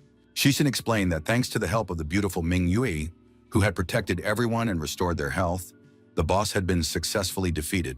Lu Chen praised everyone, saying the guys had done a great job. The bloody mercenaries aren't to be intimidated, so there's no point in even trying to mess with them. Now that only the small fry remained, the guys decided to just make a run for it and clear the area of the troublemakers. Li Yan was very pleased. The battle had turned out to be epic. The guy said he would contact the senior leader tonight and be sure to share this good news with her. Shishin said that if the guy joined the blood mercenaries, he would never lose. Lu Chen listened to the guy's conversation and realized that the boss from his old guild had returned. She, too, had completely left the game. Min Yue received an additional bonus, a vine fiber that could be used to make leather armor. The girl decided to give it to the blood mercenaries. Lu Chen thanked her and said goodbye right away. He really didn't want to spend much time with Ming Yue. He was afraid she would recognize him. Lu Chen walked along, thinking about how the boss had returned for the vine fiber in wolf pelt for armor, as well as the size of the boss's breasts. Meanwhile, the guys had already checked the forum, and the situation turned out to be not very good. Calls to form a coalition against the blood mercenaries had begun on the forum. The Mad Dragons, the Shadow family, the dominating tyrants, all the well-known guilds had their sights set on them. Lucian asked Orion what he thought. It seemed they had gathered quite a few enemies. Orion replied, "If one comes, death to one. If two come, death to two." It was also decided that by stepping over the bones of their enemies, they would ascend to the highest throne. The dream of the Blood Mercenaries is to rule over the floating city until they dominate the country of Z. To secure their place at the top, they must destroy their enemies, continuing to destroy them again and again. Lucian had already run through 9 villages for newcomers, but still hadn't met her. He was rushing toward the next village, but soon froze in place upon noticing something interesting. Lucian hid behind a tree because someone was walking in the clearing, waiting for Manhwa. He peeked out quietly and realized she was there. Manhwa had come to the meeting. And indeed, right in the middle of the forest, a player named Waterside appeared. The girls rushed toward each other. Manhwa took Eva's hands and said she had been waiting for her. Manhwa pointed to the sword on Eva's belt and said that the girl had finally decided to use it. Holding the sword in her hands, Eva explained that Lu Qin had once called it the main weapon in the game. It was versatile and had good stats for breaking through defenses. Eva was a knight by class, but she had decided to use the sword. Manhwa told her friend that she shouldn't dwell on the past, since Lu Qin was no longer around. After all, they needed to move on with their lives. Eva completely agreed with her friend, but added that they shouldn't forget about Lu Qin. She promised to stay with Neva until the end, and felt as if he were watching from somewhere nearby. Lu Qin stood behind a tree, thinking about how much he wanted to greet the boss. Manhwa grabbed her friend's hand and said that she and Li Yan would help with the upgrade now, since Eva was at level 0. Walking through the marketplace of the floating ice city, Lu Qin heard that pets were already being sold at very high prices. However, there were many people eager to buy, so the stock was selling out very quickly. Lu Qin was thinking about how he could help the boss. Eva was weak, she needed to level up. At that moment, someone grabbed his hand. The girl pressed herself against Lu Qin and asked where he was headed.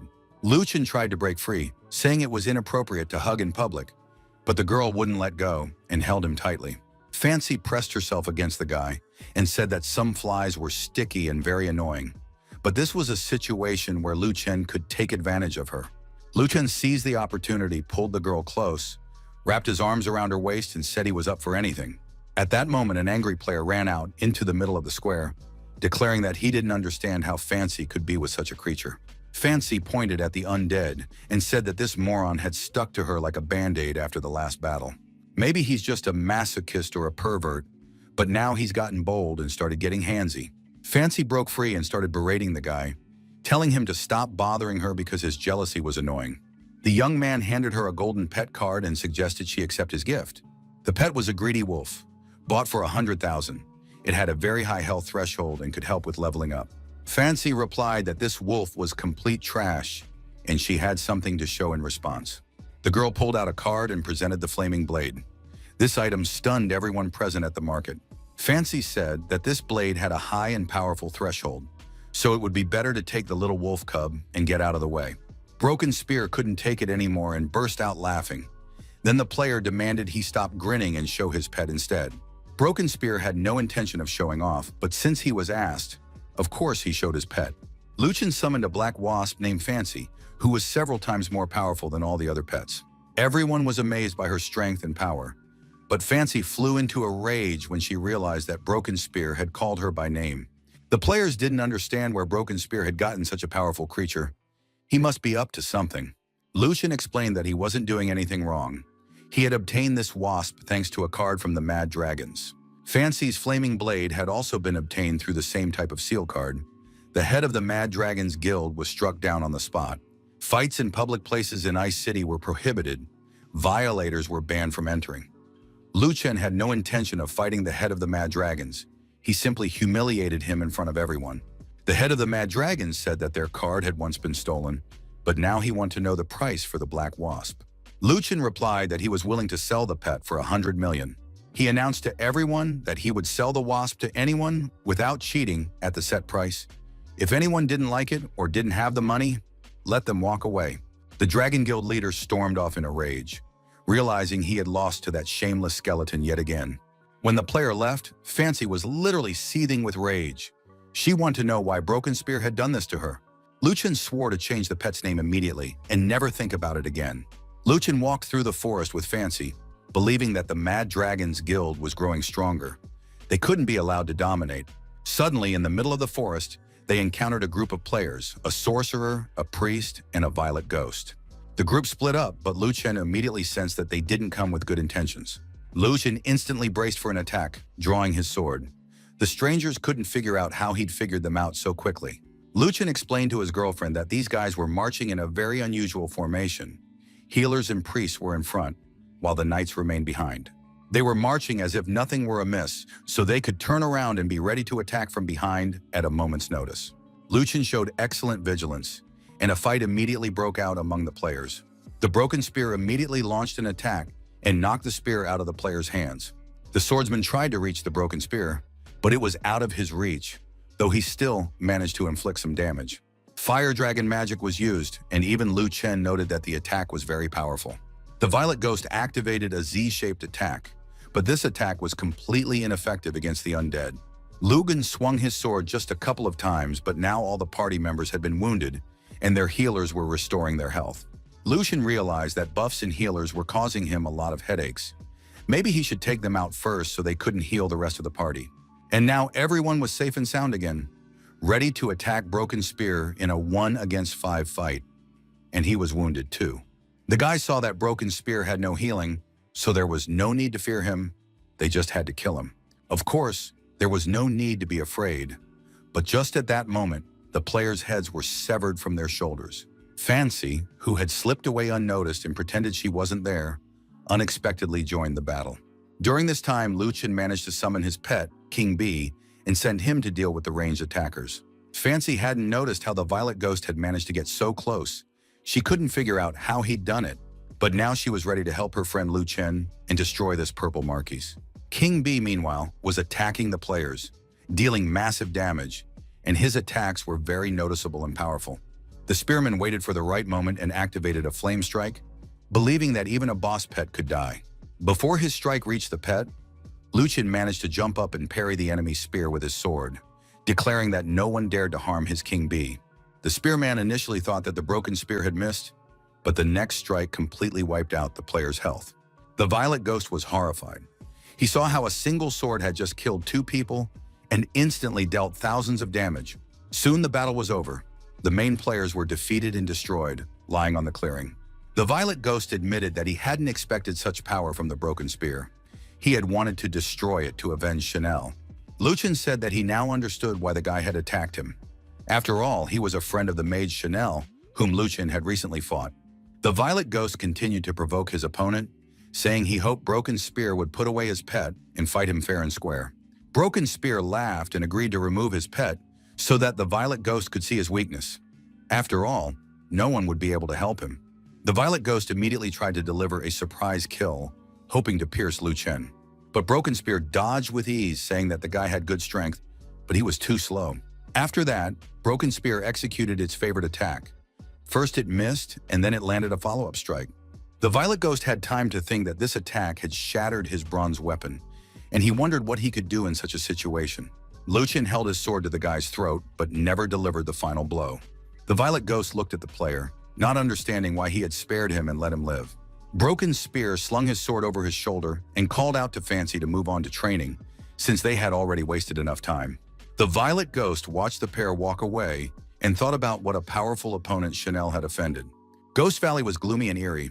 The ground was littered with skeletons and skulls. A notification congratulated the player on successfully sealing the green skeleton.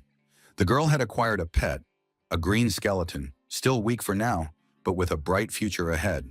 Fancy was walking along, waving her card, when the blood skeleton reached out, hoping to grab her.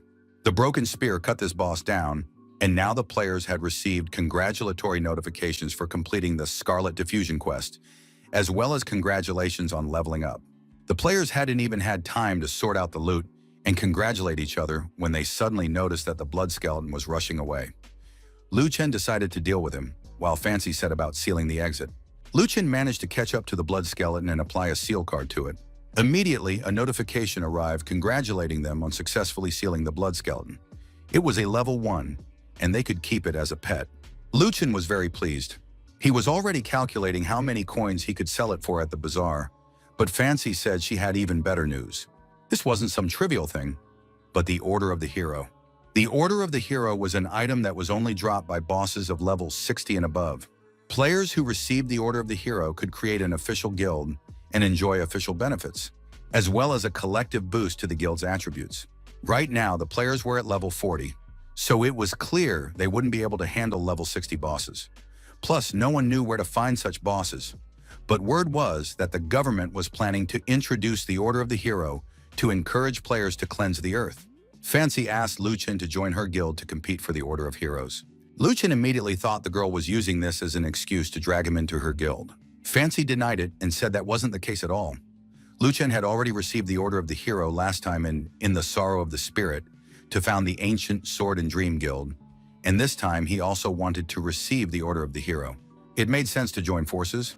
Even if they didn't merge into a single guild, they could still earn the Order of the Hero together. Lu Chen agreed that it was indeed a cool mission, to fight together to earn the Order of the Hero. Fancy asked if there would be any more mopping up operations today, but Lu Chen replied that there was nothing else scheduled for today. Fancy left and arranged to meet him in half an hour by the gate. She wanted to treat him to dinner and asked him to dress up. Lu Chen stood by the university entrance, nervously glancing at his phone, while a security guard watched him. The man immediately guessed that this young man was waiting for Lin Xin, because every day he saw exactly the same kind of young men hoping to meet the beauty. Each of them acted like a hero who would win the heart of the most beautiful girl in the university. At that moment, Lin Xin, the morning star, in flowing silk clothes and with her hair beautifully styled, ran up to the young man, saying that he had arrived early. The university security guard was speechless with surprise. Lu Chen was very serious and wanted to call a taxi, but the girl said they already had a car. A huge, luxurious Bentley pulled up to the young people, and its mere appearance left Lu Chen utterly astonished. The young people got into the back seat, and Lu Chen thought, could this really be the same Lin Xin who haggles over every item and coin in the game? And here she's ordered a Bentley? Besides, the driver was really unnerving. He kept staring straight at the young man, as if he were trying to burn a hole through him with his gaze. At one point, the driver turned to the girl and asked her to introduce them to each other. Lu Chen even thought that maybe this was the girl's father, since he was asking such tactless questions. But Lin Xin replied that the guy was a gamer, and they didn't need to know each other. After that, Lin Xin said rather bluntly that she was in charge of her own life and decided for herself what kind of friends to make. The girl demanded that the car stop and let them out, and then the driver backed down, saying that he respected her choice, but that she shouldn't forget to protect herself. Finally, they arrived, and when they got out of the car, Lu Chen was stunned. They were in the city's most upscale neighborhood, home to the most expensive restaurants. But Lin Xin said she wanted to eat right there, and was confident in her choice. Lu Chen couldn't resist and now found himself in the fanciest place. Lu Chen walked past rows of waitstaff. People bowed their heads in respect, and the guy thought about the fancy restaurant, the limo, and the grumpy old man. It all felt like a dream. The guy started asking questions about the driver. Who was this man, and what was his relationship with Lin Xin? The girl said there was no need to overthink it. She would tell him everything in time. Lin Xin was completely calm. She didn't consider this expensive establishment anything special. The waiter explained that someone's birthday was being celebrated in another part of the restaurant, which was why there were so many guests, but that shouldn't bother the young couple. Lu Chen thought that since they had stumbled upon someone's birthday party, they should have brought a gift. But instead, Lin Xin handed him a box and said she had prepared a gift for him. The young man opened the box, and it turned out to be a trendy, modern smartphone with diamonds and a gold casing. Lin Xin confirmed that it was indeed a bit heavy because of the gold casing, but that was okay. The young man would get used to it. Lu Chen thought the phone was heavy and tacky. If it weren't for the real money the girl had spent on it, he would never have used such a tacky thing. At that moment, the tough guys at the party noticed Lin Xin sitting with a stranger. After all, she had come to Leroy's birthday party, and he was absolutely crazy about her. You could even say he was stalking her. Leroy himself noticed the guests and greeted them, saying he hadn't expected to see Lin Xin at his birthday party. The guy put his arm around the beauty's shoulder and asked if she liked the gift he'd sent her.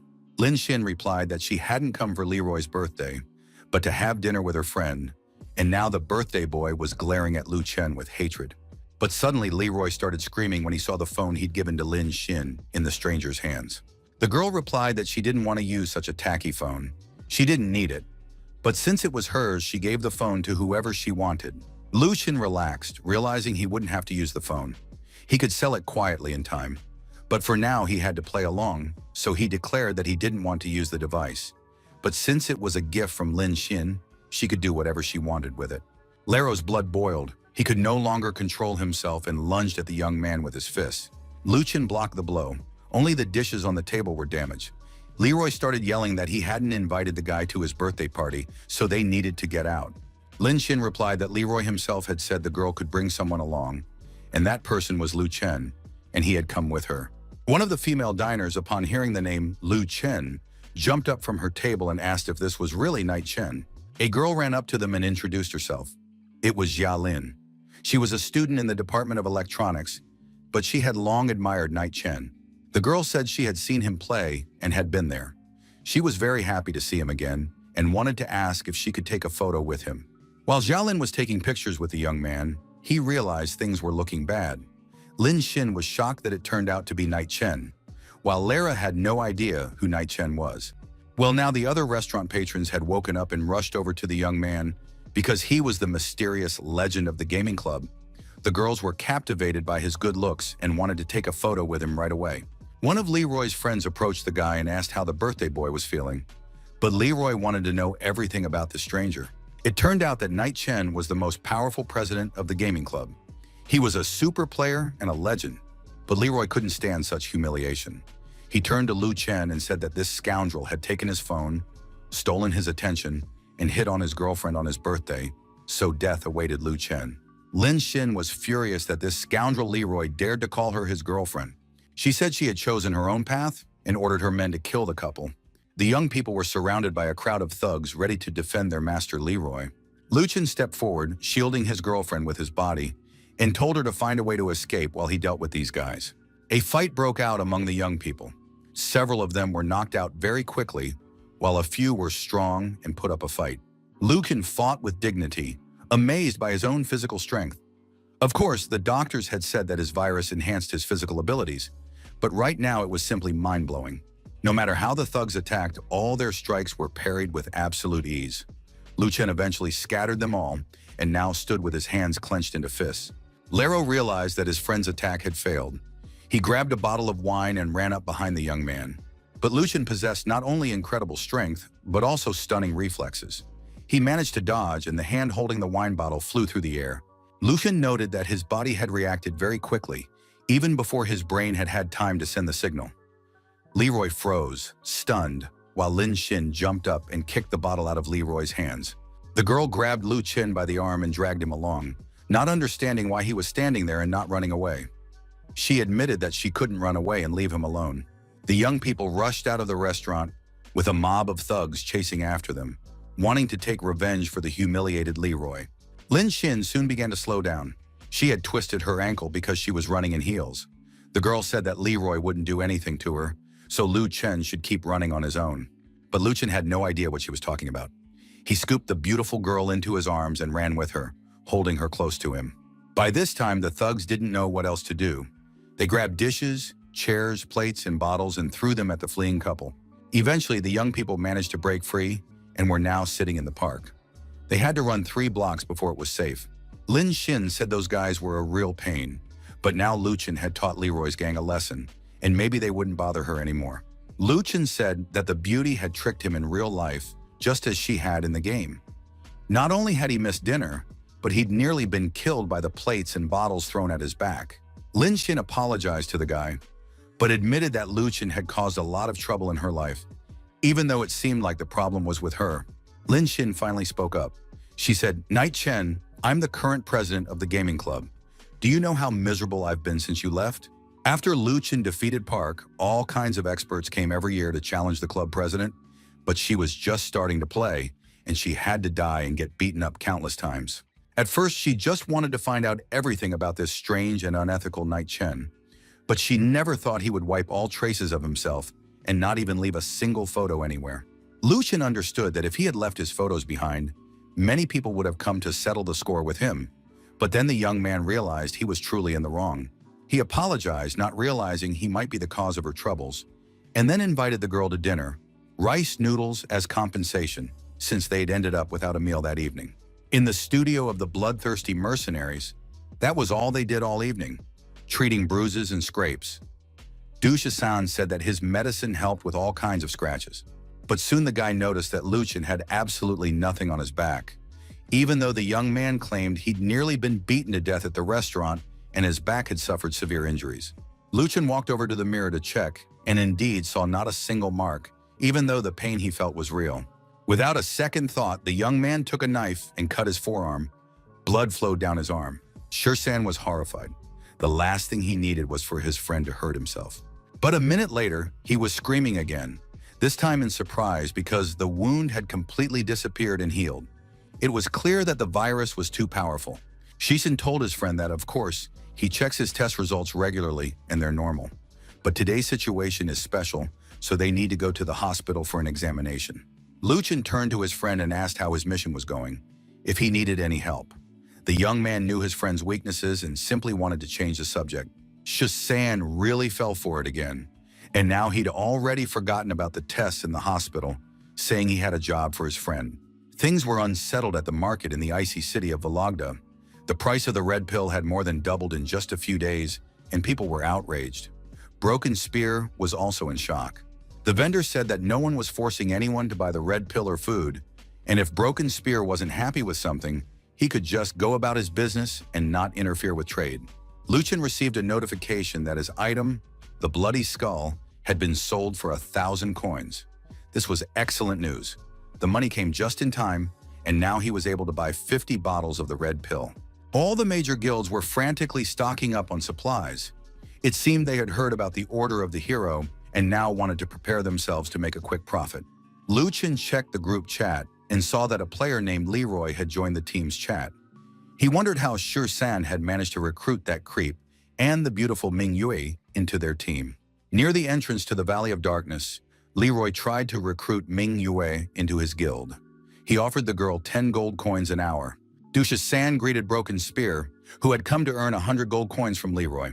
Minyu said she had also come to earn a little extra money. She was willing to work as a healer on this quest and asked for 1 gold coin per hour. Luchin was happy to get such a skilled healer for just 1 gold coin, but deep down, he knew the girl wasn't interested in the pay at all. There was something else going on here. Leroy looked at everyone present and said, "Since everyone's here, let's get to work. After all, he's not paying them for nothing." Luchin thought about the guy who wanted to climb 5 levels in just 10 hours. But on the other hand, if he had the money, why not? Mingyu asked Broken Spear how much he'd gotten for the bloody skull he'd put up for auction last night. Luchin answered her. But for Ming Yue, it was too expensive. She said she'd like to buy it as a pet for her friend who had just joined the game. Luchin realized this was his chance. He said that pets should match one's class. For example, the blood skull is only suitable for mages and archers, while newbies in the early stages buy pets with poor performance. When members of other classes buy a blood skull, they'll be weak and won't be able to show off their performance. Leroy listened to this conversation and seethed with rage. Leroy's subordinate happily shouted that his master had a blood skull pet, and now everyone knew who the fool was who had bought a pet for 1,000 gold coins. Luchin clearly harbored ill feelings toward Leroy, considering him extremely arrogant. The guy was only level 22, yet he walked around with a pile of money and bought whatever he wanted. Suddenly, Luchin caught himself having a murderous thought about his employer. That was not good at all. So he decided to cut the conversation short, turned to the quest participants, and told them it was time to head out on the mission. Somewhere deep in the Valley of Ghosts, the Blood Skulls roamed calmly, confident in their strength. The group of players lay in ambush. They were going to kill these powerful blood-stained skulls. Min Shi didn't understand how they were going to do it, since even Broken Spear's level was more than 10 points lower. Luchin replied that there was no need to be afraid. This was the only way to level up. With such a level difference, they could gain a lot of experience. After that, Broken Spear announced that the attack had begun and leaped out of hiding along with his pet, a black wasp. The Bee King landed his attacks on the bloody skull very effectively, causing the opponent to lose a large amount of mana. Luchin landed his double strikes. One missed, but the second was a critical hit, instantly dealing nearly 2,000 damage to the bloody skull. Even those who knew Broken Spear well were amazed by his strength. This player managed to carry out attacks and clear bosses entirely on his own, without involving other players. Orin activated his spear and thrust it into Red Skull's body. The attack was a critical hit. In response, the Red Skull brought his stone sword down on Orion, but the guy managed to put up a defensive shield. Manhwa analyzed the guy's attacks and saw what a cool skill Orion had. He absorbed damage from attacks and converted it into his own HP. The girl watched with delight as the blood mercenaries displayed their skills and tactics. It was like magic, and perhaps it was worth trying to recruit them to conquer the Order of the Hero together. Shusan's shout snapped the girl out of her reverie. He needed urgent healing, and then Manhwa realized that even the best teams have their weak spots. While Manhwa cast a healing spell, Broken Spear continued to deal damage to Red Skull. Soon the entire team was healed. Shusan was alive and well. All the players had leveled up and were, for the most part, satisfied with how things were going. Leroy found it very boring because he hadn't really done anything. Manhwa glanced at the guys and they began studying their stats. Their level wasn't high enough to make it into the top 5. Absolutely all the players were now leveling up for the Order of Heroes. Leroy paid everyone the promised amount for their work, but the guys warned him to get back to the city as soon as possible because at level 27, he could die here. But Leroy believed there was no need to meddle in other people's business, since no one would dare kill him. And in the next moment, his head flew off his arrogant shoulders. Absolutely all the items this player had, silver gear, magic stones, and money, scattered around his body. The robber turned out to be a player from the Order of Dragons, unwavering. He had deliberately killed Leroy with the intent to rob him. Luchin couldn't just let the villain get away, the one who dared to kill his client right under his nose. A fight broke out between the two men immediately. Shurikens flew. There were a lot of them, and they slowed down the players from the blood mercenaries. Luchin ordered Orion to chase after the robber and not let him escape. Luchin thought about how many cool items Leroy had. It would have been worth getting injured for any one of them. Luchin ordered Orion to attack from both sides.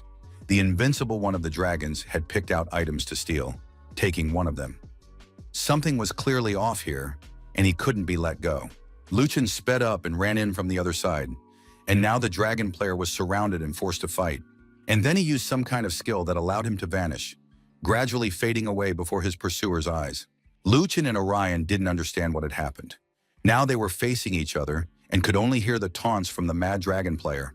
The guys didn't understand what was going on. It was as if they had been transported to some other dimension. The enemy was nowhere to be seen. Luchin came up with the idea that they should use the spear to kick up dust around them, and perhaps then they would see whoever was hiding using the invisibility skill. Luchin carefully scanned his surroundings as the dust swirled and settled, revealing the outline of the invisible figure. Luchin lunged forward and struck with his sword. It seemed to hit nothing, but it was the mad dragon who couldn't understand how such a thing was possible. Shusan was the weak link among the blood mercenaries, but this time he arrived late, yet just in time, and struck the mad dragon in the back. Luchin decapitated the player, and now 3 items that had been stolen from Leroy appeared before the guys. Everyone leaned over the items that had caught the thieves' attention in surprise. They had never seen anything like this before. It was the Cursed Compass, a special item that could show players the way to bosses above level 60. It could be used once every 3 days. Most likely it was for the sake of such a valuable item that the mad dragons attacked Leroy. It's unclear how he got his hands on it. But that didn't matter. With an item like that, the bloodthirsty mercenaries could immediately attack powerful bosses and earn the Order of the Hero. Orion believed the item was extremely important and needed to be hidden in the Ice City Vault as soon as possible. Fancy said she had skipped a raid she'd been assigned to level up so she could meet Luchin. "If he doesn't have anything important, I'll beat him up myself," she added. Luchin was very pleased. He said he would show the girl something amazing. Fancy was stunned when she saw the Cursed Compass. Rumor had it that only 5 of them had ever been officially made. They could guide players to bosses above level 60 in unexplored zones. But before, it had seemed like nothing more than a fairy tale. Fancy examined the Cursed Compass and wanted to know where Luchin had gotten it. Luchin told the truth. The Mad Dragon had stolen it from Leroy. Luchin had killed the Mad Dragon, and as a result, the compass was now in his possession. Fancy considered this a huge stroke of luck. With the Cursed Compass, they had the upper hand, and all they had to do was wait for the right moment. Luchin thought they needed to stay calm because bosses like this were very dangerous. Just recently, there had been an incident where a group of players was wiped out by a weaker boss. The young people began discussing how to handle the situation. Since bosses above level 60 are very strong, and increasing the team size usually doesn't solve the problem. Luchin said that all the players they would be working with needed to level up by at least 5 levels over the next few days. After that, Luchin and Fancy would lead the team and face the invincible bosses. Fancy also believed that time was of the essence. Judging by the pace at which the top players were advancing, they would soon become powerful, so they needed to keep moving forward themselves without slowing down. Fancy promised she would take charge of organizing the materials for mana restoration. The guys headed to the Hills of Reflections to complete a few missions there and level up. Luchin told the guys that he had set aside a large sum of money to upgrade their gear, so they could buy the necessary items. Luchin had earned most of this money by selling skeleton bones and ingredients. It was intended for the studio's development. Of course, he couldn't spend all that money on personal needs, but Shisan's abilities weren't as high as the rest of the guys, so he had to find a way out of the situation. When word got out about the joint boss fight, Shisan knew he couldn't let the team down, since everyone was leveling up and training hard. Luchin asked to tell Fancy that in a few days she would see the true power of the Blood Mercenaries. Besides, they needed to make sure Orion didn't overexert himself. Shisan promised to cut off the power in the guy's room and make him go to sleep, while Lu Chen had to hurry up with preparing the ingredients. Luchin chose a mission that required him to go to the Hills of Reflections mountain, kill 100 blood skeleton warriors there, and receive a large reward. The mission went smoothly and without surprises. In any minute now, the guy was about to finish the entire quest. The reward for completing the quest was garlic, which was the main ingredient for cooking 5th level food. Luchin counted the garlic he had earned and thought that if he gathered a little more, he would be able to start cooking 5th level food. Suddenly, the ground around him shook, and the mountains began to crumble.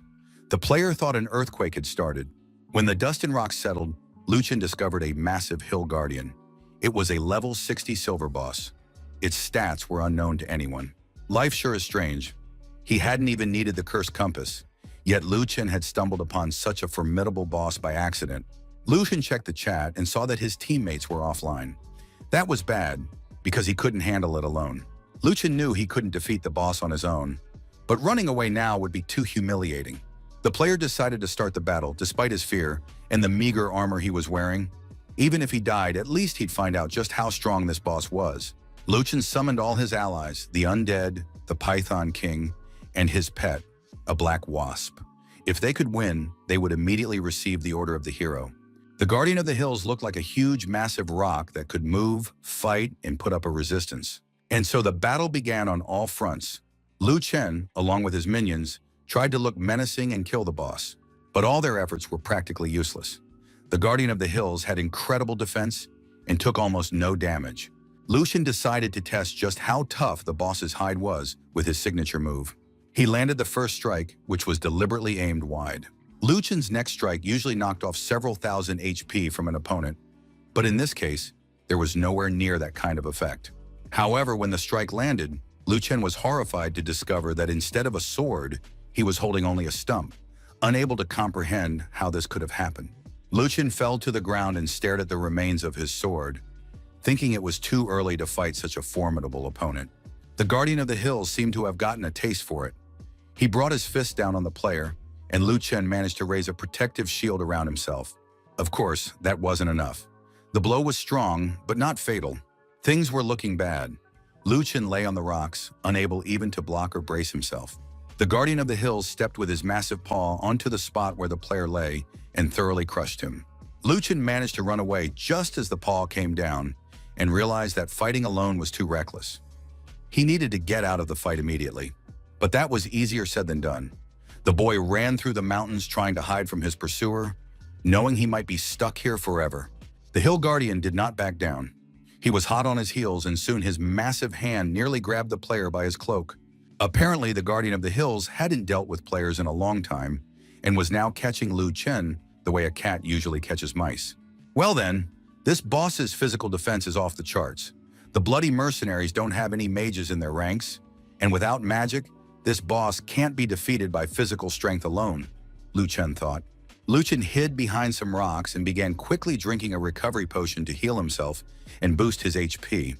The guy logged into the chat again, but his friends were still offline. Fortunately, a mage was online.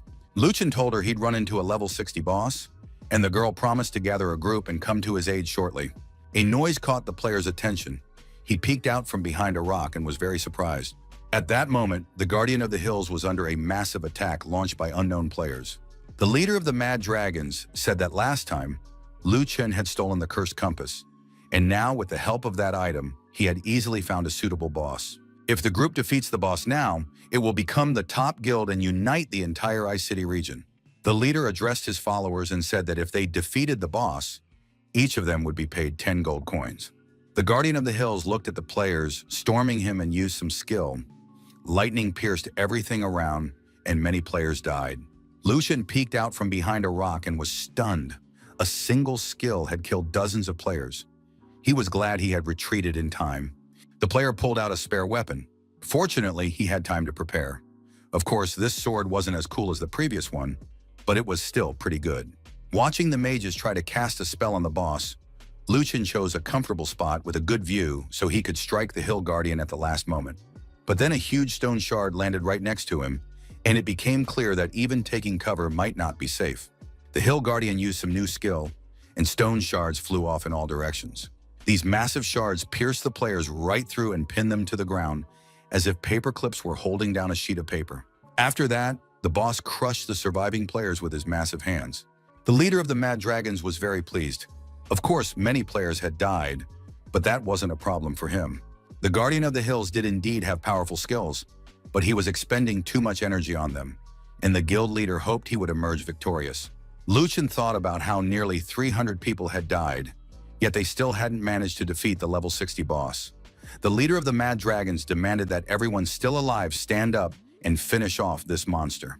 Lucian realized he couldn't wait any longer, or victory would slip away, and he wouldn't be able to claim it. It was time to move forward. The Dragon Lord urged his followers not to be afraid and to finish off the enemy together, who had already lost almost all his strength.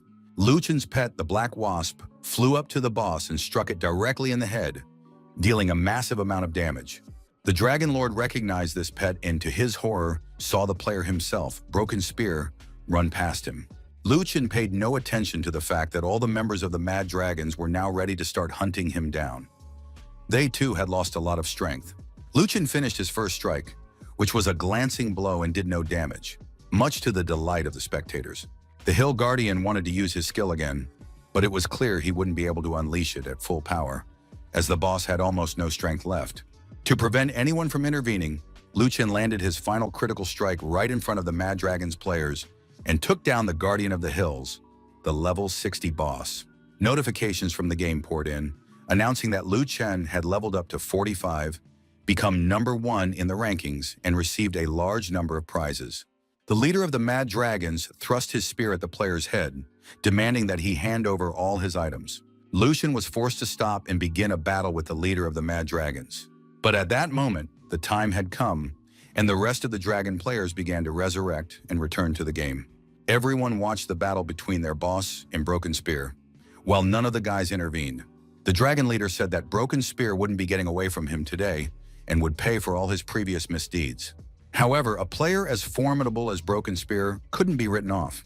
His pet Black Wasp was also helping its master, and soon the players realized there was nothing they could do. The archers received the order to fire their arrows and finish off Broken Spear by any means necessary. Lucian deflected the arrows mid-flight, but his pet was struck by several attacks and, unfortunately, died. Lucian was forced to use his stealth skill and soon became invisible to his enemies. The leader was furious. He ordered his men to search the entire area until they found Broken Spear and killed him. In the wild forest, the archer Shang Xiang had a guy at gunpoint who said that if she wasted any more time, it would be too late. At that moment, a notification arrived stating that the player had defeated the Guardian of the Hills and was now in first place. Fancy knew exactly who that player was. It was unbelievable, but nothing was impossible for him. The girl realized that if Lucian had taken down the boss single-handedly, he was most likely surrounded by dragons right now and needed help. Fancy tried to call him in the chat, but he didn't respond. It was clear that things were looking bad for him. Lucian knew he had very little health left. The potion would only let him withstand one more attack. While in cover, the player could only move. He couldn't resurrect his pets yet. The dragon players continued to attack everything around them, gradually chipping away at Lucian's health. They were fast and strong. Lucian said that if he was destined to die, he would take everyone else with him. The dragons were ready to do anything just to get revenge. Lucian found himself surrounded again, and a hail of arrows and spears rained down on him from all sides. He knew things were looking bad. Fancy leapt toward Lucian, plunged a knife into his back saying, "I'm sorry," and notifications announced that a player had killed a player. The game congratulated Fancy on reaching first place in the rankings. All the prizes remained with her guild. After that, the girl attacked the leader of the Mad Dragons. He tried to offer her a trade, prizes for his life. But Fancy said he couldn't do anything and demanded fire support from Semi's Ashoku. Soon everything around them was filled with smoke and engulfed in flames, and they were able to safely leave the battlefield. Luchin soon returned, having lost one level. He agreed to meet at the Ice City Vault after his resurrection. The young man understood that the girl had done exactly the right thing to prevent the Mad Dragon from taking the loot. She had saved her friend. Fancy brought the loot and said she had kept it safe.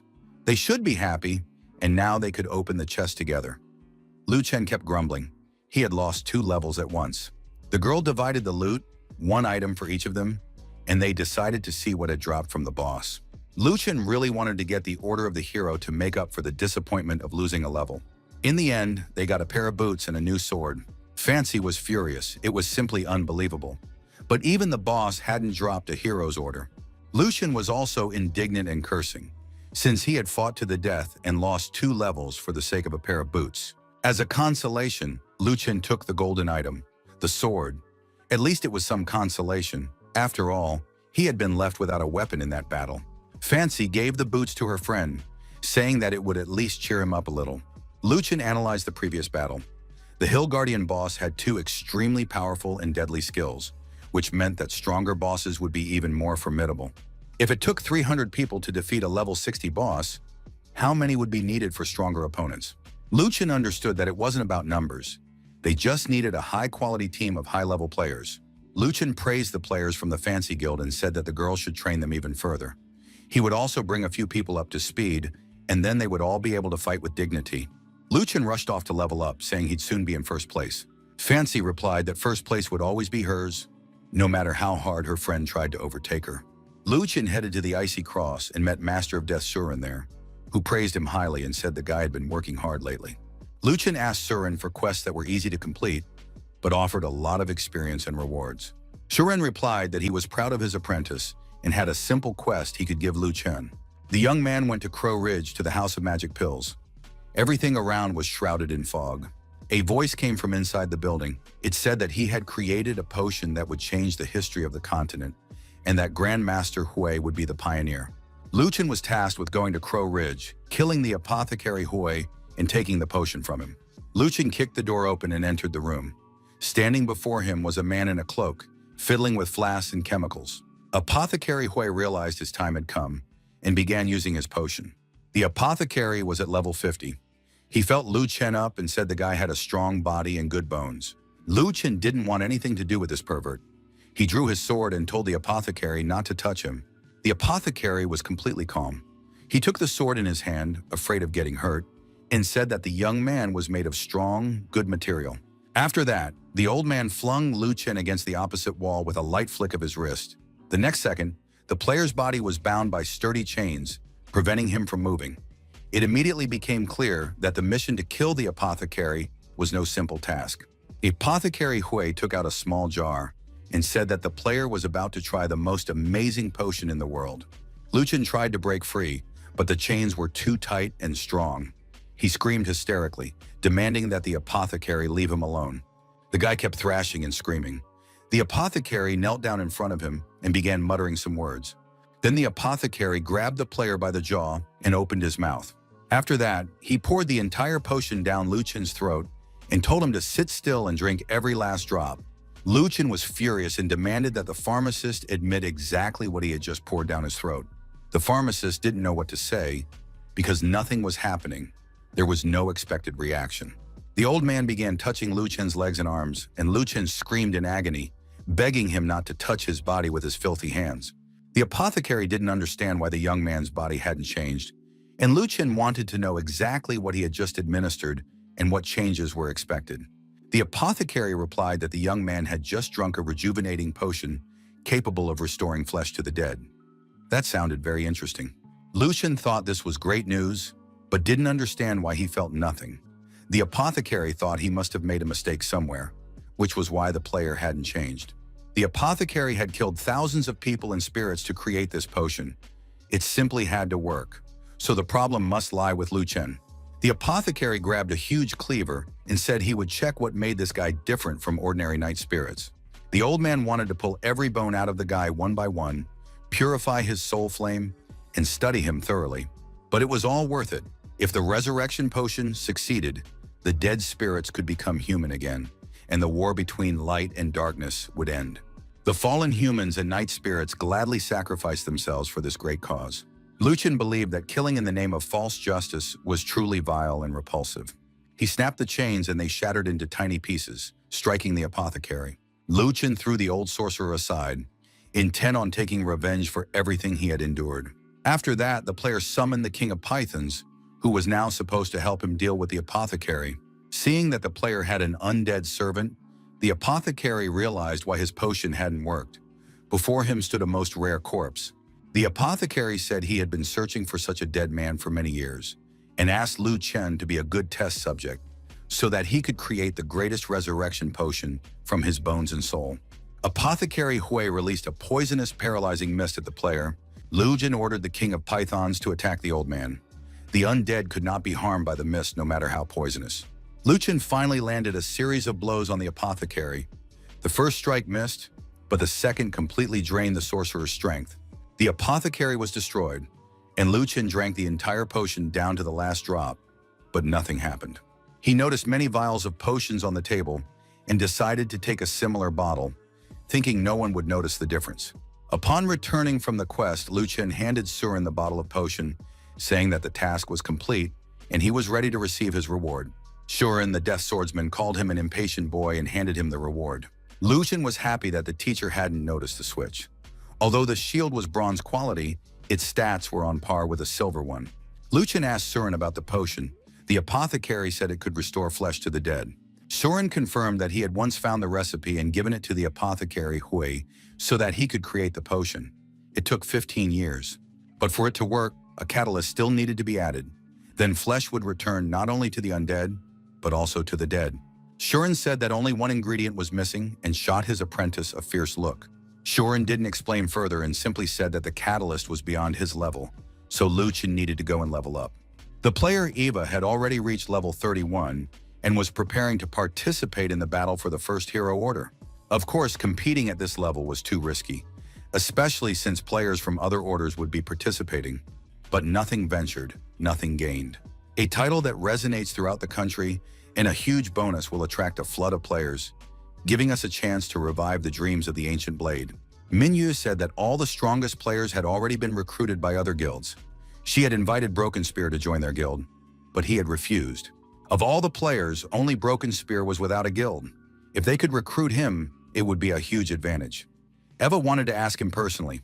Manhwa agreed to introduce Eva to Broken Spear if that was truly what she wanted. Eva promised not to be pushy. She was already a guild leader and knew that sometimes you have to give in. Manhwa said that first they needed to level up to the maximum and then get to know each other. For now, it was better to upgrade their gear and push their strength to the limit. The girls went to the market and saw an excellent bronze shield and high-quality black stone blades. They were intrigued. The items looked solid and were indeed of excellent quality. Manhwa recognized Broken Spear, even though he was wearing a mask. They greeted each other. Lu Chen explained that he was wearing a mask because he had many enemies and had decided to hide while making a living at the market. Eva took an interest in the bronze shield and asked how much it cost. Lu Chen praised her taste, saying it was his best shield and asked for 50 gold coins for it.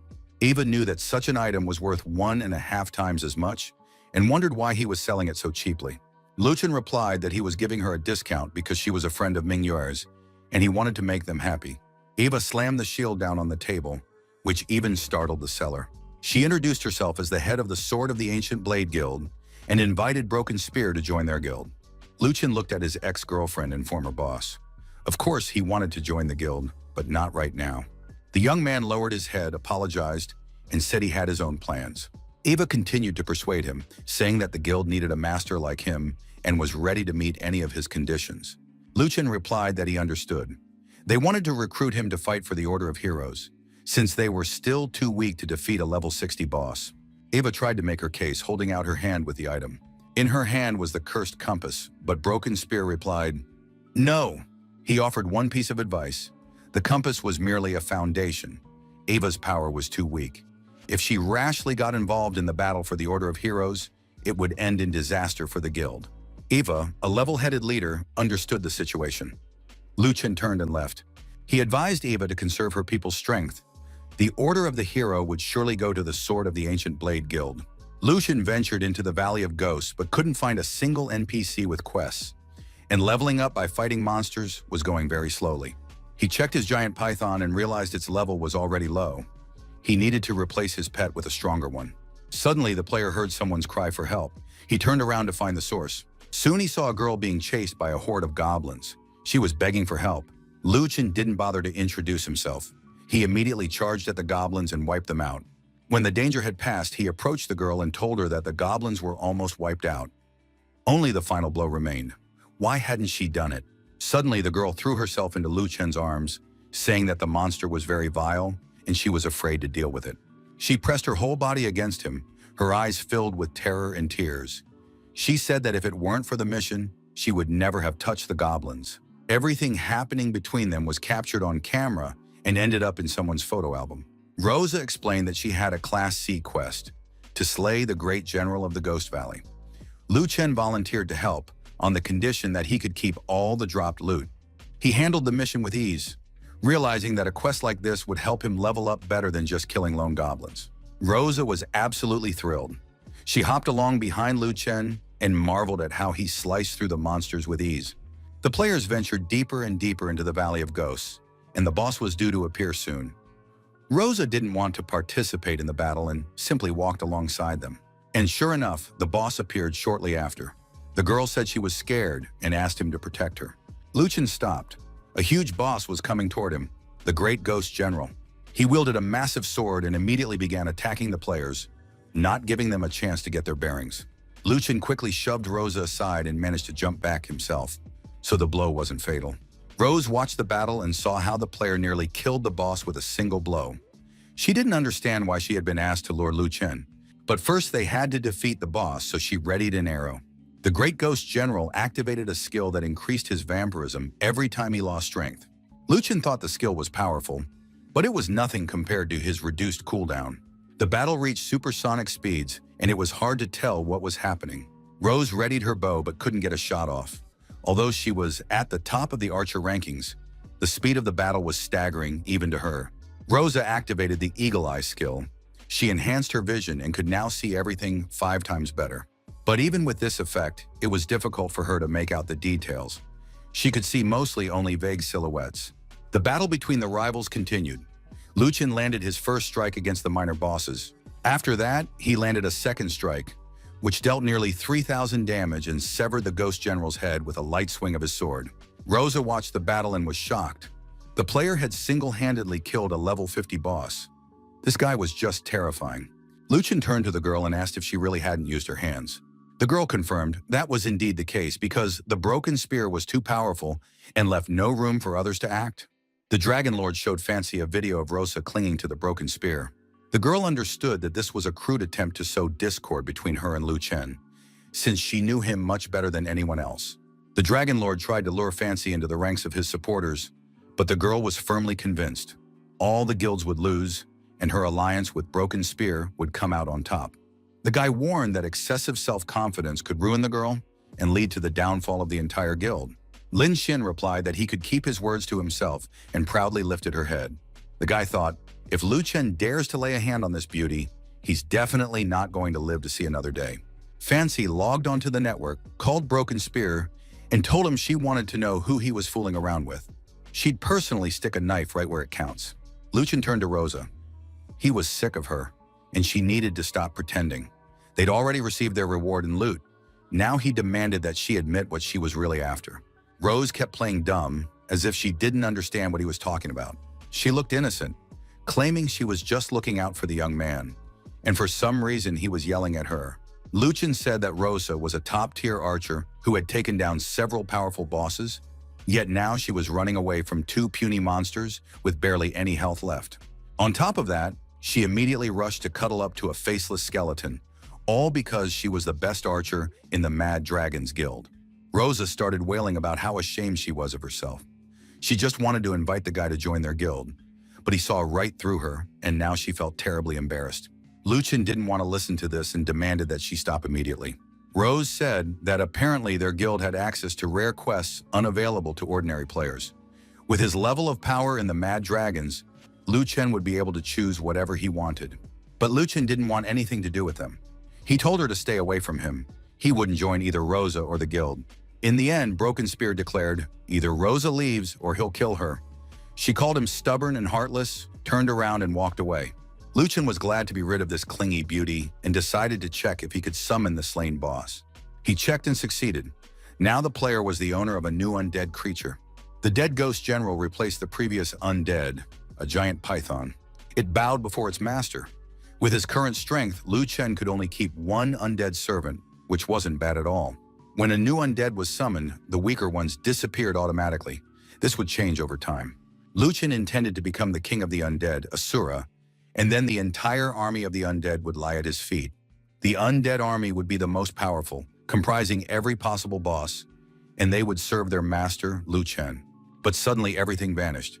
Shusan stood there with his helmet in his hands, looking at his friend, who wasn't eating or sleeping, but only leveling up. Lu Chen agreed that he had been wrong.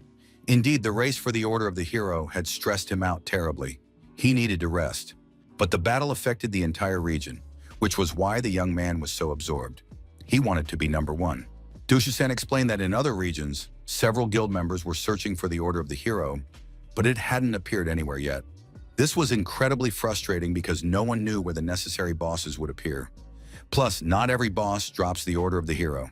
Now all the players were in a constant rush. They had to compete not only with players from their own region for the bosses, but also with other regions for first place. Of course, you have to take risks, but luck is also important. Shi-san knew that if he left his friend unattended, he would get lost in the game again. He put his friend to bed, covered him with a blanket, and quietly slipped out into the hallway. At that moment, Gung-sung across the way was also awake and still playing. In the guest room at Drunken Moon, the young man said he had arrived early and made it in time for the performance. The Dragon Chief said that Broken Spear was ruining everything. Even Rose couldn't convince him otherwise. But Sun replied that he didn't personally know this guy, but it was already clear that such a person couldn't be stopped. He immediately said he had no interest in fighting Broken Spear and Fancy. They weren't his enemies and weren't getting in his way, but the Dragon Chief suggested joining forces to capture the First Order of the Hero. This was intriguing, and the young man wanted to know exactly how the collaboration would work. Their guild, Absolute Domination, was the strongest in the region, but it didn't quite measure up to the Hall of Fame members. Therefore, Absolute Domination couldn't kill bosses quickly or in large numbers. 4 bosses appeared in the region. Even if the guild took down 2, there was no guarantee they would get the Order of the Hero. If they joined forces, they could take down all the bosses and would surely get the order. And if all the bosses were under their control, the chance of getting the Order of the Hero would increase with each attempt. To do this, they need to join forces and destroy the enemies together. The young man clarified who would receive the order in the event of a successful outcome. It was decided to determine this on the spot. The guild that made the greater contribution would take the order. The agreement was sealed. In the square of the city of Flolte, the players arrived with large sacks. Lu Chen and Orion brought stones, equipment, and 500 portions of 5th-level ingredients. All of this was to be sold to the people from Dream of the Ancient Blade at half the market price. The young man didn't understand why they should do this. After all, they'd make no profit. Lu Chen explained that the Dream of the Ancient Blade Guild had too few members. They couldn't handle the workload, so the leftovers would be more than enough.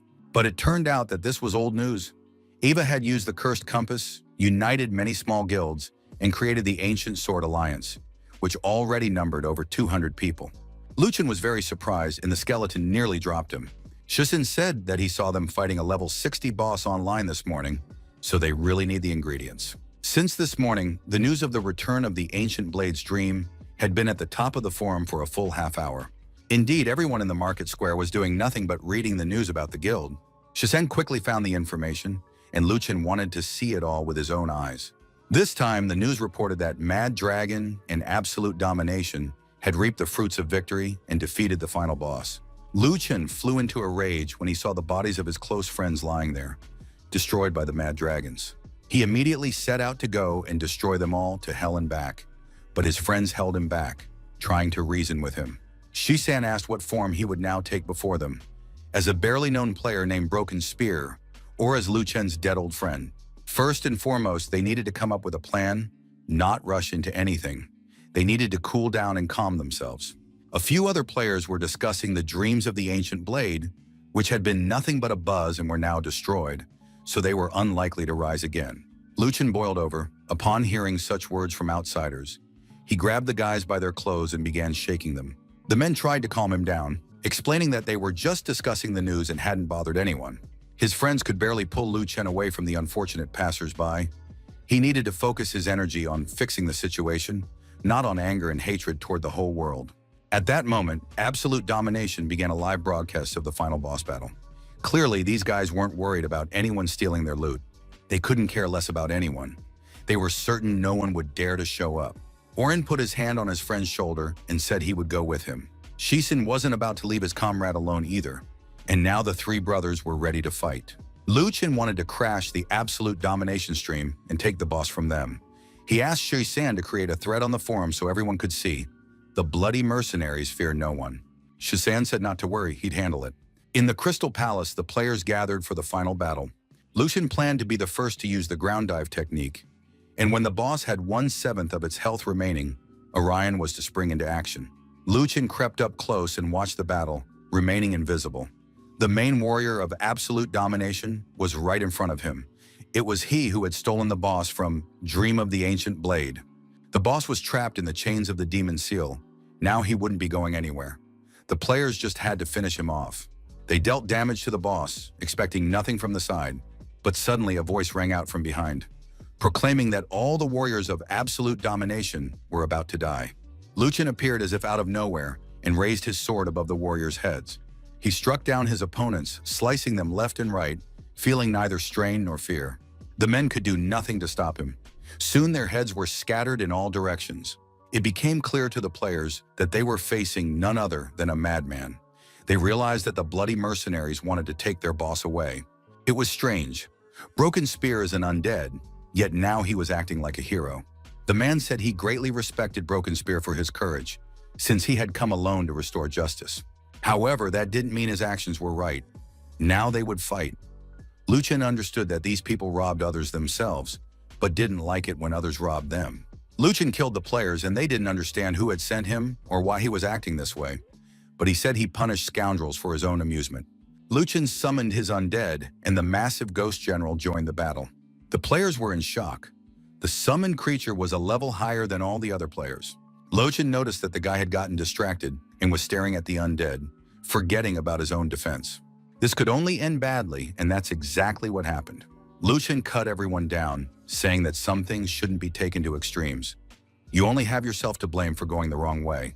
Manhwa and Eva were absolutely thrilled watching the battle. The girls were grateful that someone had avenged them. Fancy also saw the broadcast and immediately volunteered to help her comrade. Many other players were glad that a brave soul had stepped up to teach Absolute Domination a lesson. People watched the battle from all corners of the world, but everyone was rooting for Lu Chen, who was finally putting those despicable players in their place. Soon, another top player from Absolute Domination was beheaded.